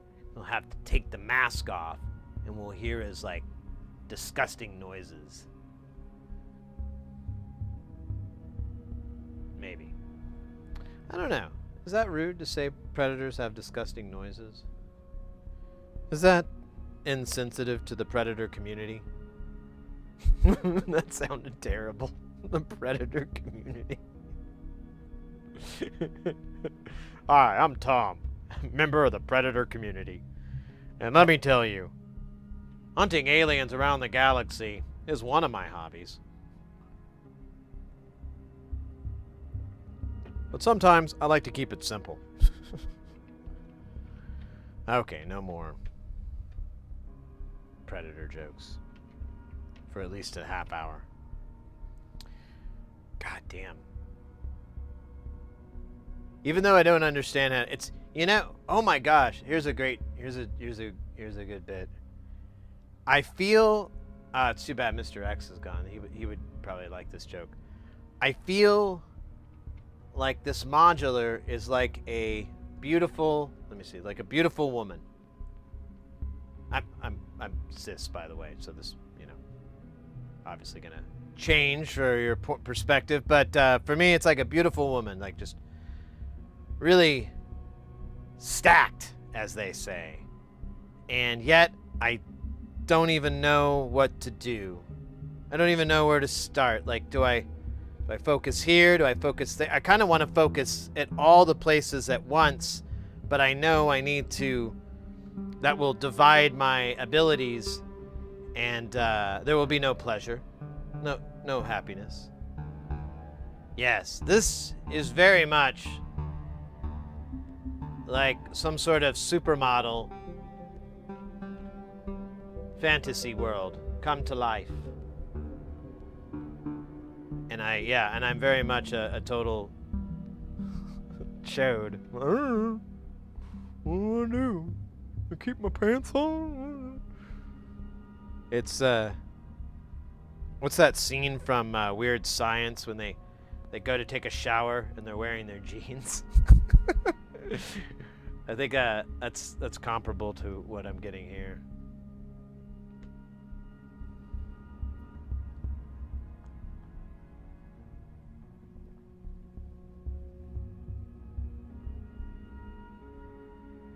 Better game than it used to be in the good old days. M Echo. God damn. I keep messing. Can I please ask what is the Battle Royale thing? I feel like I'm breaking something. Oh yeah, no worries. So I should elaborate a little bit really quick on that feature of the channel. So we have the, let me go to this. So we have the stream avatars down there. There's different games that they can play. The base game, I would argue, is Battle Royale. The Battle Royale has a timer on it, so it just happens automatically, but you can initiate it through the channel points in below the chat. It's a random game. It just drops everybody in, and then they fight, and whoever's left standing wins. There supposedly isn't any waiting or anything like that. It's everyone's fair game. The other game after that is basketball. My favorite is basketball free-for-all, or FFA, and that's a game where you'll shoot your little duder and you try to get them into the basket. The free-for-all, everyone can join in, but the other one is team-based, and there's like a minute and a half where you join up and then you battle it out. But it doesn't work unless there's a lot of people, so you end up having like this lopsided team where you have 3 people versus 2. And there you go, the roulette. That's part of the gambling that you can do available in the game. The other one is the boss battle, and that's probably my favorite, probably. I think that's probably the best. It's a little long and drawn out, but it's a classic RPG turn-based battle with a boss. There's different archetypes. They all have different moves, and it's really fun. There's up to 7 people that can battle. I've been meaning to change the difficulty, because it hasn't really. They did an update, but then they didn't update the boss difficulties, so now it's kind of easy to beat the bosses. But anyways, that's as well as a channel points redemption thing that you can do.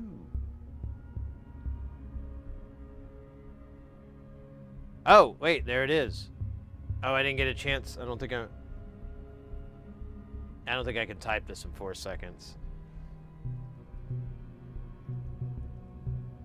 We'll see. Yeah, I didn't write it in time. Oh well. So there you go. Oh, hey, I think this guy is new.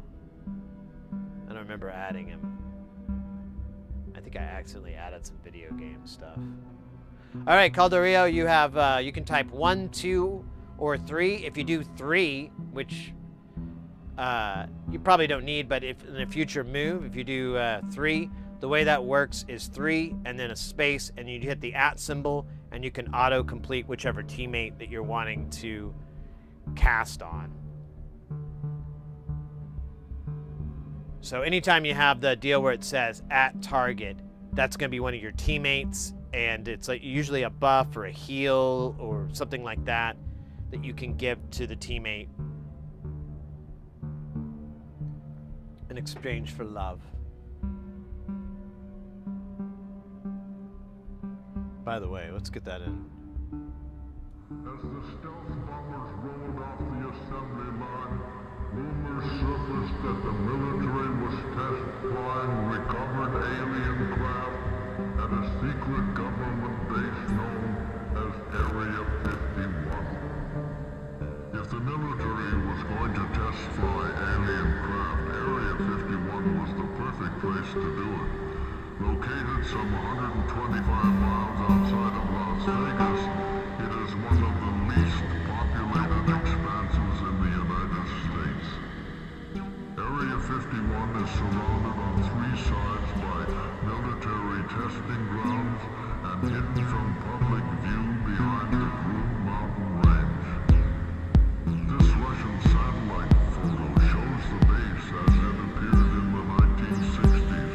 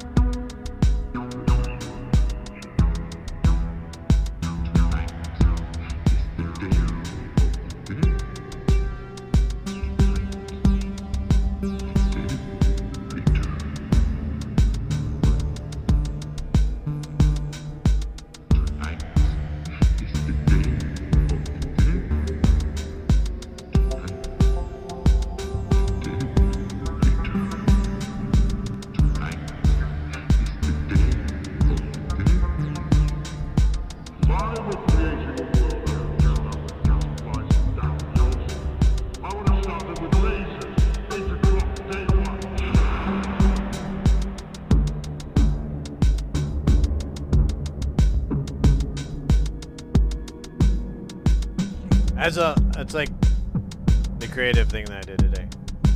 Exclamation point commands brings up all the different moves for your stream avatar. If you go to the panel on Twitch below, there's a panel for the stream avatars. You can go and click the authorize button that allows you to go in and edit your character. You can pick your character. Some of them are super edible, like the kitties, ponies, and puppies. If you're on YouTube, there's a link in the description that will bring up the same window to which you can pick your character.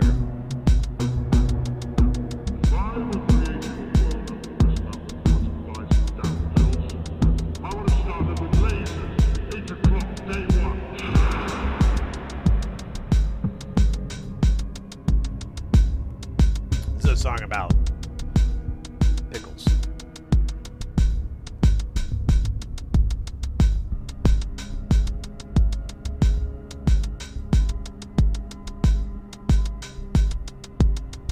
I found a template on it, was playing with a few ideas for a few avatars. Yeah, the stream avatars, it uses just a, what's it called? This is a good jam. We should bump it up a little bit in tempo.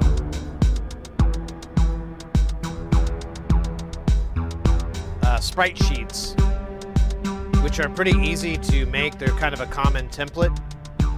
And all you really need to know is the frames per second that each sprite works at, and then the program does the rest of that.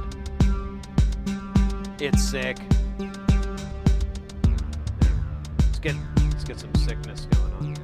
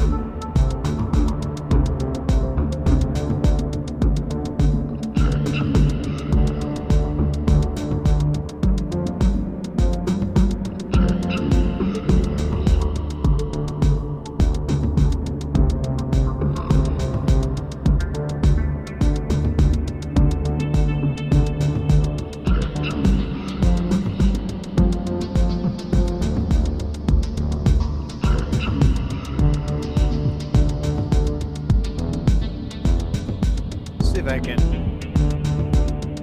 try to get more precision on this sample lookup. Oh, hey! Sorry, I'm slow to read chat.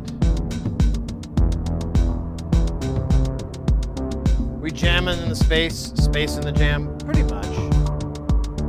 Little bit of column A, a little bit of column B. Let me think. How can I send this?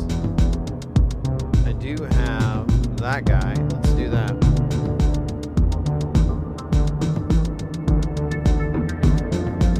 Although he's kind of.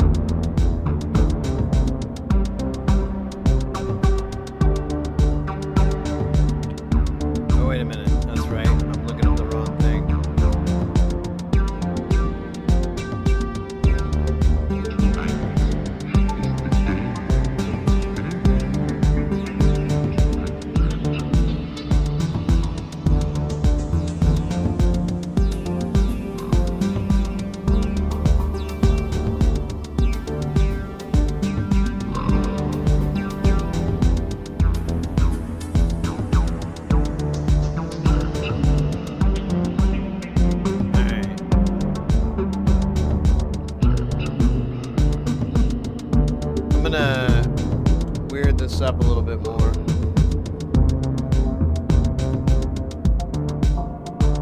But with shorter cables, because kind of being asinine.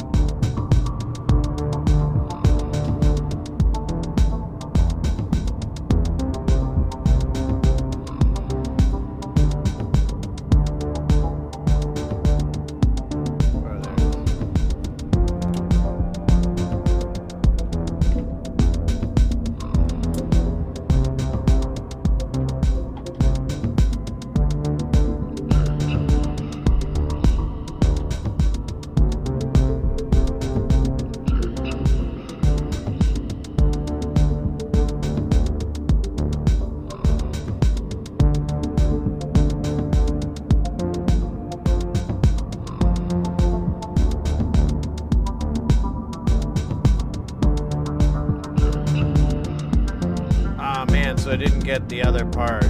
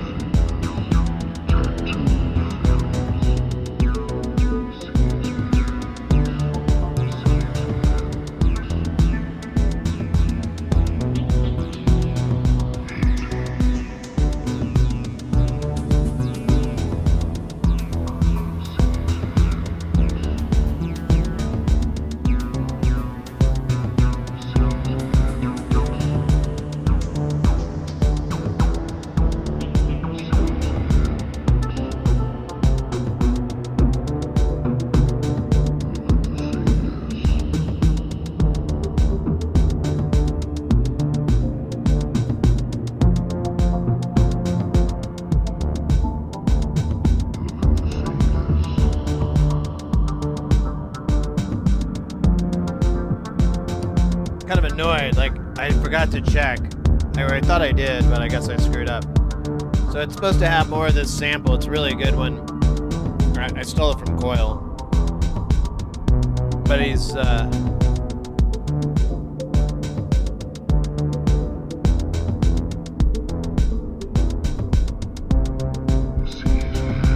you see his hands?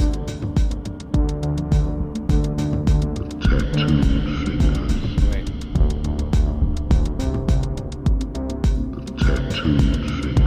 Oh, we're supposed to get... We skipped over. So you go, you see his hands. Dude, this is not consistent.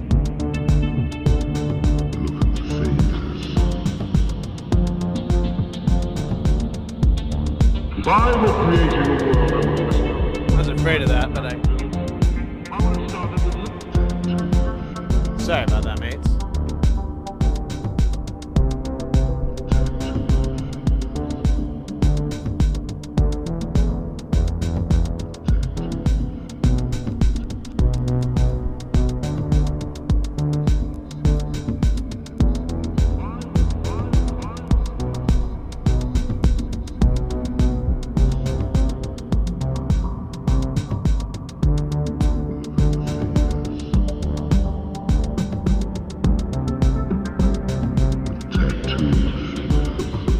It's supposed to say the fingers on the left hand spell.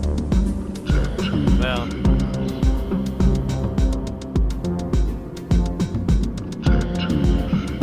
Well, maybe not. I might not be able to find it again. This thing was being quirky.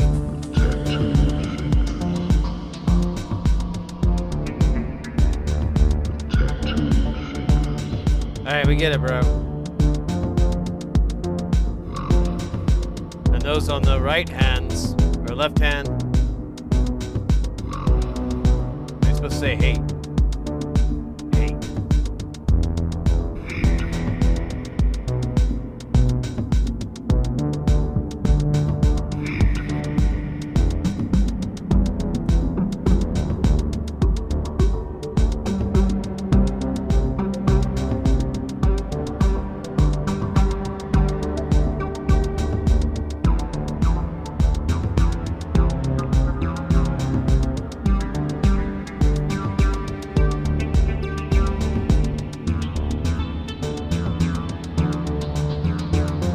Pretty good, actually. I'm not hating this jam.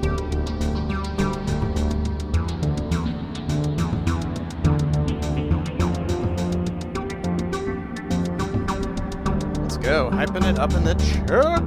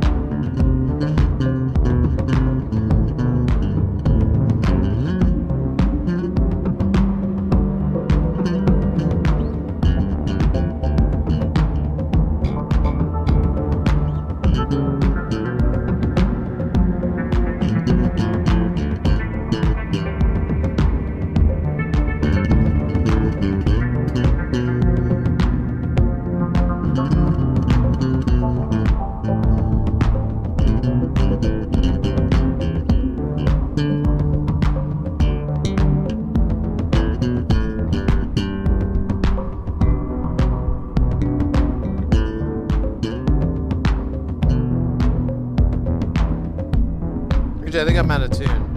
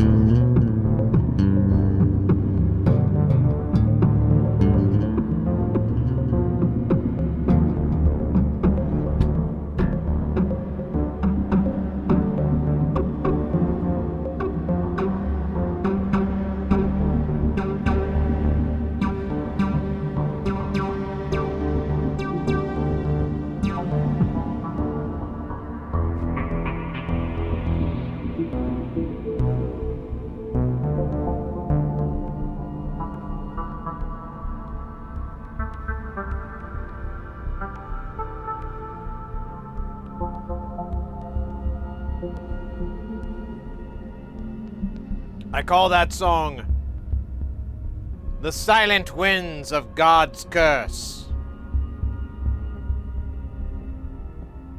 Ambient Trap Remix. Oh, that part's in parentheses, by the way.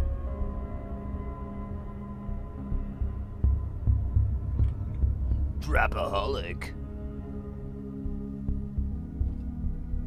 Get ready for the funk.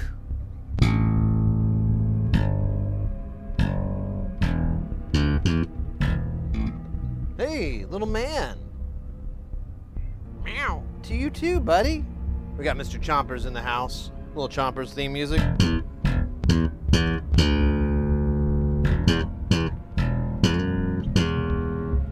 Mr. Chompers loves the heat. He is a desert kitty through and through. Here, buddy, come over here. I won't pick you up and squeeze you.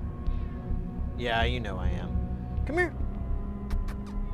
Oh, you know better, don't you? You're smart. Here.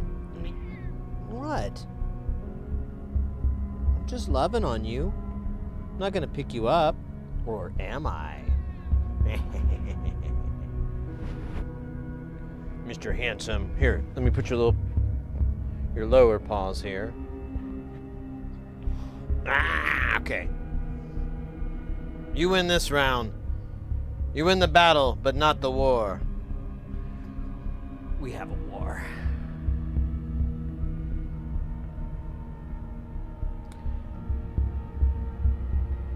I don't know what you're trying to do, buddy. Trying to get under my skin, get in my head? I know about you, hanging out with my woman. Stupid. Echo Trapaholic. Full trap mix.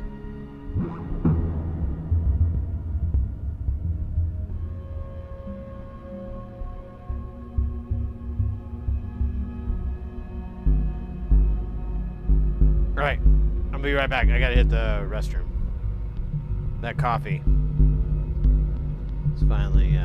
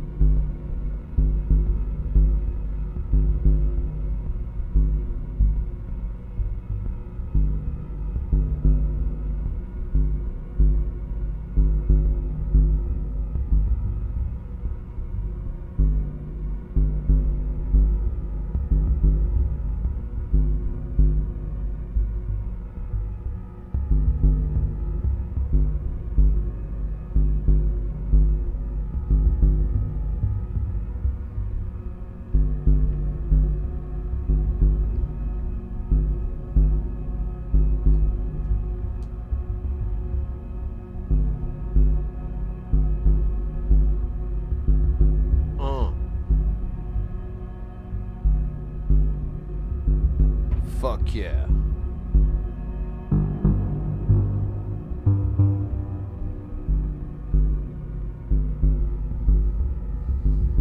Fuck yeah.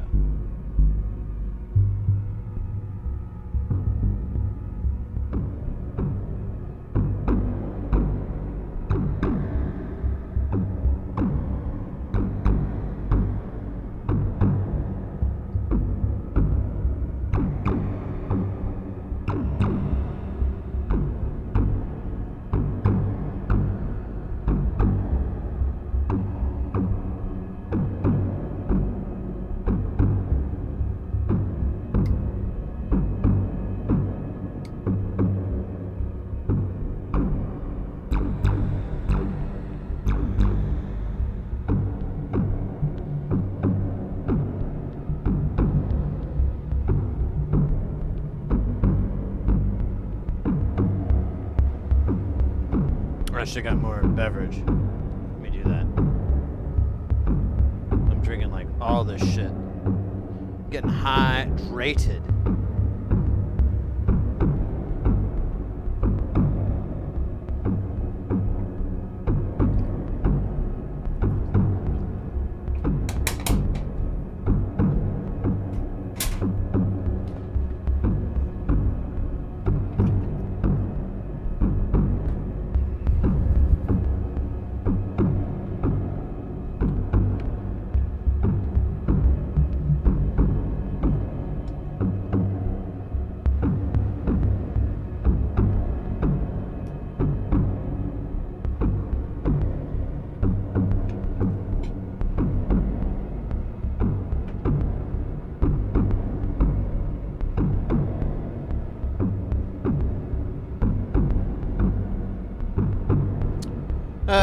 Man, part of me wants another jazz cigarette. I think I've had like 3 or so today, though, haven't I?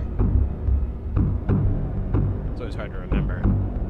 I guess I could do dabs, you know, that's kind of traditional.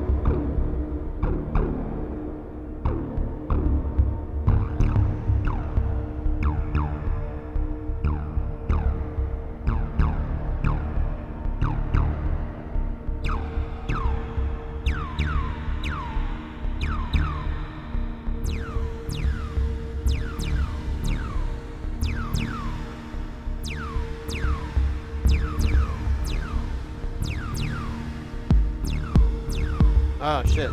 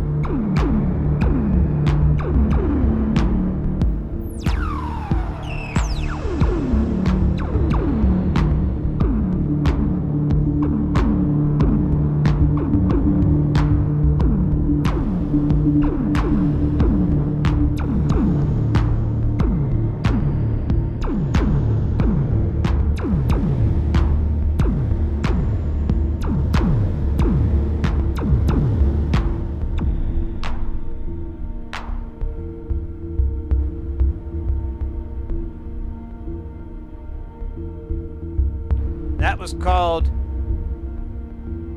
Rectum Oatmeal. Parentheses, Fat Bass Mix. Close parentheses. Dude, this thing is all over the place. It's like two drunks fighting over a single piece of sausage that they both desperately need.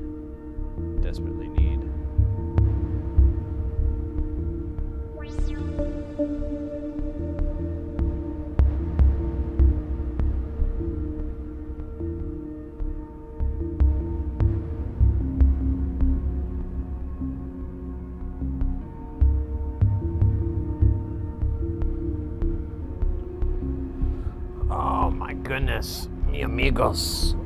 Mi amigos, por favor. Ah, damn it, it's up to, is it 87.2. But I think the sun is down. Roger that, sun is down, so it shouldn't get any hotter in here. Well, temperature-wise. Talking about sex. Sexiness. Getting the sexiness too hot in here. It's like the Juvenile song, where you get a little bit of and a little bit of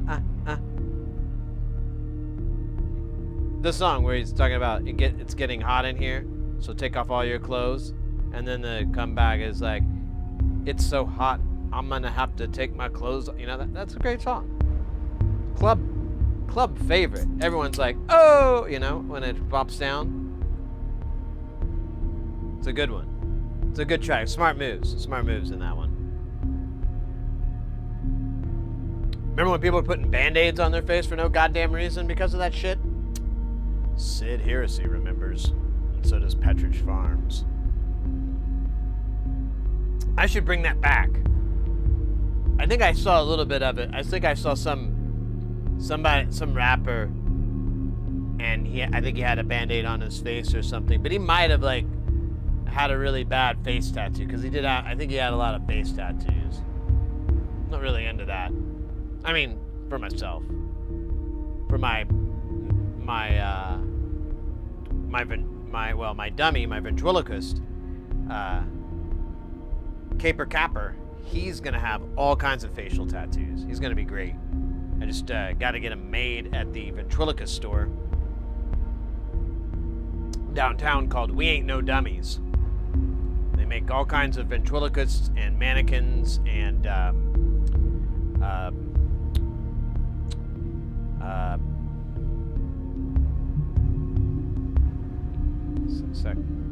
sex dolls.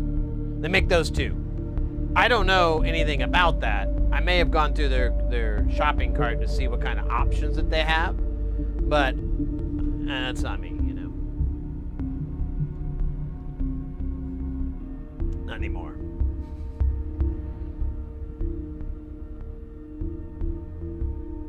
I remember when those things first came out, I had a roommate who was like, had the order sheet printed. I don't think they ever got one because it was like an insane amount of money. And I'm pretty sure it was for comedic effect, but you never really know. You know, like, I don't know, man. I don't think a lot of people are buying those $5,000 dolls for funnies. I mean, yeah, there's a lot of opportunity for funny. But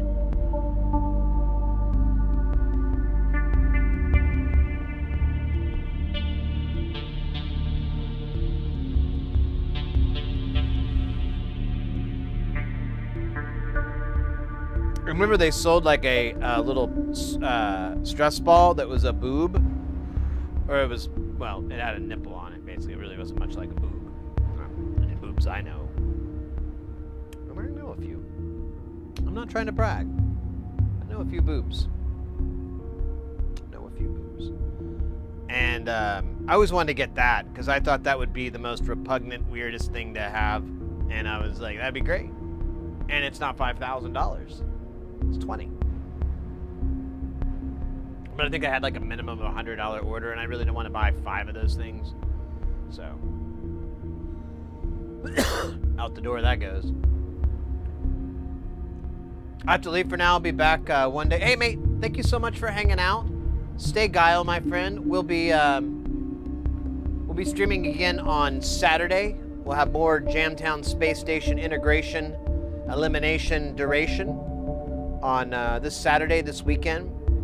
I plan to go late. I'm going to get plenty of rest and everything. So it should be a nice long stream. We should have a really good time Saturday night or Sunday morning for some. Early Sunday morning, late Saturday night. I don't know. That's the plan. That's what I'm trying to do. Oh, that reminds me. I'm really excited. I noticed this band that I put down is playing next week. I think I'm going to go see them. Yeah, next Thursday. I'm going to go see Better Lovers. I'm going to try to. I'll see if the tickets are still available. Have you ever heard of that? I don't know if anybody's ever heard of that band. I don't know why. Have you ever heard of it? They're I can't remember. The lead singer is the lead singer from Dillinger Escape Plan, who I really, really like his singing. I love his vocal range. He reminds me a lot of Mike Patton, but it's like Mike Patton has a little bit of comedy in his in certain, not all the time when he sings, but in certain times when he sings, there's a little bit of haha in there. And with Dillinger, like, there's none of that. It's pretty serious, and I kind of like the way it lives. And honestly, I mean, if Mike would do more material like that, like mathcore type music, I would like, or mathcore or whatever the fuck it's called. I'd get into that. But anyways, Better Lovers. It's like it's similar. I listened to the album. I fucking loved it. So I'm all excited to go see them live. They only have one album, I think. It's kind of a bummer. But and then it's like a week or so after that, I'm gonna go see Meshuggah. I'm super excited about that. I've seen them like 3 times before. 2 or 3 times before, I can't remember. And it's one of my favorite bands. They do a really good show. It'll be nice. And I'm seeing them at a place I've never been to, so I'm kind of interested about the venue. And then what was the other? Oh, and then the next day, I get to go see this new band that I've discovered through. Oh, hey, a bass solo. Through kind of through Meshuggah, is this band called Imperial Triumphant. They're kind of, I don't know, I just call them a metal band.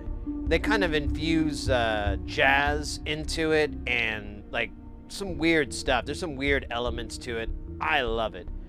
If you're in our Discord, I've posted like at least a couple of things about the band. The recently was the drummer did a demo of the whole playthrough for their single from their new album that just came out like a couple days ago, like, or this last week, and it's phenomenal.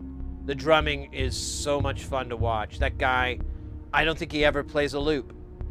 It's like he's always doing something different on the next time he comes around on the bars. Like the drums are just never, and I love that. I'm a big fan of that. And then making that still have a groove is the biggest challenge, and it's in there really well. There's some, anyway, I'm sorry. I love it, and I'm really excited to see them. They're really weird. One of the cool things or weird things about them is they wear these masks, and they all three. It's a 3-piece. They all 3 have masks on, and their masks are slightly different, but they're all the same. This kind of statuesque, like dead look. And then they kind of have these kind of odd, like shawl sort of robe. They have a whole fit that they run with that looks really sick, honestly. Doesn't look comfortable for warm weather or festivals, but hey, you suffer for your art. The Ramones had to do it. You have to too. They always play with the jackets on, no matter what. You have to too. But anyways, it's really good. music, if you like that kind of music, you like metal music, I would recommend checking out Imperial Triumph. If you like kind of, I don't know, it's, I guess I could call it math metal, but it doesn't really do a lot of those bits. It kind of stays more rooted in just kind of traditional metal, but I don't know, there's a lot of cool experimental elements. I don't know, it's just really well put together. I've been really happy. Every album I listen to them, I'm like, this is really good. I think I love these guys. This is the best. This is really good.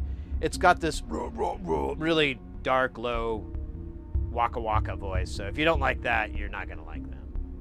That's all that the vocals ever do. But if you do, vocals are nice. Plus, like I said, the drums are wild. So the bassist is really good. Like all the riffs are just really, really good. I'm sorry, going on a tangent. They're playing the next night after Meshuggah, so hopefully I remember to get some earplugs for my earplugs so I can have some extra earplugs, because I want to be able to hear them the next night.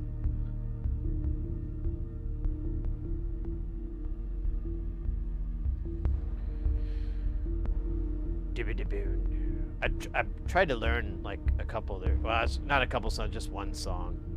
But I can only learn like the main riff, and it's dumb, stupid, simple. So it's not like I'm learning anything tricky. But probably not the worst way to do a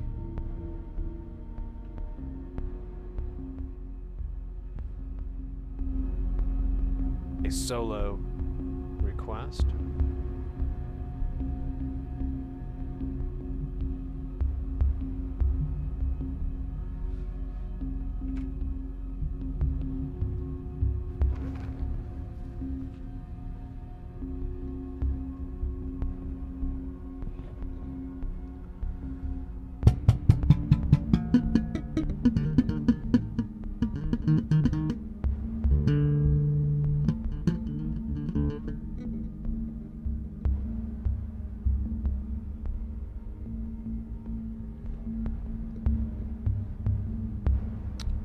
So there's a couple of cool riffs that I've learned from Meshuggah and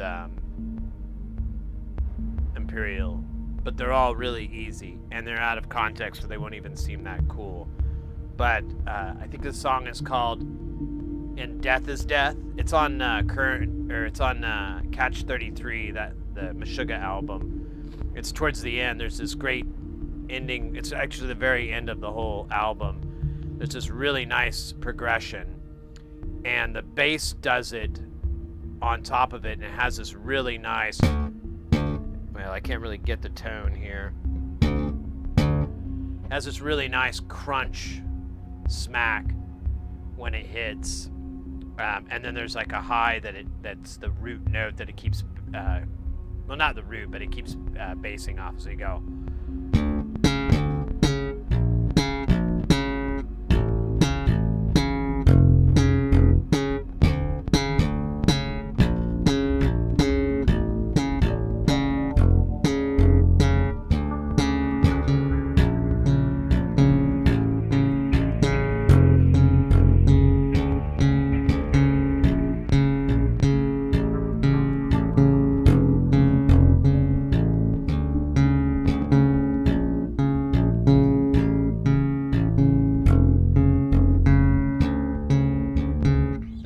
That's a great one. And then the Imperial Triumphant is, how's it go?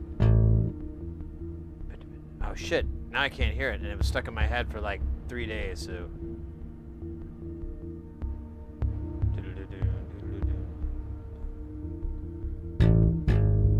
Now I can't hear it.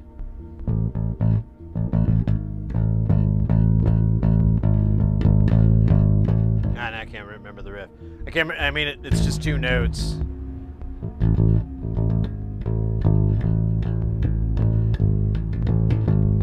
Yeah, it's not right. I don't know. Anyways, so the bass solo. What can we do?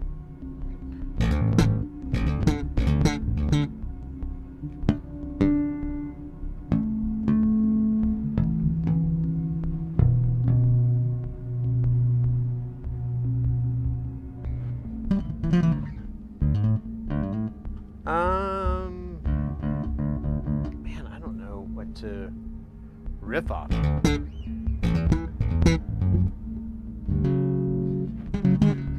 We could do, I don't know, I could try to be like Mr. Fancy Pants and just freeform a bass jam.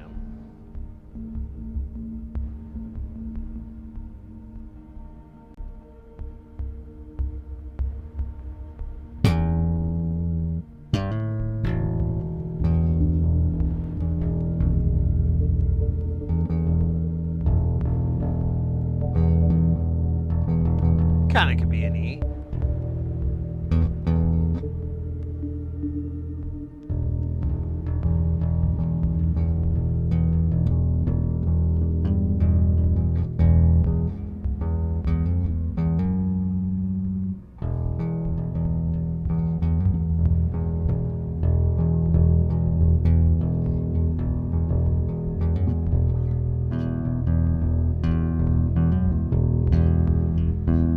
That's Jane's Addiction, isn't it? I know it sounded familiar. Nah, it doesn't go to the...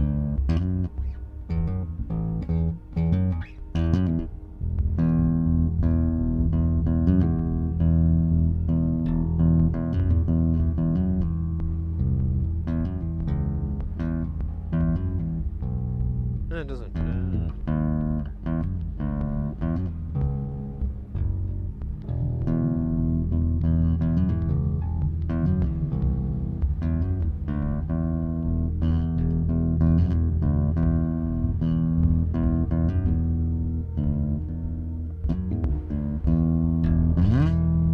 Okay.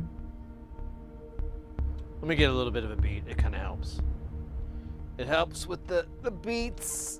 Even I don't know what this beat is. I think I have some like jungly tech step beats. They're gonna be pretty wild. Here, let's.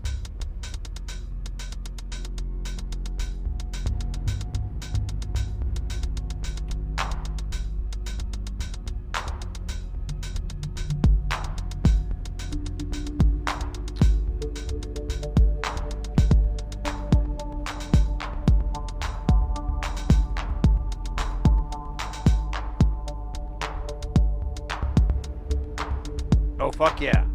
I can make love to this one.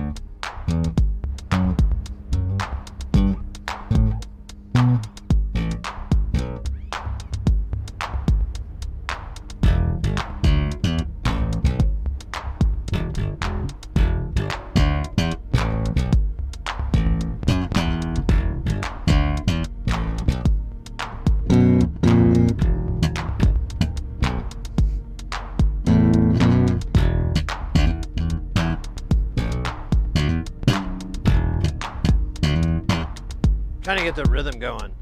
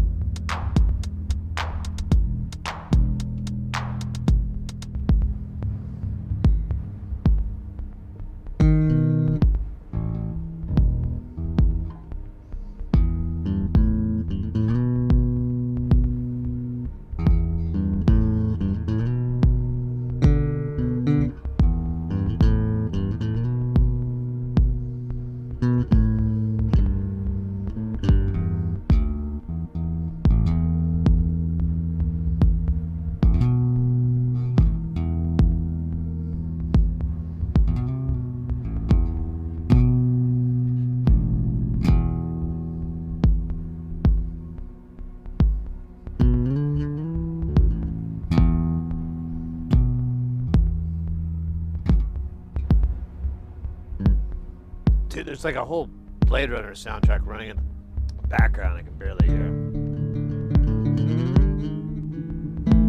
Will.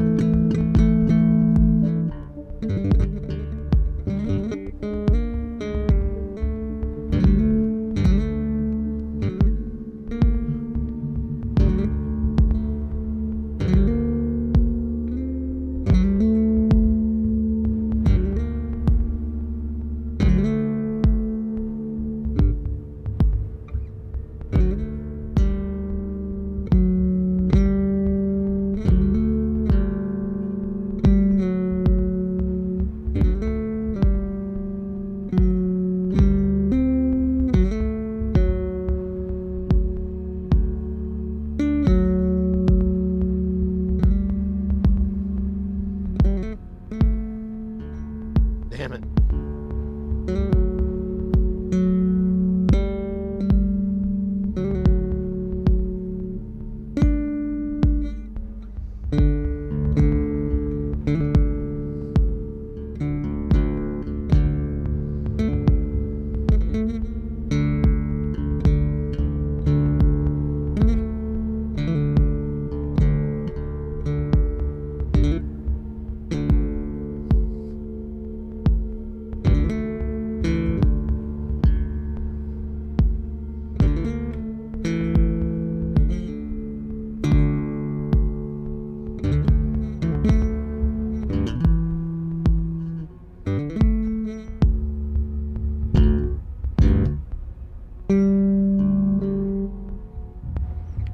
We could do some bass warm-ups, even though it's like really late. Oh, we get the dab first, then we'll do the bass warm-ups. Oh wait, Will's trapped behind ads. That's not fair.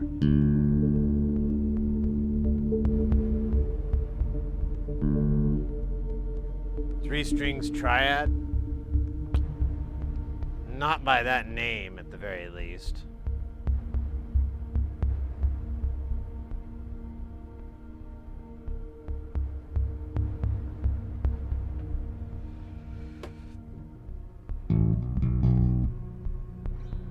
Oh, we have the dab.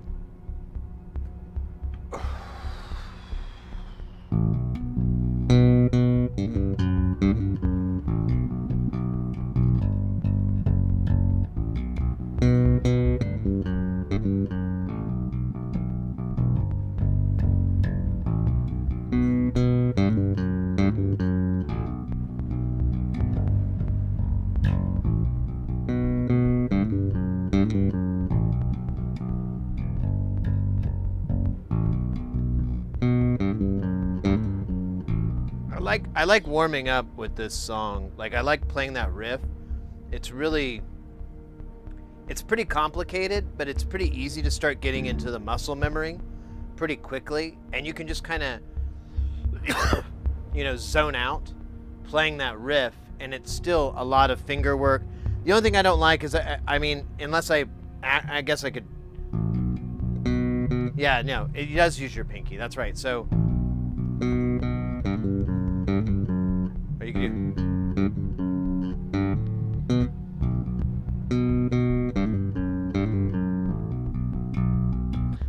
My hammer down isn't strong on my pinky yet. I guess I could plug it.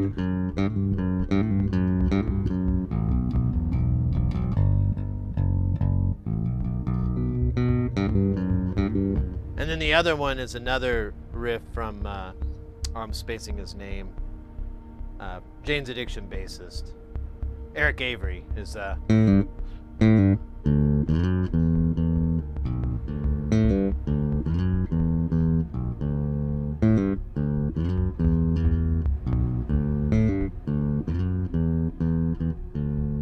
fucked that up.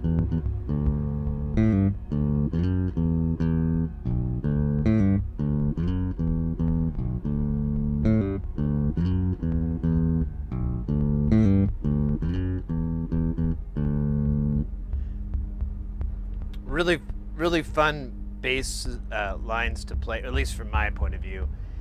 And you're really just staying on the first position on the neck, so you're not really doing anything wild. You're just kind of going in that zone.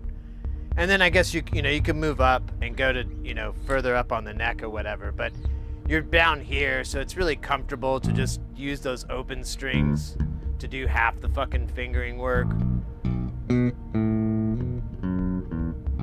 At least that's my point of view. This isn't advice by any means. I am not a very good musician when it comes to any of this shit. I've practiced forever and I really don't have a ton to show for it. But from my crappy perspective, like playing these riffs is really fun. Or whatever. That's not one of the riffs, but just playing riffs. And then you can always practice. You could do your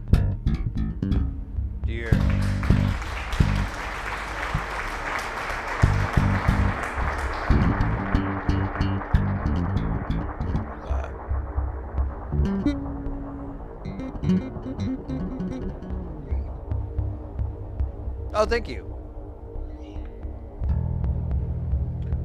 One thing you have to admit, despite my crappy playing, this thing does sound really good. This is going straight into the instrument in on the interface, and it's the same way whenever we're in the lab. It just goes straight into the input and gains it to instrument level, and we're done. There's no pedals. There's nothing coloring the tone. There's nothing EQing it. The only EQ is I have the bass knob turned all the way up so I can, because if I take it out, there's not a lot to work with. So it sounds really good that way. And then the high is in its center indent, and I usually roll it back a little bit if it's a little too loud or too punchy. It's not too bad when we're doing this stuff. It kind of works out, but sometimes to tame it, I'll roll it back from the center indent. And then this is to select the pickups, and I just leave it in the center. It does a noise canceling, so it gets rid of any buzz, so it's a lot easier to deal with considering how simple this is. And then straight old good old volume. It does pull out to go from whoa, oddball, 100 bits. Thank you so much, mate. You are a super guile individual. Yeah, the knob pulls out and it can switch from active to passive mode. I like active. I think it sounds good. I've seen lately, like, some of my favorite bassists, they keep going on some sort of bass podcast that keeps coming up in my fucking feeds, and they all like passive. They keep saying, they ask them, that's one of the questions, like, active or passive, and they're always like passive, and I'm like, really? What the fuck's wrong with me? I love active. I think it sounds so... It's just, I don't know, maybe that's because I don't have a pedal board and I don't have like a nice fancy pants amp to go into. So I have to rely on the internal circuitry of the bass to get any fucking tone, but maybe if I had like a whole rig, it would make more sense to throw this into passive.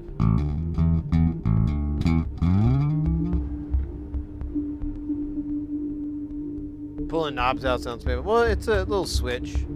It's a cool little feature. I don't really have a way to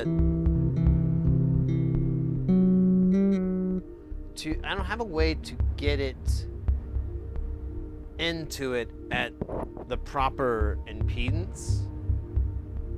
Aside from just having a cable I could plug in. No, I don't really have a spare 1/4 inch to 1/8 laying around. I could make one, but I don't think it'll work because I need something to preamp it, to gain it up, because there's just nothing here on its own. Although you are right, I could go, since it is active, it does come out really hot, so you could just go straight line level, and it would work. I'd still have to gain the shit out of it to whatever I plugged it into. There are modules out there I've seen that can take a guitar, or they have like an instrument in, and you can bring it up to the proper levels and so forth, and it would be pretty trivial for us to build something like that, because it would, it'd just be an op amp. I guess it'd be 2 op amps, so we could invert it back so that it's not upside down, but who cares?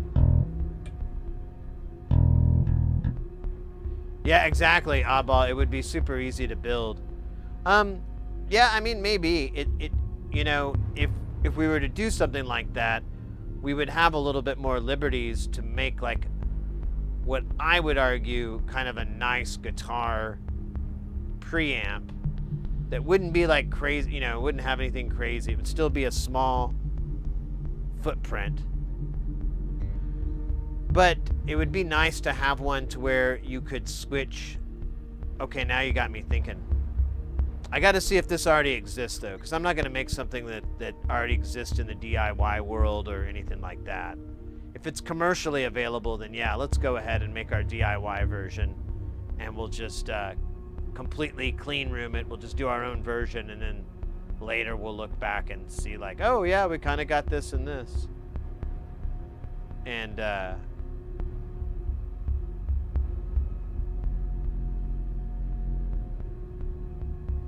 Walrus ACS1, is that the particular module we're talking about there that takes instrument level?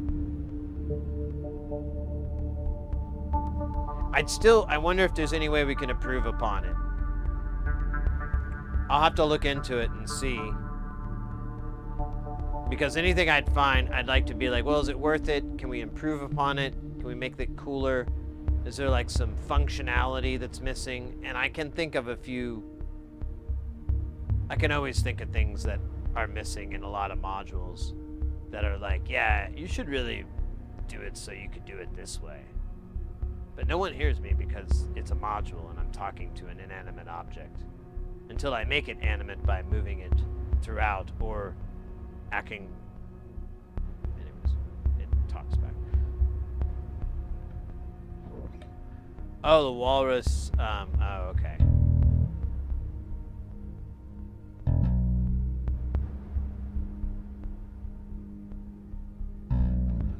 I don't know. It might be worth it. I don't know what the hell I would do, Here's a good question, Oddball. What would be a patch, or chat in general, what would be a patch that you could do with an instrument? Like, all I can think of is like gating it and or maybe an envelope follower to throw a filter on it. I mean, it seems like I'm just reinventing a pedal. Is there like a patch? I guess it would be kind of cool to have like, you know, a stutter, like, gated effect, and you could just hold notes. But that's kind of boring to me, too. It's like, it seems really trivial. What? So a bass, like a stringed instrument, has like a pretty simple waveform. It has a lot of timbre on it, so it does have some fuzzies along the edges of it. I'm sure if we looked at it on a scope, we'll just imagine it with our mind's eye.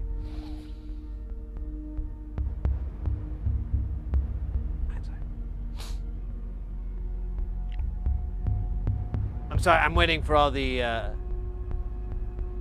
inappropriate things to leave my mind's eye for this thing to come back. Anyhow.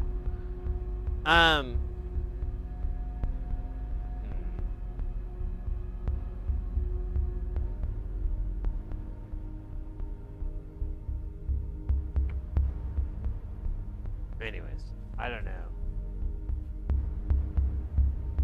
I really have no idea. You could have it, I mean, you could have it running through a filter, you could have it run through a VCA.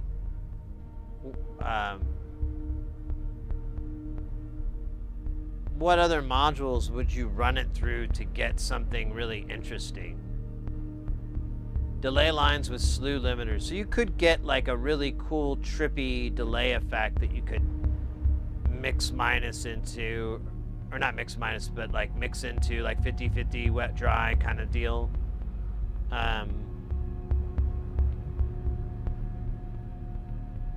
A wave folder is basically going to sound like a distortion. I've kind of been down this road because I've ran all kinds of shit through a wave folder, and it creates a distortion effect. It's a clipping and distortion, so it has those properties, which, you know, aren't bad. But I mean, okay, it wouldn't be the worst thing to put a little distortion on there.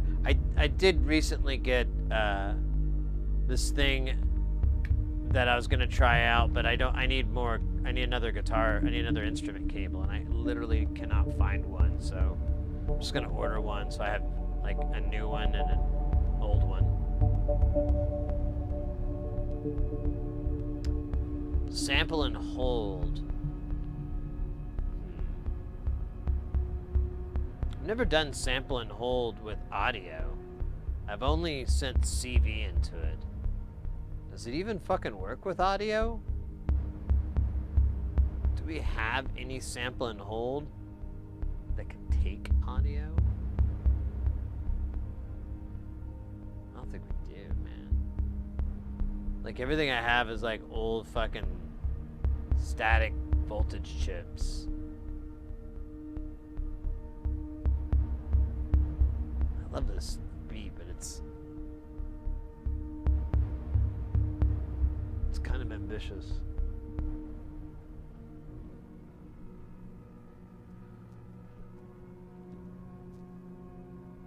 All right, I'm gonna run to the restroom really quick. That coffee is, well, nature's calling. I need to answer, but I'll be back really quick.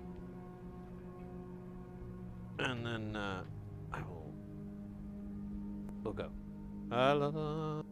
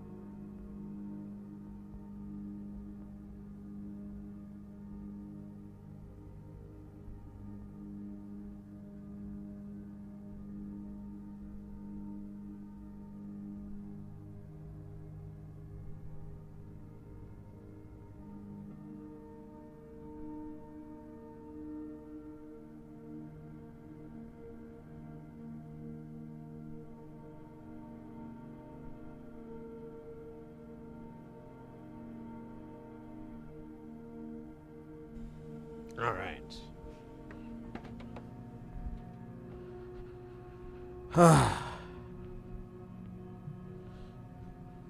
Much better. I was starting to lose consciousness there.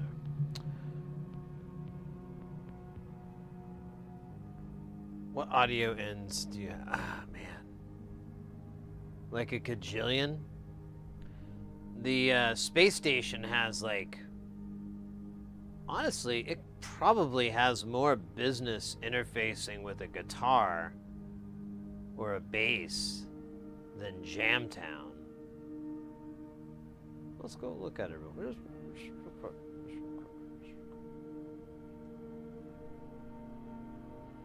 So, let's see. What would funk with it in a yummy, delicious way? Possibly the splosh. It's kind of a wild way to go about anything, but it does a weird comb effect.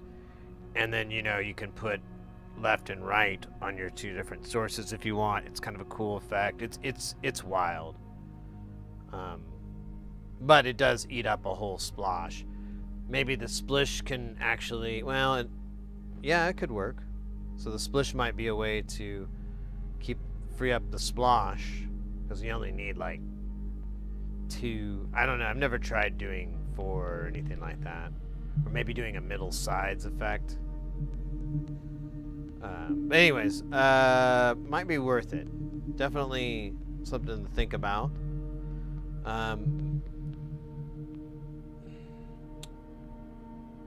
When it comes to the filters, honestly, the Neuro kind of would be an interesting thing to do.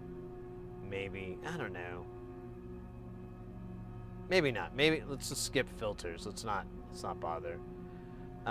Further stuff that might mangle audio. The Razor, but that kind of is going to add distortion.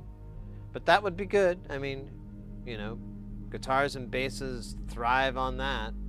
I don't know how good it's going to sound, but we could figure that part out together. I'm trying to see if there's any... There's a lot of CV generation now that I realize it. I mean, there's these phasers. They're kind of cool. The encephalo adjuster, the choral generator, those both kind of add a cool effect to the audio.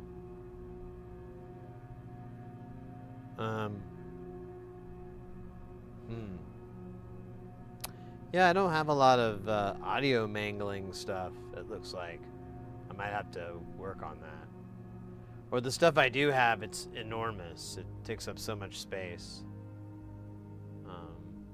It should get its own case for space. I think that's it, though. I thought there was more stuff, but I guess I'm thinking of someone else. There's the reverb as well, but we don't have the jacks for the back of that thing yet. Otherwise, we'd hook up the spring. I'm hoping it comes in soon, but I ordered something from the UK. I don't know how things are getting through. They didn't send any shipping notification or tracking info, so I'm kind of, you know, just waiting it out. But we'll see. And then further down, not really any audio manipulator manglers here. So, yeah. I guess you'd have to rely on the power of what's in here.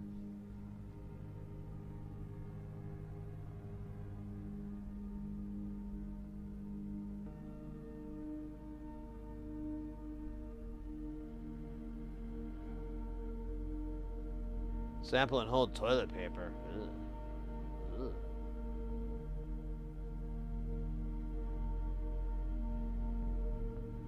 Why do druids ride... Oh, god damn it. It's a fucking question. Why do druids ride the bus when Paul clearly can't fold laundry? I mean, look at... The road is absolutely upside down, right? Yeah, I don't know what the hell that meant.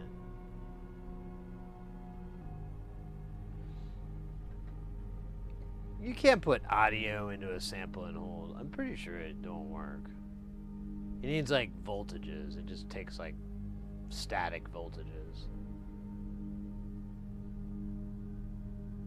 I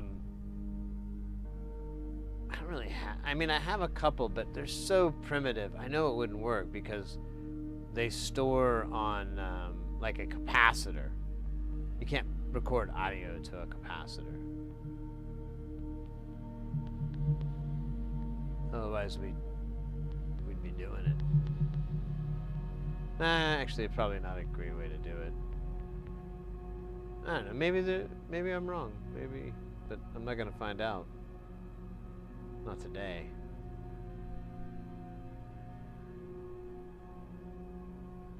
So in Jamtown, we have a plethora of filters that we could put a guitar through. But other audio mangling devices,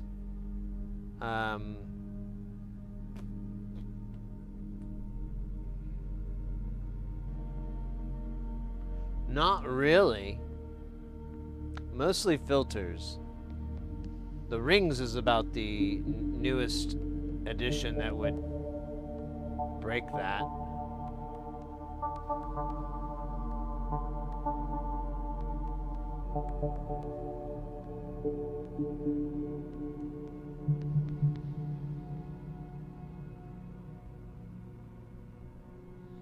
Yeah, honestly, other than filters, I really don't have anything that manipulates the audio other than a few wave folders and stuff like that. And I don't even use them very often. I usually am like, oh, I want a sine wave. I don't really, like, most of, I don't know.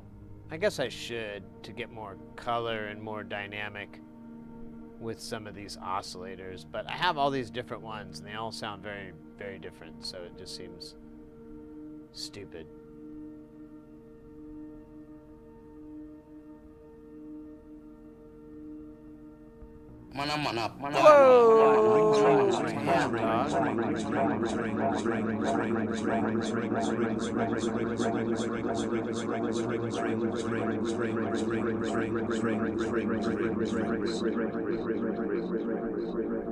Rings, yes. Thank you so much, mate, for the 100 bits. By the way, that's like let's put you at like 2 today. Appreciate it, mate. Very cool. So no, let me hold up here. Let me catch up on chat. You're saying, and correct me if I'm wrong. It looks like you're saying something about what is that? Rings? Yeah, I think so. I think it's about rings. I'm not sure. It's mentioned about 27 times, but I'm not sure if that's what you meant, or maybe there's like a 27th iteration that I'm unfamiliar with. That happens, you know. There's the mega version or something like that, and I'm like, oh well, I'm the last guy to know because I don't like the internet. It can never seem to get it to tame itself to bring me what I want to know, so I live in darkness and I talk to my cat.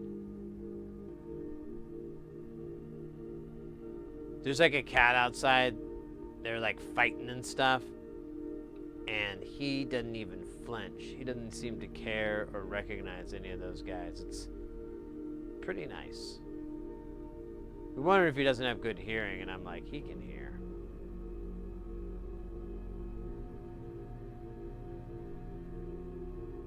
Little G's, man, take a hint. I'm clearly telling you to buy a distortion pedal.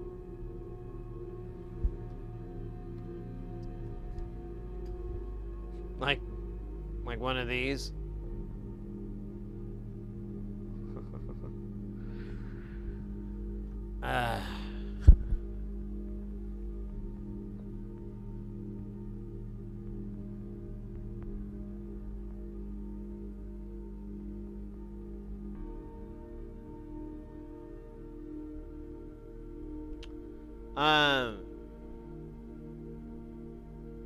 These polyphonic rings in VCV. I saw that. That's interesting. I need to wrap my head a little bit more around these modules. I'm always such a chode. I don't read the manuals. I know RTFM. Most mutable stuff is pretty, you know, you just press the buttons. There are some hidden modes and whatever, but most of the time they're pretty easy to figure out. You're like, oh, well, there's 2 buttons. I bet if I press 2 at the same time. Oh, look at that. So I haven't even done that with these guys. I've just been using the vanilla options, as it were. I don't even have like any wild firmwares installed. I'm not living La Vida Loca. I'll tell you that. I'm not living La Vida Loca. I wonder if we took the other side, the odd, and put that into the mixer and then panned that opposite of each other so we had like a stereo effect. I think that would sound delicious. I would eat it if it was actually a food. And I would go ahead and order a large, or tell the person that's responsible for cooking or relaying messages to the kitchen that I will probably order another one. So you don't have to put the bag away or whatever it is that they come out of, because you're going to get another order. Unless that's how you operate. I mean, I don't mean to tell you how to do it. I'm just telling you, quicker's better is all I'm trying to tell you, because that sounds... What were we doing again? I got really lost in ordering food from a restaurant. Imaginary, though. It wasn't even real. God damn it. It keeps happening. I keep ordering food from imaginary restaurants, and then I realize, you know... Oh, shit. When are you gonna learn, Sid? Hey, I got a crazier idea. Are you sitting down? Well, get up. No, I'm kidding. Cross your feet. No, if we do left and right, so it's going over here, but I kind of put something to the side of it, and I know I could just skip it and do that. That's probably a really great idea. But you know what also is a great idea? Why not have it go to the other mixer and then just hard pan it, but the reverb will be centered, and the reverbs will be 2 different types. And they'll kind of be this weird middle, and then the 2 opposites will be the sides. I've been getting obsessed with middle sides lately. I've been thinking a lot about it. It may or may not be evident. But we could pan them on the sides so they're hard that, and you have like this, it might be too much. It might be way too much stereo, but we could change it by shifting either the pan or changing the mix amount of the verb. Oh, I'm sorry, I missed that. Take care, mate. Fuck! Look, I swear it isn't me! I swear it isn't! I know who it is! I know who the monster is! I know who it is who's swimming the blood among us! I swear I know who it is!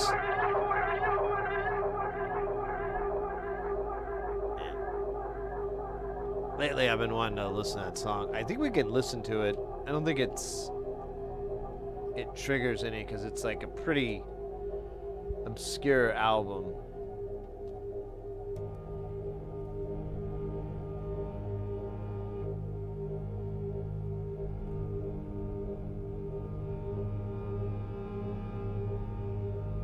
Let's see, where does this guy come out at?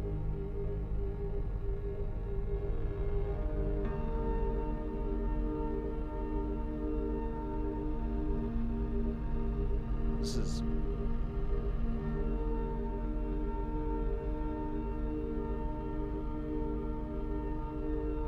God damn it, I did it.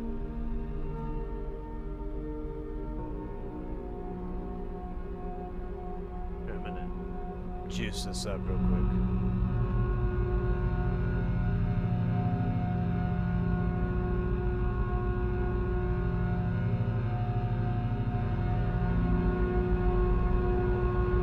I'm gonna take the reverb off so I can kind of center.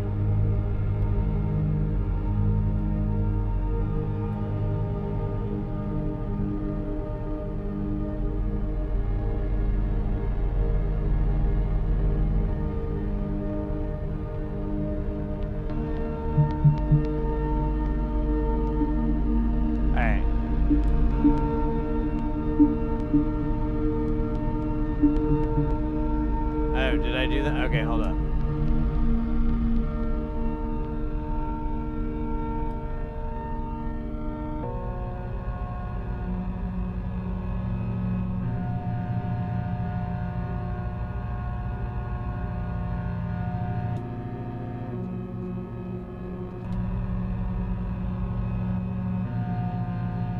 I think it's even. It's kind of hard to tell. There we go. That feels center-ish to me. Let's verb it up. It's purdy. I feel a sensation of love and happiness. It's a little bit of a weird...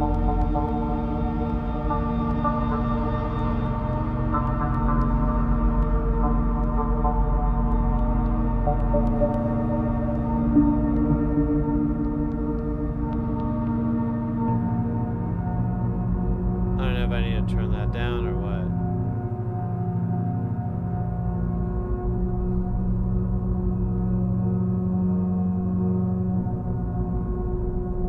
It's actually really pretty. I kind of want to make some recordings after tonight's stream. I usually wait until the last day because that by then we kind of have some gold, and otherwise like things kind of sound similar. But it might just be good to do some takes. Like maybe this is really awesome, and then Saturday I muck it up, make it awful. We never can go back.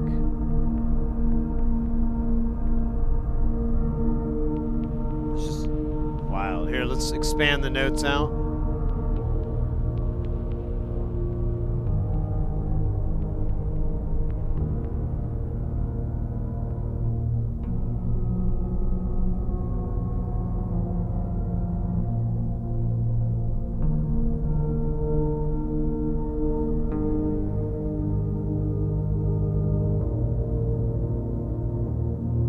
There we go. That centers it a little bit better. It's a little loud. We might turn down the other side.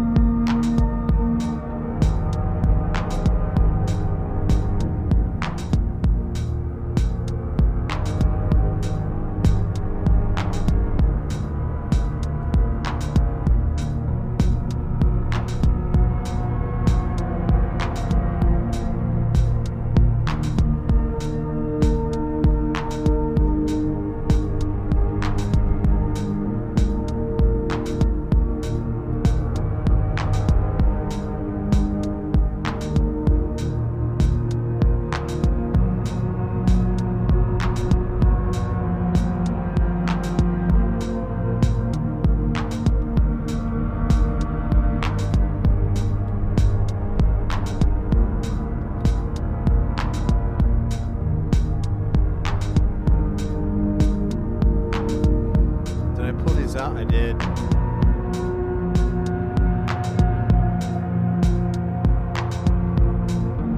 Oh, it's on time.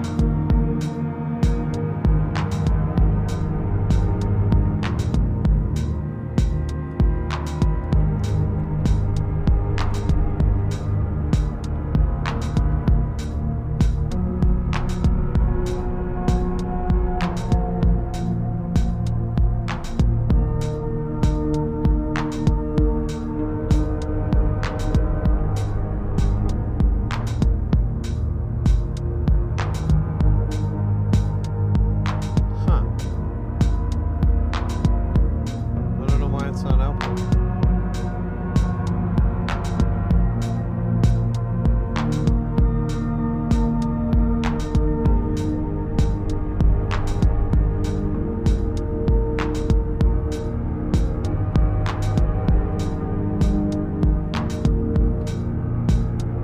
Huh.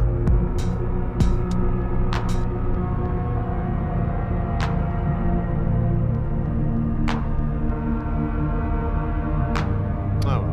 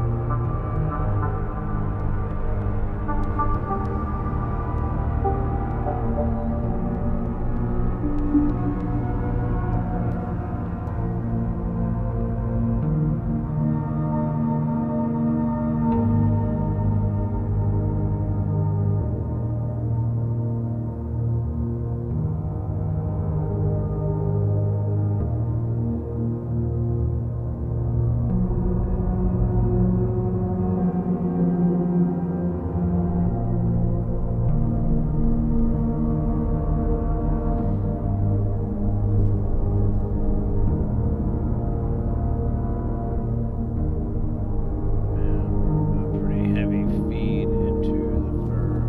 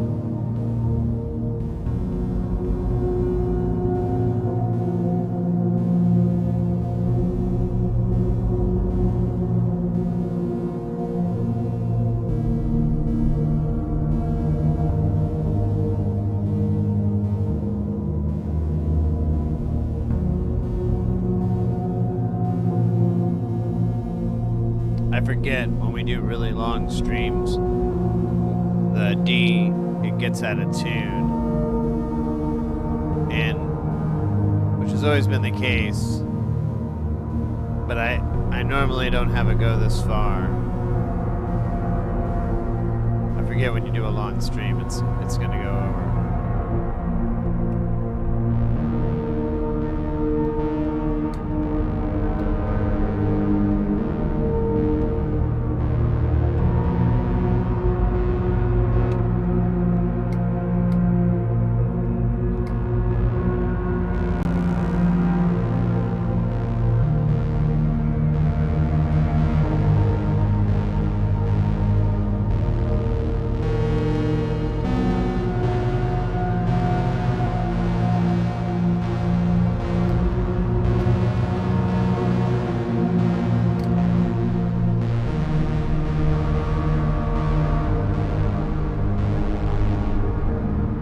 That sounds nasty.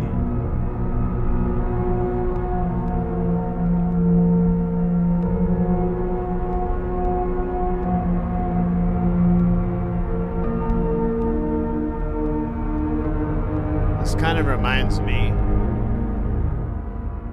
This whole piece kind of reminds me of this Alec Empire song. When I first got into Alec Empire, there was like 2 albums that he did that were like wildly different from each other, but kind of similar. And one is this album called The Destroyer, which is awesome. I love that record. It's kind of a, it's arguably the first sort of breakcore album. I guess there's some debate or whatever, but for me, it was the first time I'd ever heard anything like it, and it was like years and years later before I heard anything similar. And but it's really distorted. Alec Empire did Atari Teenage Riot, so it's the same guy from that. And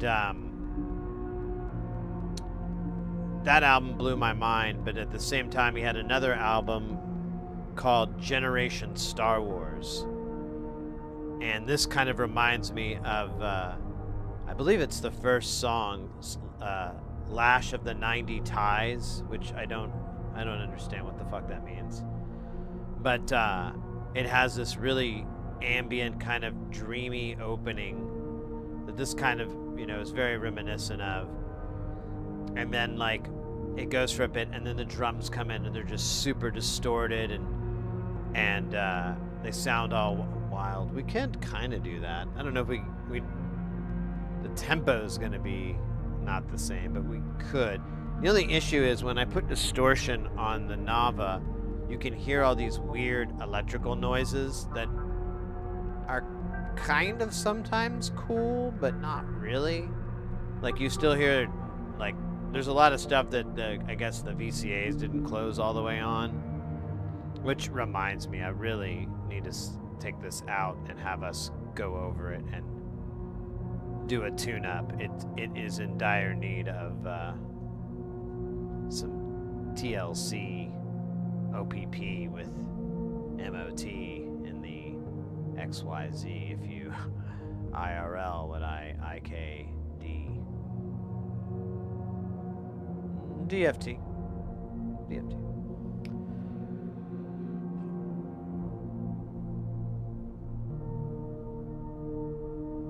Yeah, that album's really good. He has an ambient. He has a couple of different ambient albums. There's another one, Low on Ice. That's pretty fun to listen to if you like that kind of stuff. This all reminds me of it. The cool thing with Generation Star Wars, it was a very minimalist setup. It was a 909. I think it was a 909. It was a 909 or an 808. It was one of those drum machines. An S1000 sampler, a Bose pitch delay, and what was the other thing?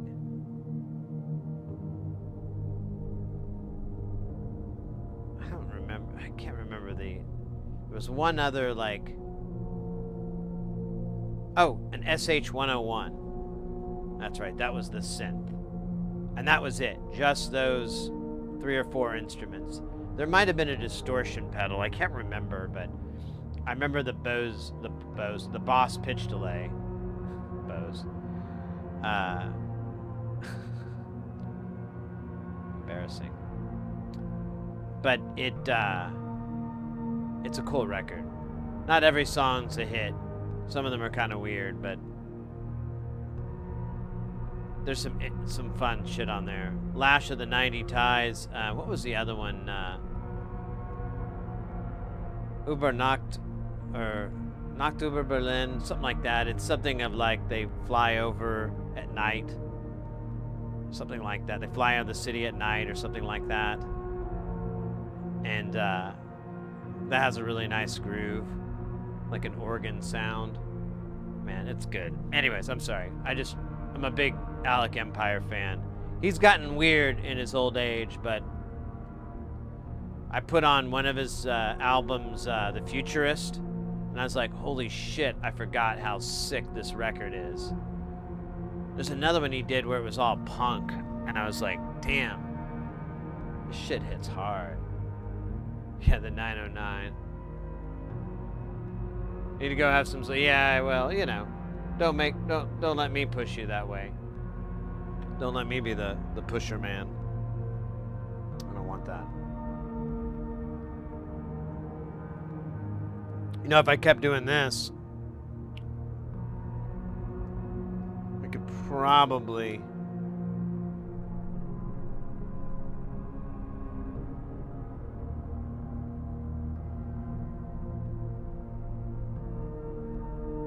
get some sleep. Put a nice environment for it. Thanks for the good times spent, and for the my glasses for the sounds and music. You bet, mate. Thank you very much for hanging out. I really appreciate you chilling in the chat and all that. Hope to see you again soon. Just a reminder too, we'll be back on Saturday. More Jamtown, more of this, and then Tuesday we'll be back in the lab. We might have a video card to work on. So that might be interesting. It's kind of this weird thing that came up out of Facebook, and I'm like, sure, whatever. And I believe we're also going to get an RE150, the tape delay unit. We have a person that lives here in the valley that reached out and wanted it done. I looked over like maintenance and videos on it. I can't get any answer about demagnetizing it. But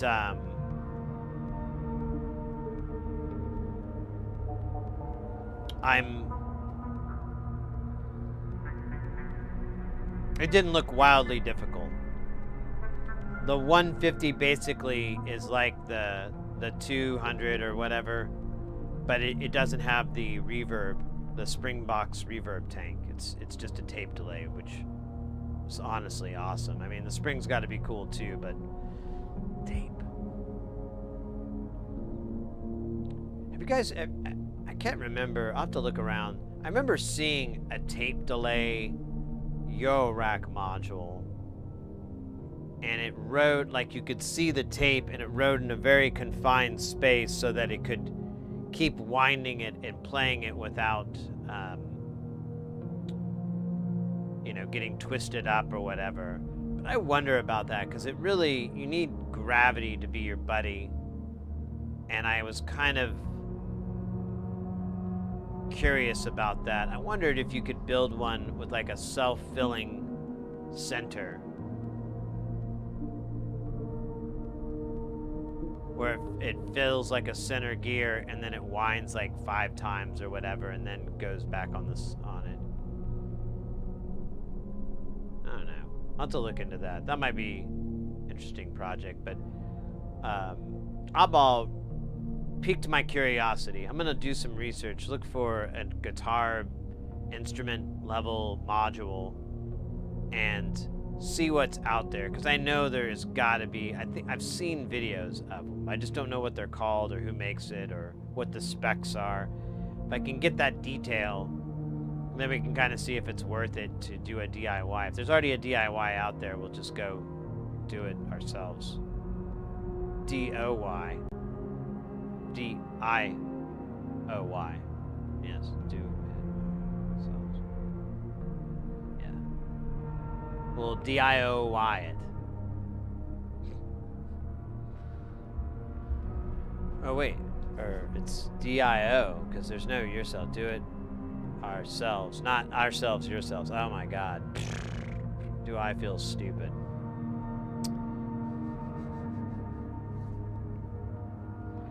I kind of want this to.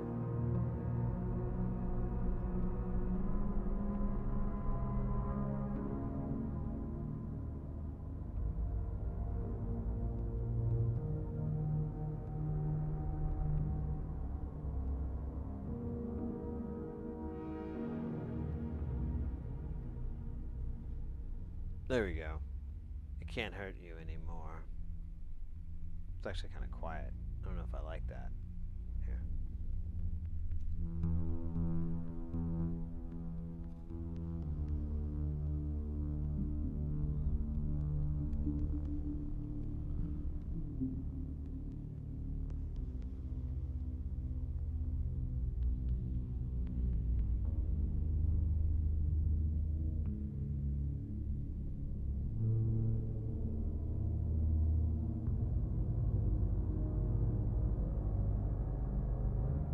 Here we go. That sounds like hellfire.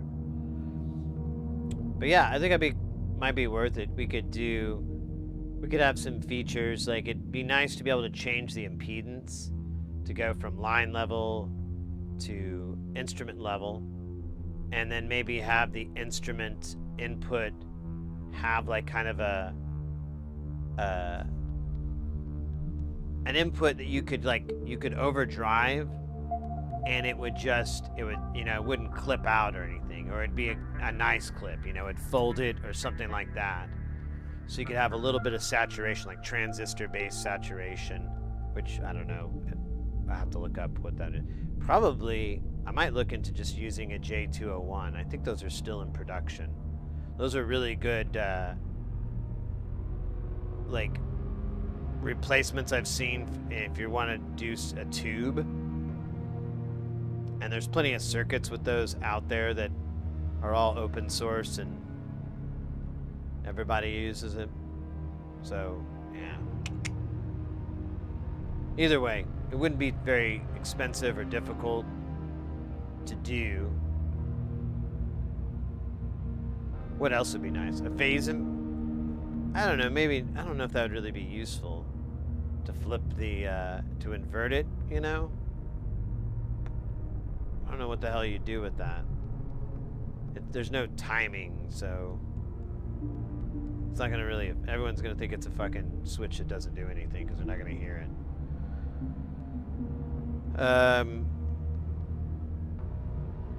And then I guess, yeah, have it set up to where you could have it be an output of modular level, or set it up for line level in case you, I don't know, had like a, what's that Korg, the monotron? Maybe you want to have it go through a monotron first. Ooh, naughty. Naughty. But you could do it that way with that. I don't know. I'm just spitballing. I'm kind of enjoying the brain juice that the jam is filling my soul and belly with. Well, it's not really brain juice. That sounds disgusting, doesn't it? Ew, sorry. No, but it is, I am thinking of a lot of things. Because, I mean, that's kind of what this channel has turned into, like doing modular stuff and building modular things. And I kind of took something that I could have easily dragged out over like a year or something and crushed it into like 6 months. Maybe less. But I regret none of it. It proves a couple of things. One, I can solder SMD really fast now. Like way quicker than I could. Well, pretty much it's, yeah, I don't know what the hell to compare it to. I think I could do it as fast as like doing through hole, like when we have to do jacks and pots and stuff like that. Probably about the same speed. There is the placement time, but honestly, I think it's still faster than doing through holes significantly. Like, I don't know, maybe like a 50% reduction in time, which is substantial. But anyways, I'm sorry, I'm rambling. I have no regrets. Space Station brings me joy. And I can't wait to like just keep adding to it. I have some more plans. I shall share them with you. One of the plans that will be going on for at least a year or so is to keep making modules from nonlinear circuits. And then taking those modules and swapping them out with the modules we have here. And either putting those modules in a box for temporary storage, or getting a, if I really want to, maybe I've like, this makes more sense to have it over in Jamtown. It can transfer over to Jamtown. I'll get a black panel for it so it looks cool in here. Still have a couple of modules I kind of want to figure out something to do, because I don't dig that they're not goth black. But anyways, that's kind of cool.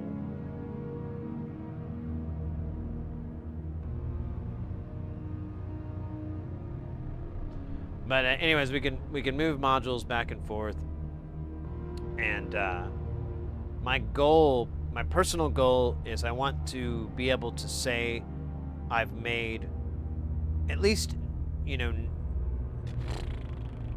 90% of nonlinear circuits builds, and then either do nothing with that and just keep building it for shits and giggles, or maybe utilize that to be a trusted builder just for fun, and all the free modules that I could possibly get out of this too. You never know. I mean, there's got to be some that fall off the truck. I'm an off the truck kind of guy. I don't mind scratches, dings. Those are just things. Just kidding. But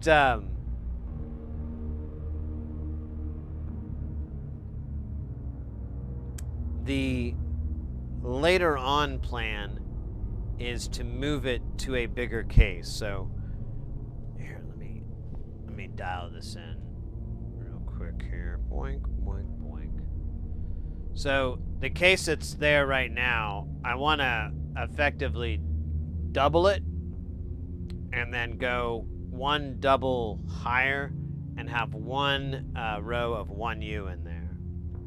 I think I may need more room. You never really can tell. Hey, where's that? Almighty Mojo, welcome in. Have you ever listened to any Tim Hecker stuff? Tim Hecker. I think so. That name sounds familiar. What kind of music are they known for? Is there a particular genre? I think it's like electronic, right?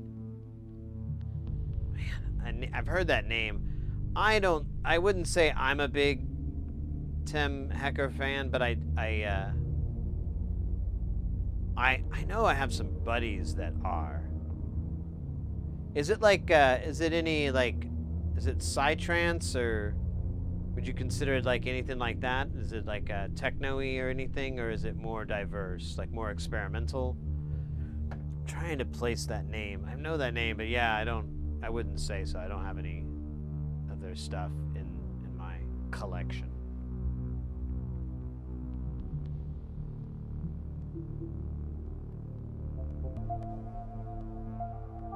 Yeah, it's like ambient. Yeah.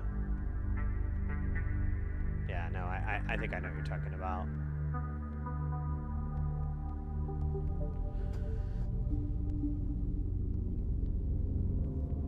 There's a couple. I'll have to slide around and try some of that. There's a couple of artists I've really gotten into over the years that do stuff kind of in that vein. There's one artist, William Basinski.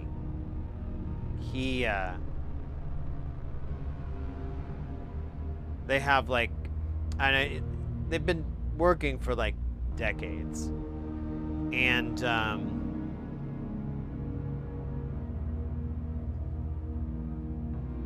their thing is, a lot of their stuff is tape loops and things like that. And there's an album called the Disintegration Loops, and it's actually 4 CDs, and there's some long pieces on there, like 40 minutes, hour long. But it's really, I love it. It's one of my favorite albums for that kind of music.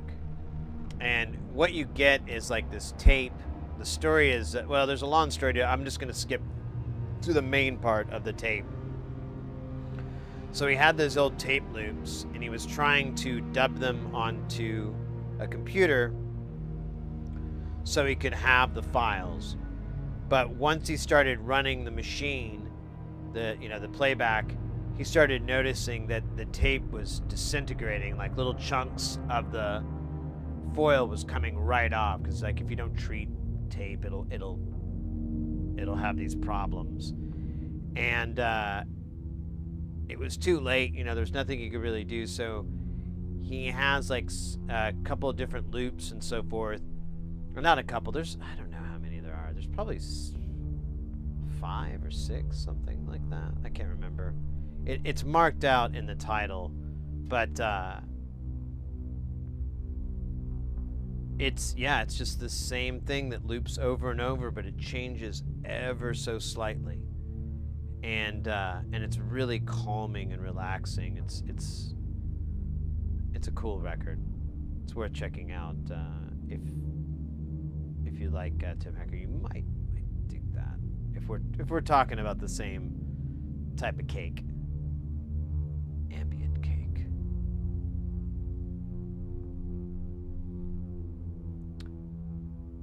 Yeah, William Basinski's pretty cool artist. I like their stuff.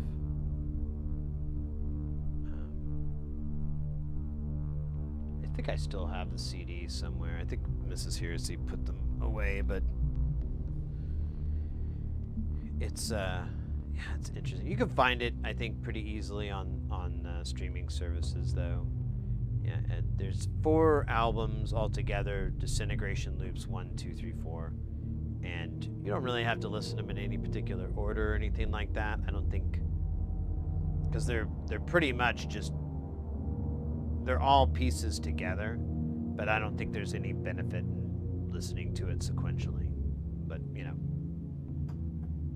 your mileage may vary. It may be more enjoyable.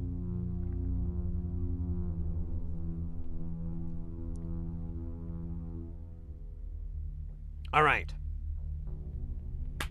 Songs about Winnebagos. I need lyrics. I want it to be an explosively erotic Winnebago. All kinds of weird stuff. All right, there's a dab. I think I might have missed. I think I got it, but you know what? You can't be too sure, and especially in this economy.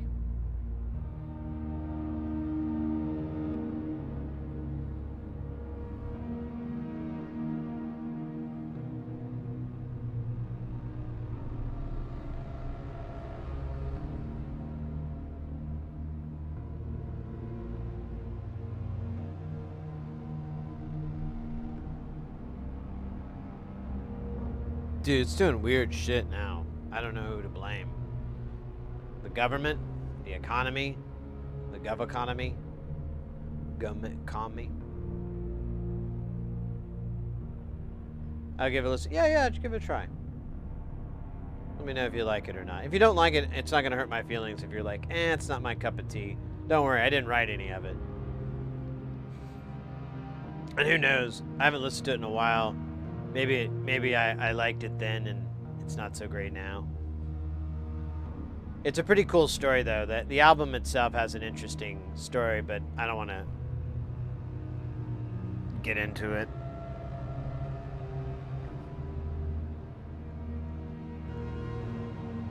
The tape part itself is what's fascinating. Oh shit, I forgot about the economy. Oh shit, do you remember where you left it last? I like to go to the dirty laundry and check my pants. I often find I leave all kinds of stuff like little notes and my pocket knife and pieces of paper and stuff. And you put the economy in your pocket and you like went to bed and then you woke up and you were like, oh shit, where'd I put the economy? You know, something like that. You probably sound a lot cooler. I made you sound like an asshole. I apologize, but you know, you're tired. You know, you've been working hard at the donut factory. We're making donuts for your family. It's a hard life, donut making. You'd think it'd be rewarding, like working at a strip club, but the reality is just the same. It's just filled with really awful people who are really not cool. But we continue on because that's what your parents paid for, putting you through very expensive donut making colleges. Very specific, very expensive tuition. No scholarships available. Not accredited. Untransferable credits. But, you know, the donut thing seemed really good at the time. Now, 5 years in, no time for night classes to learn some other baking technique. Watching your back as your fellow employees could attack you at any moment.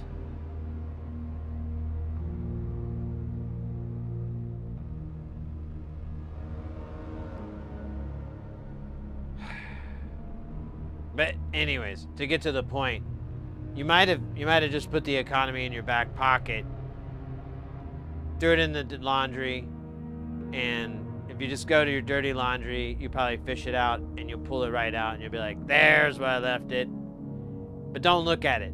Don't look at it. Don't just put it somewhere else safe. So when you're in a good place emotionally, because I mean you just thought you lost it and you're just gonna find it in the dirty laundry. Once you're in that spot, then you can go and take a peek at it. Just take a peek, though. Don't look at it hard. Jesus Christ, you don't want to look at it hard. Don't do that. You ever seen what's that movie?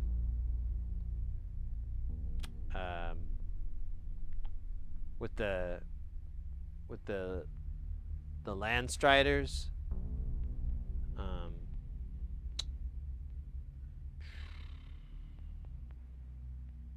Had like a guy with a big nose, lots of big nose people. Like everyone was like massive schnozzes, like they were all from Greece or something. The Dark Crystal.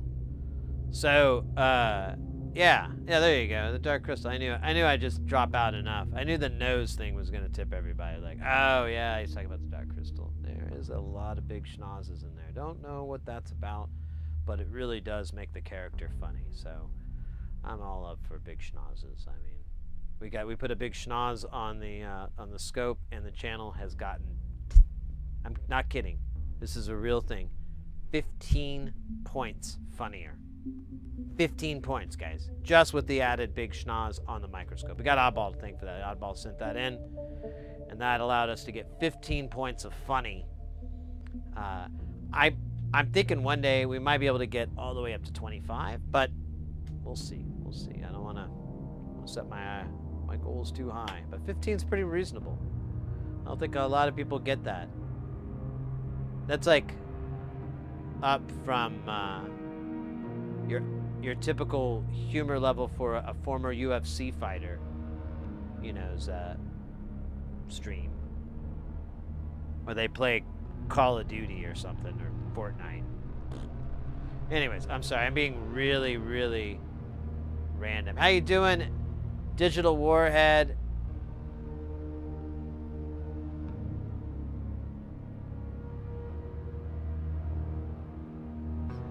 Skeksis. Right.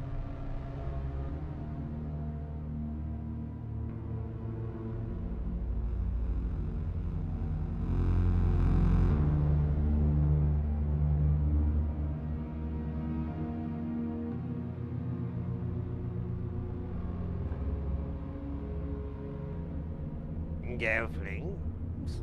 Gelflings. Skeksis make peace. Yes. Gelfling make peace. Not to kill. No. To befriend.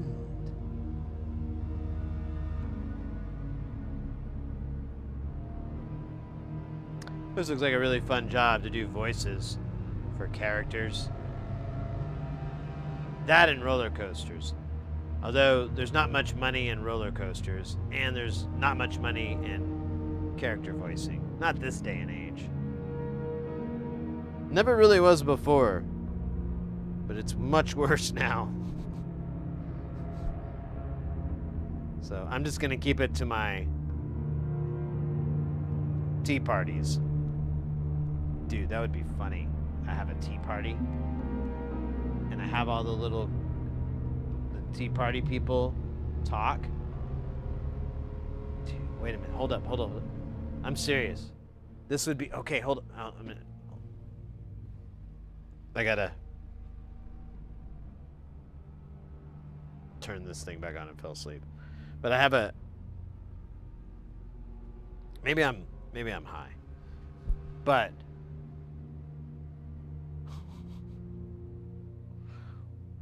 I have like four cameras. I can maybe get a fifth camera. I don't know. It's hard to get that thing working. It's pretty dead. But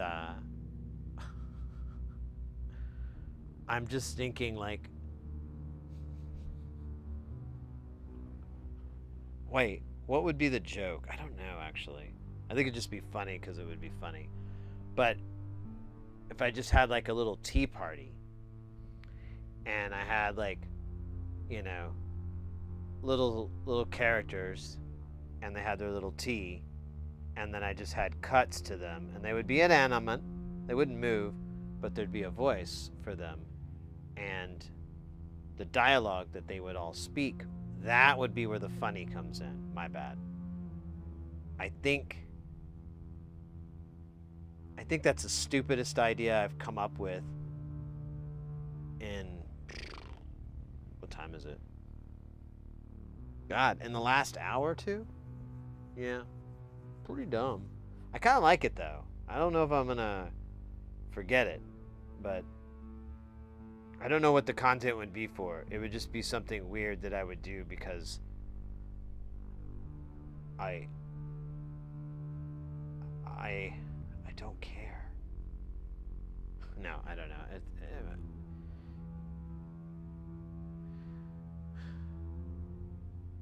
don't know. Might be fun. I gotta think this through. I have so many projects on my plate. I need to like eat one and digest it. Right, you know, get ill or something.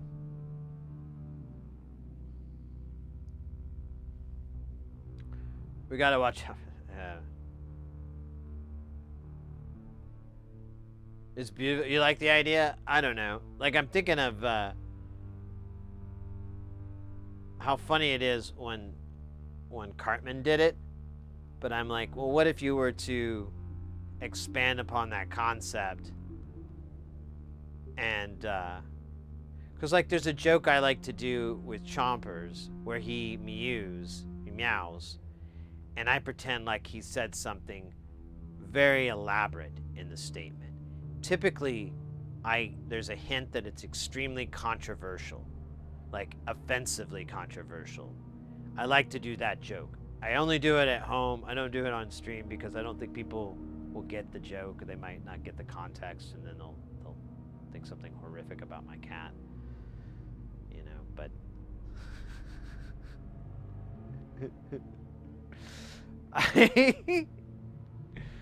but I like that joke. But what if you were to actually get the voices back? Then it would it still be funny? Could you make it?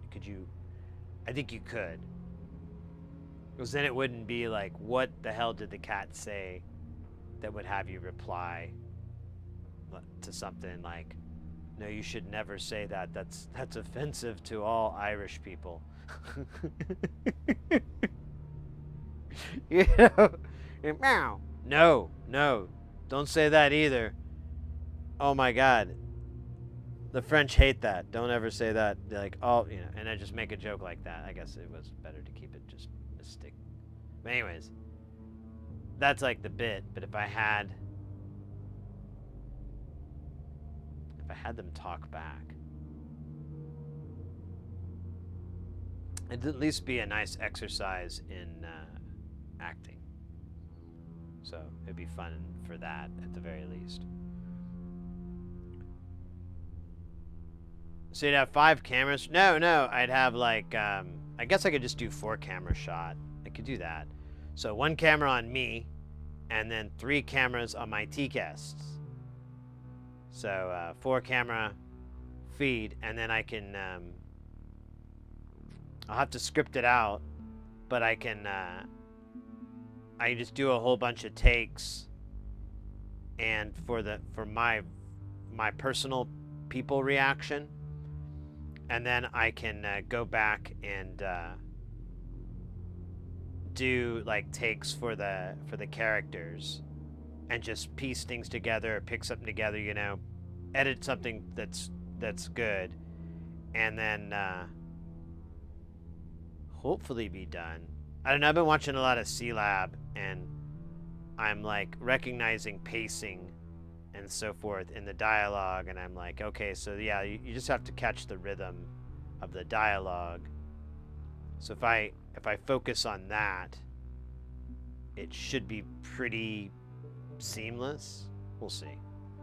I am some say a C-man for seams, but I don't really like that term.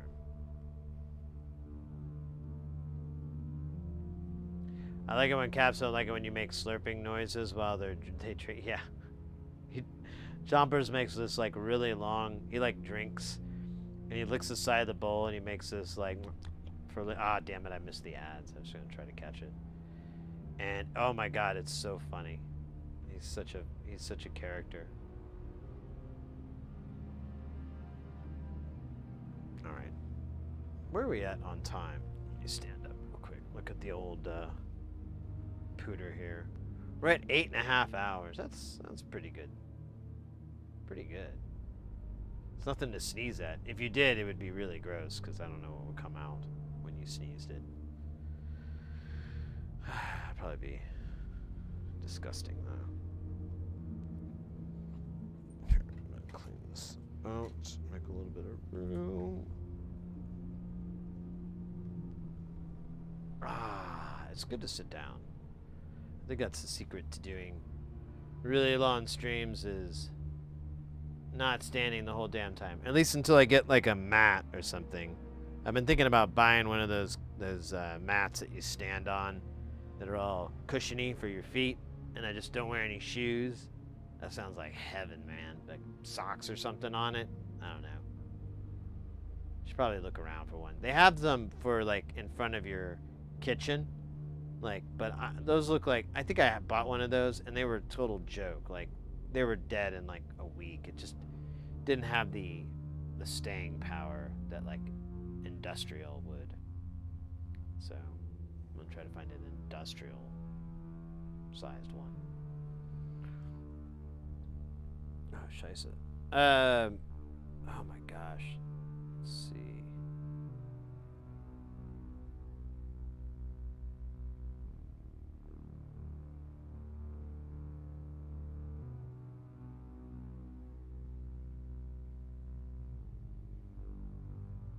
It's kind of nice. I like that. Yo. Here, we gotta bump that up. It is a little too soft.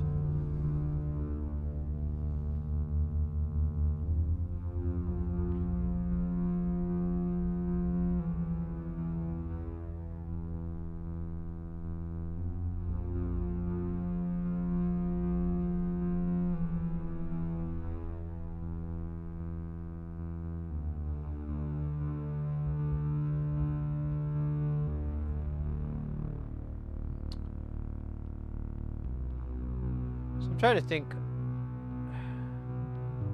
I really just need to do more time. I'm thinking about making more patches. Like maybe wiping out and starting new patches, or I don't know. Get a dog, name it Patches. Make a modular synth representation of Patches. Call it Patches 2. The second patching. Use that as like a kind of a diagram for how to patch. And then pretty much patch through the rest of that. Sort of a patching. I like it. I think it's a good idea. I don't care what society argues. Where's my thing? I lost my chat screen. There it is. Oh.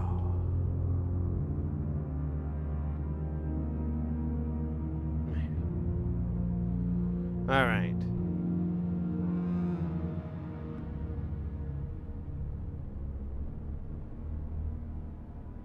So wild.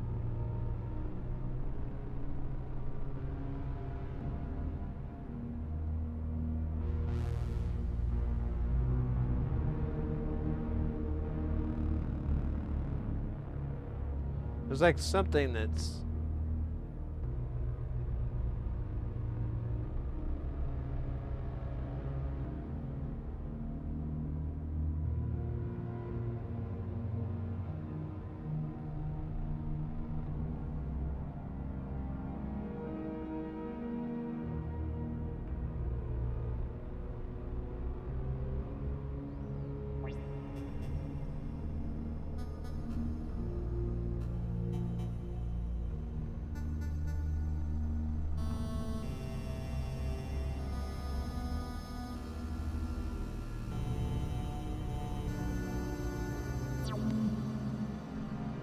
oh, that's not the right guy. Well, where is the right guy? Yeah, it is this guy. Really?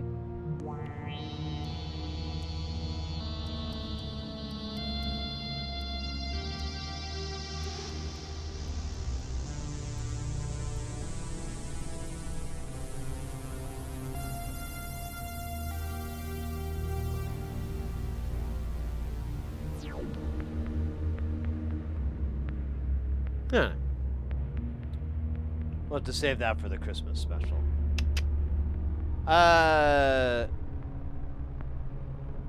Yeah, I think Saturday will be an interesting day. I'm gonna try to go a little bit longer, super long, but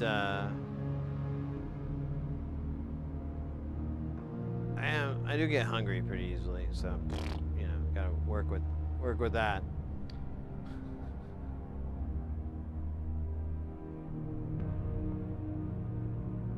Trying to see, yeah, fuck it. I think we'll probably head out for the night. 'Cause I'm hungry. Mrs. Hersey's gonna be home in about an hour. I want to get some food ready, and I have a couple little tiny things I want to do beforehand.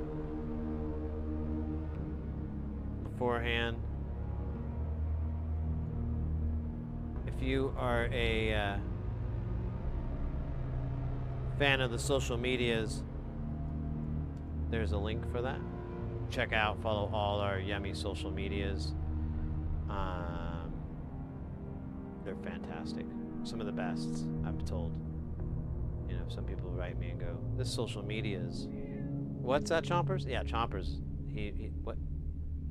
Well, he likes the idea of the social medias, but he also likes the idea of eating kittens. Let me pick you up real quick. Oh, you are too handsome for my paw. There you go. There we go. Look at you squishing. Oh. Who's a handsome boy? I'm a handsome boy. I know you are. Oh, here. Oh, okay, fine, fine. Such a jerk face. I swear. His rage is palatable. And it tastes a lot like Cheetos dust. Really, it's kind of weird. All right.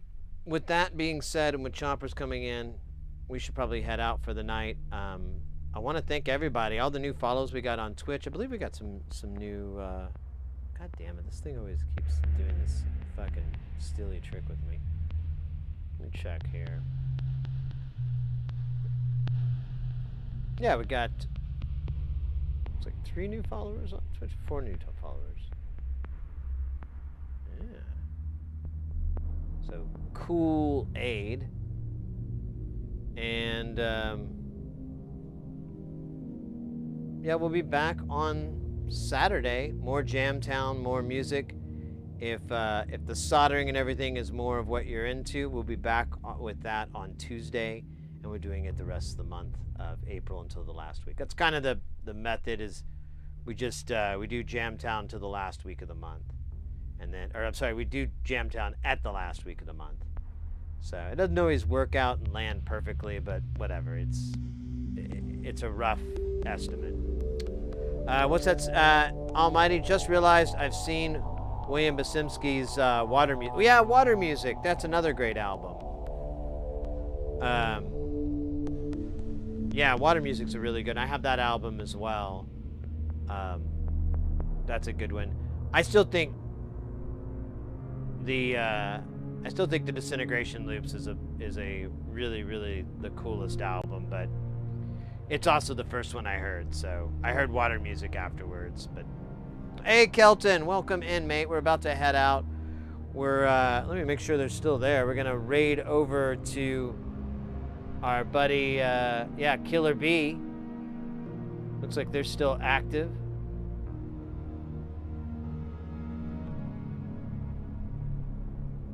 And we're gonna go hang out there. They're doing some jams, they're doing some music, should be good times. Let's get that raid rolling over on the Twitch. YouTube, thank you so much for hanging out as well. Really appreciate everyone chilling tonight. Can't wait to see you guys this weekend. We'll go a little bit crazy. We'll tear it up a little bit. But until then, stay guile and party on, something like that. Here, I'm gonna bump it up there for you. The outro. The outro. Oh shit.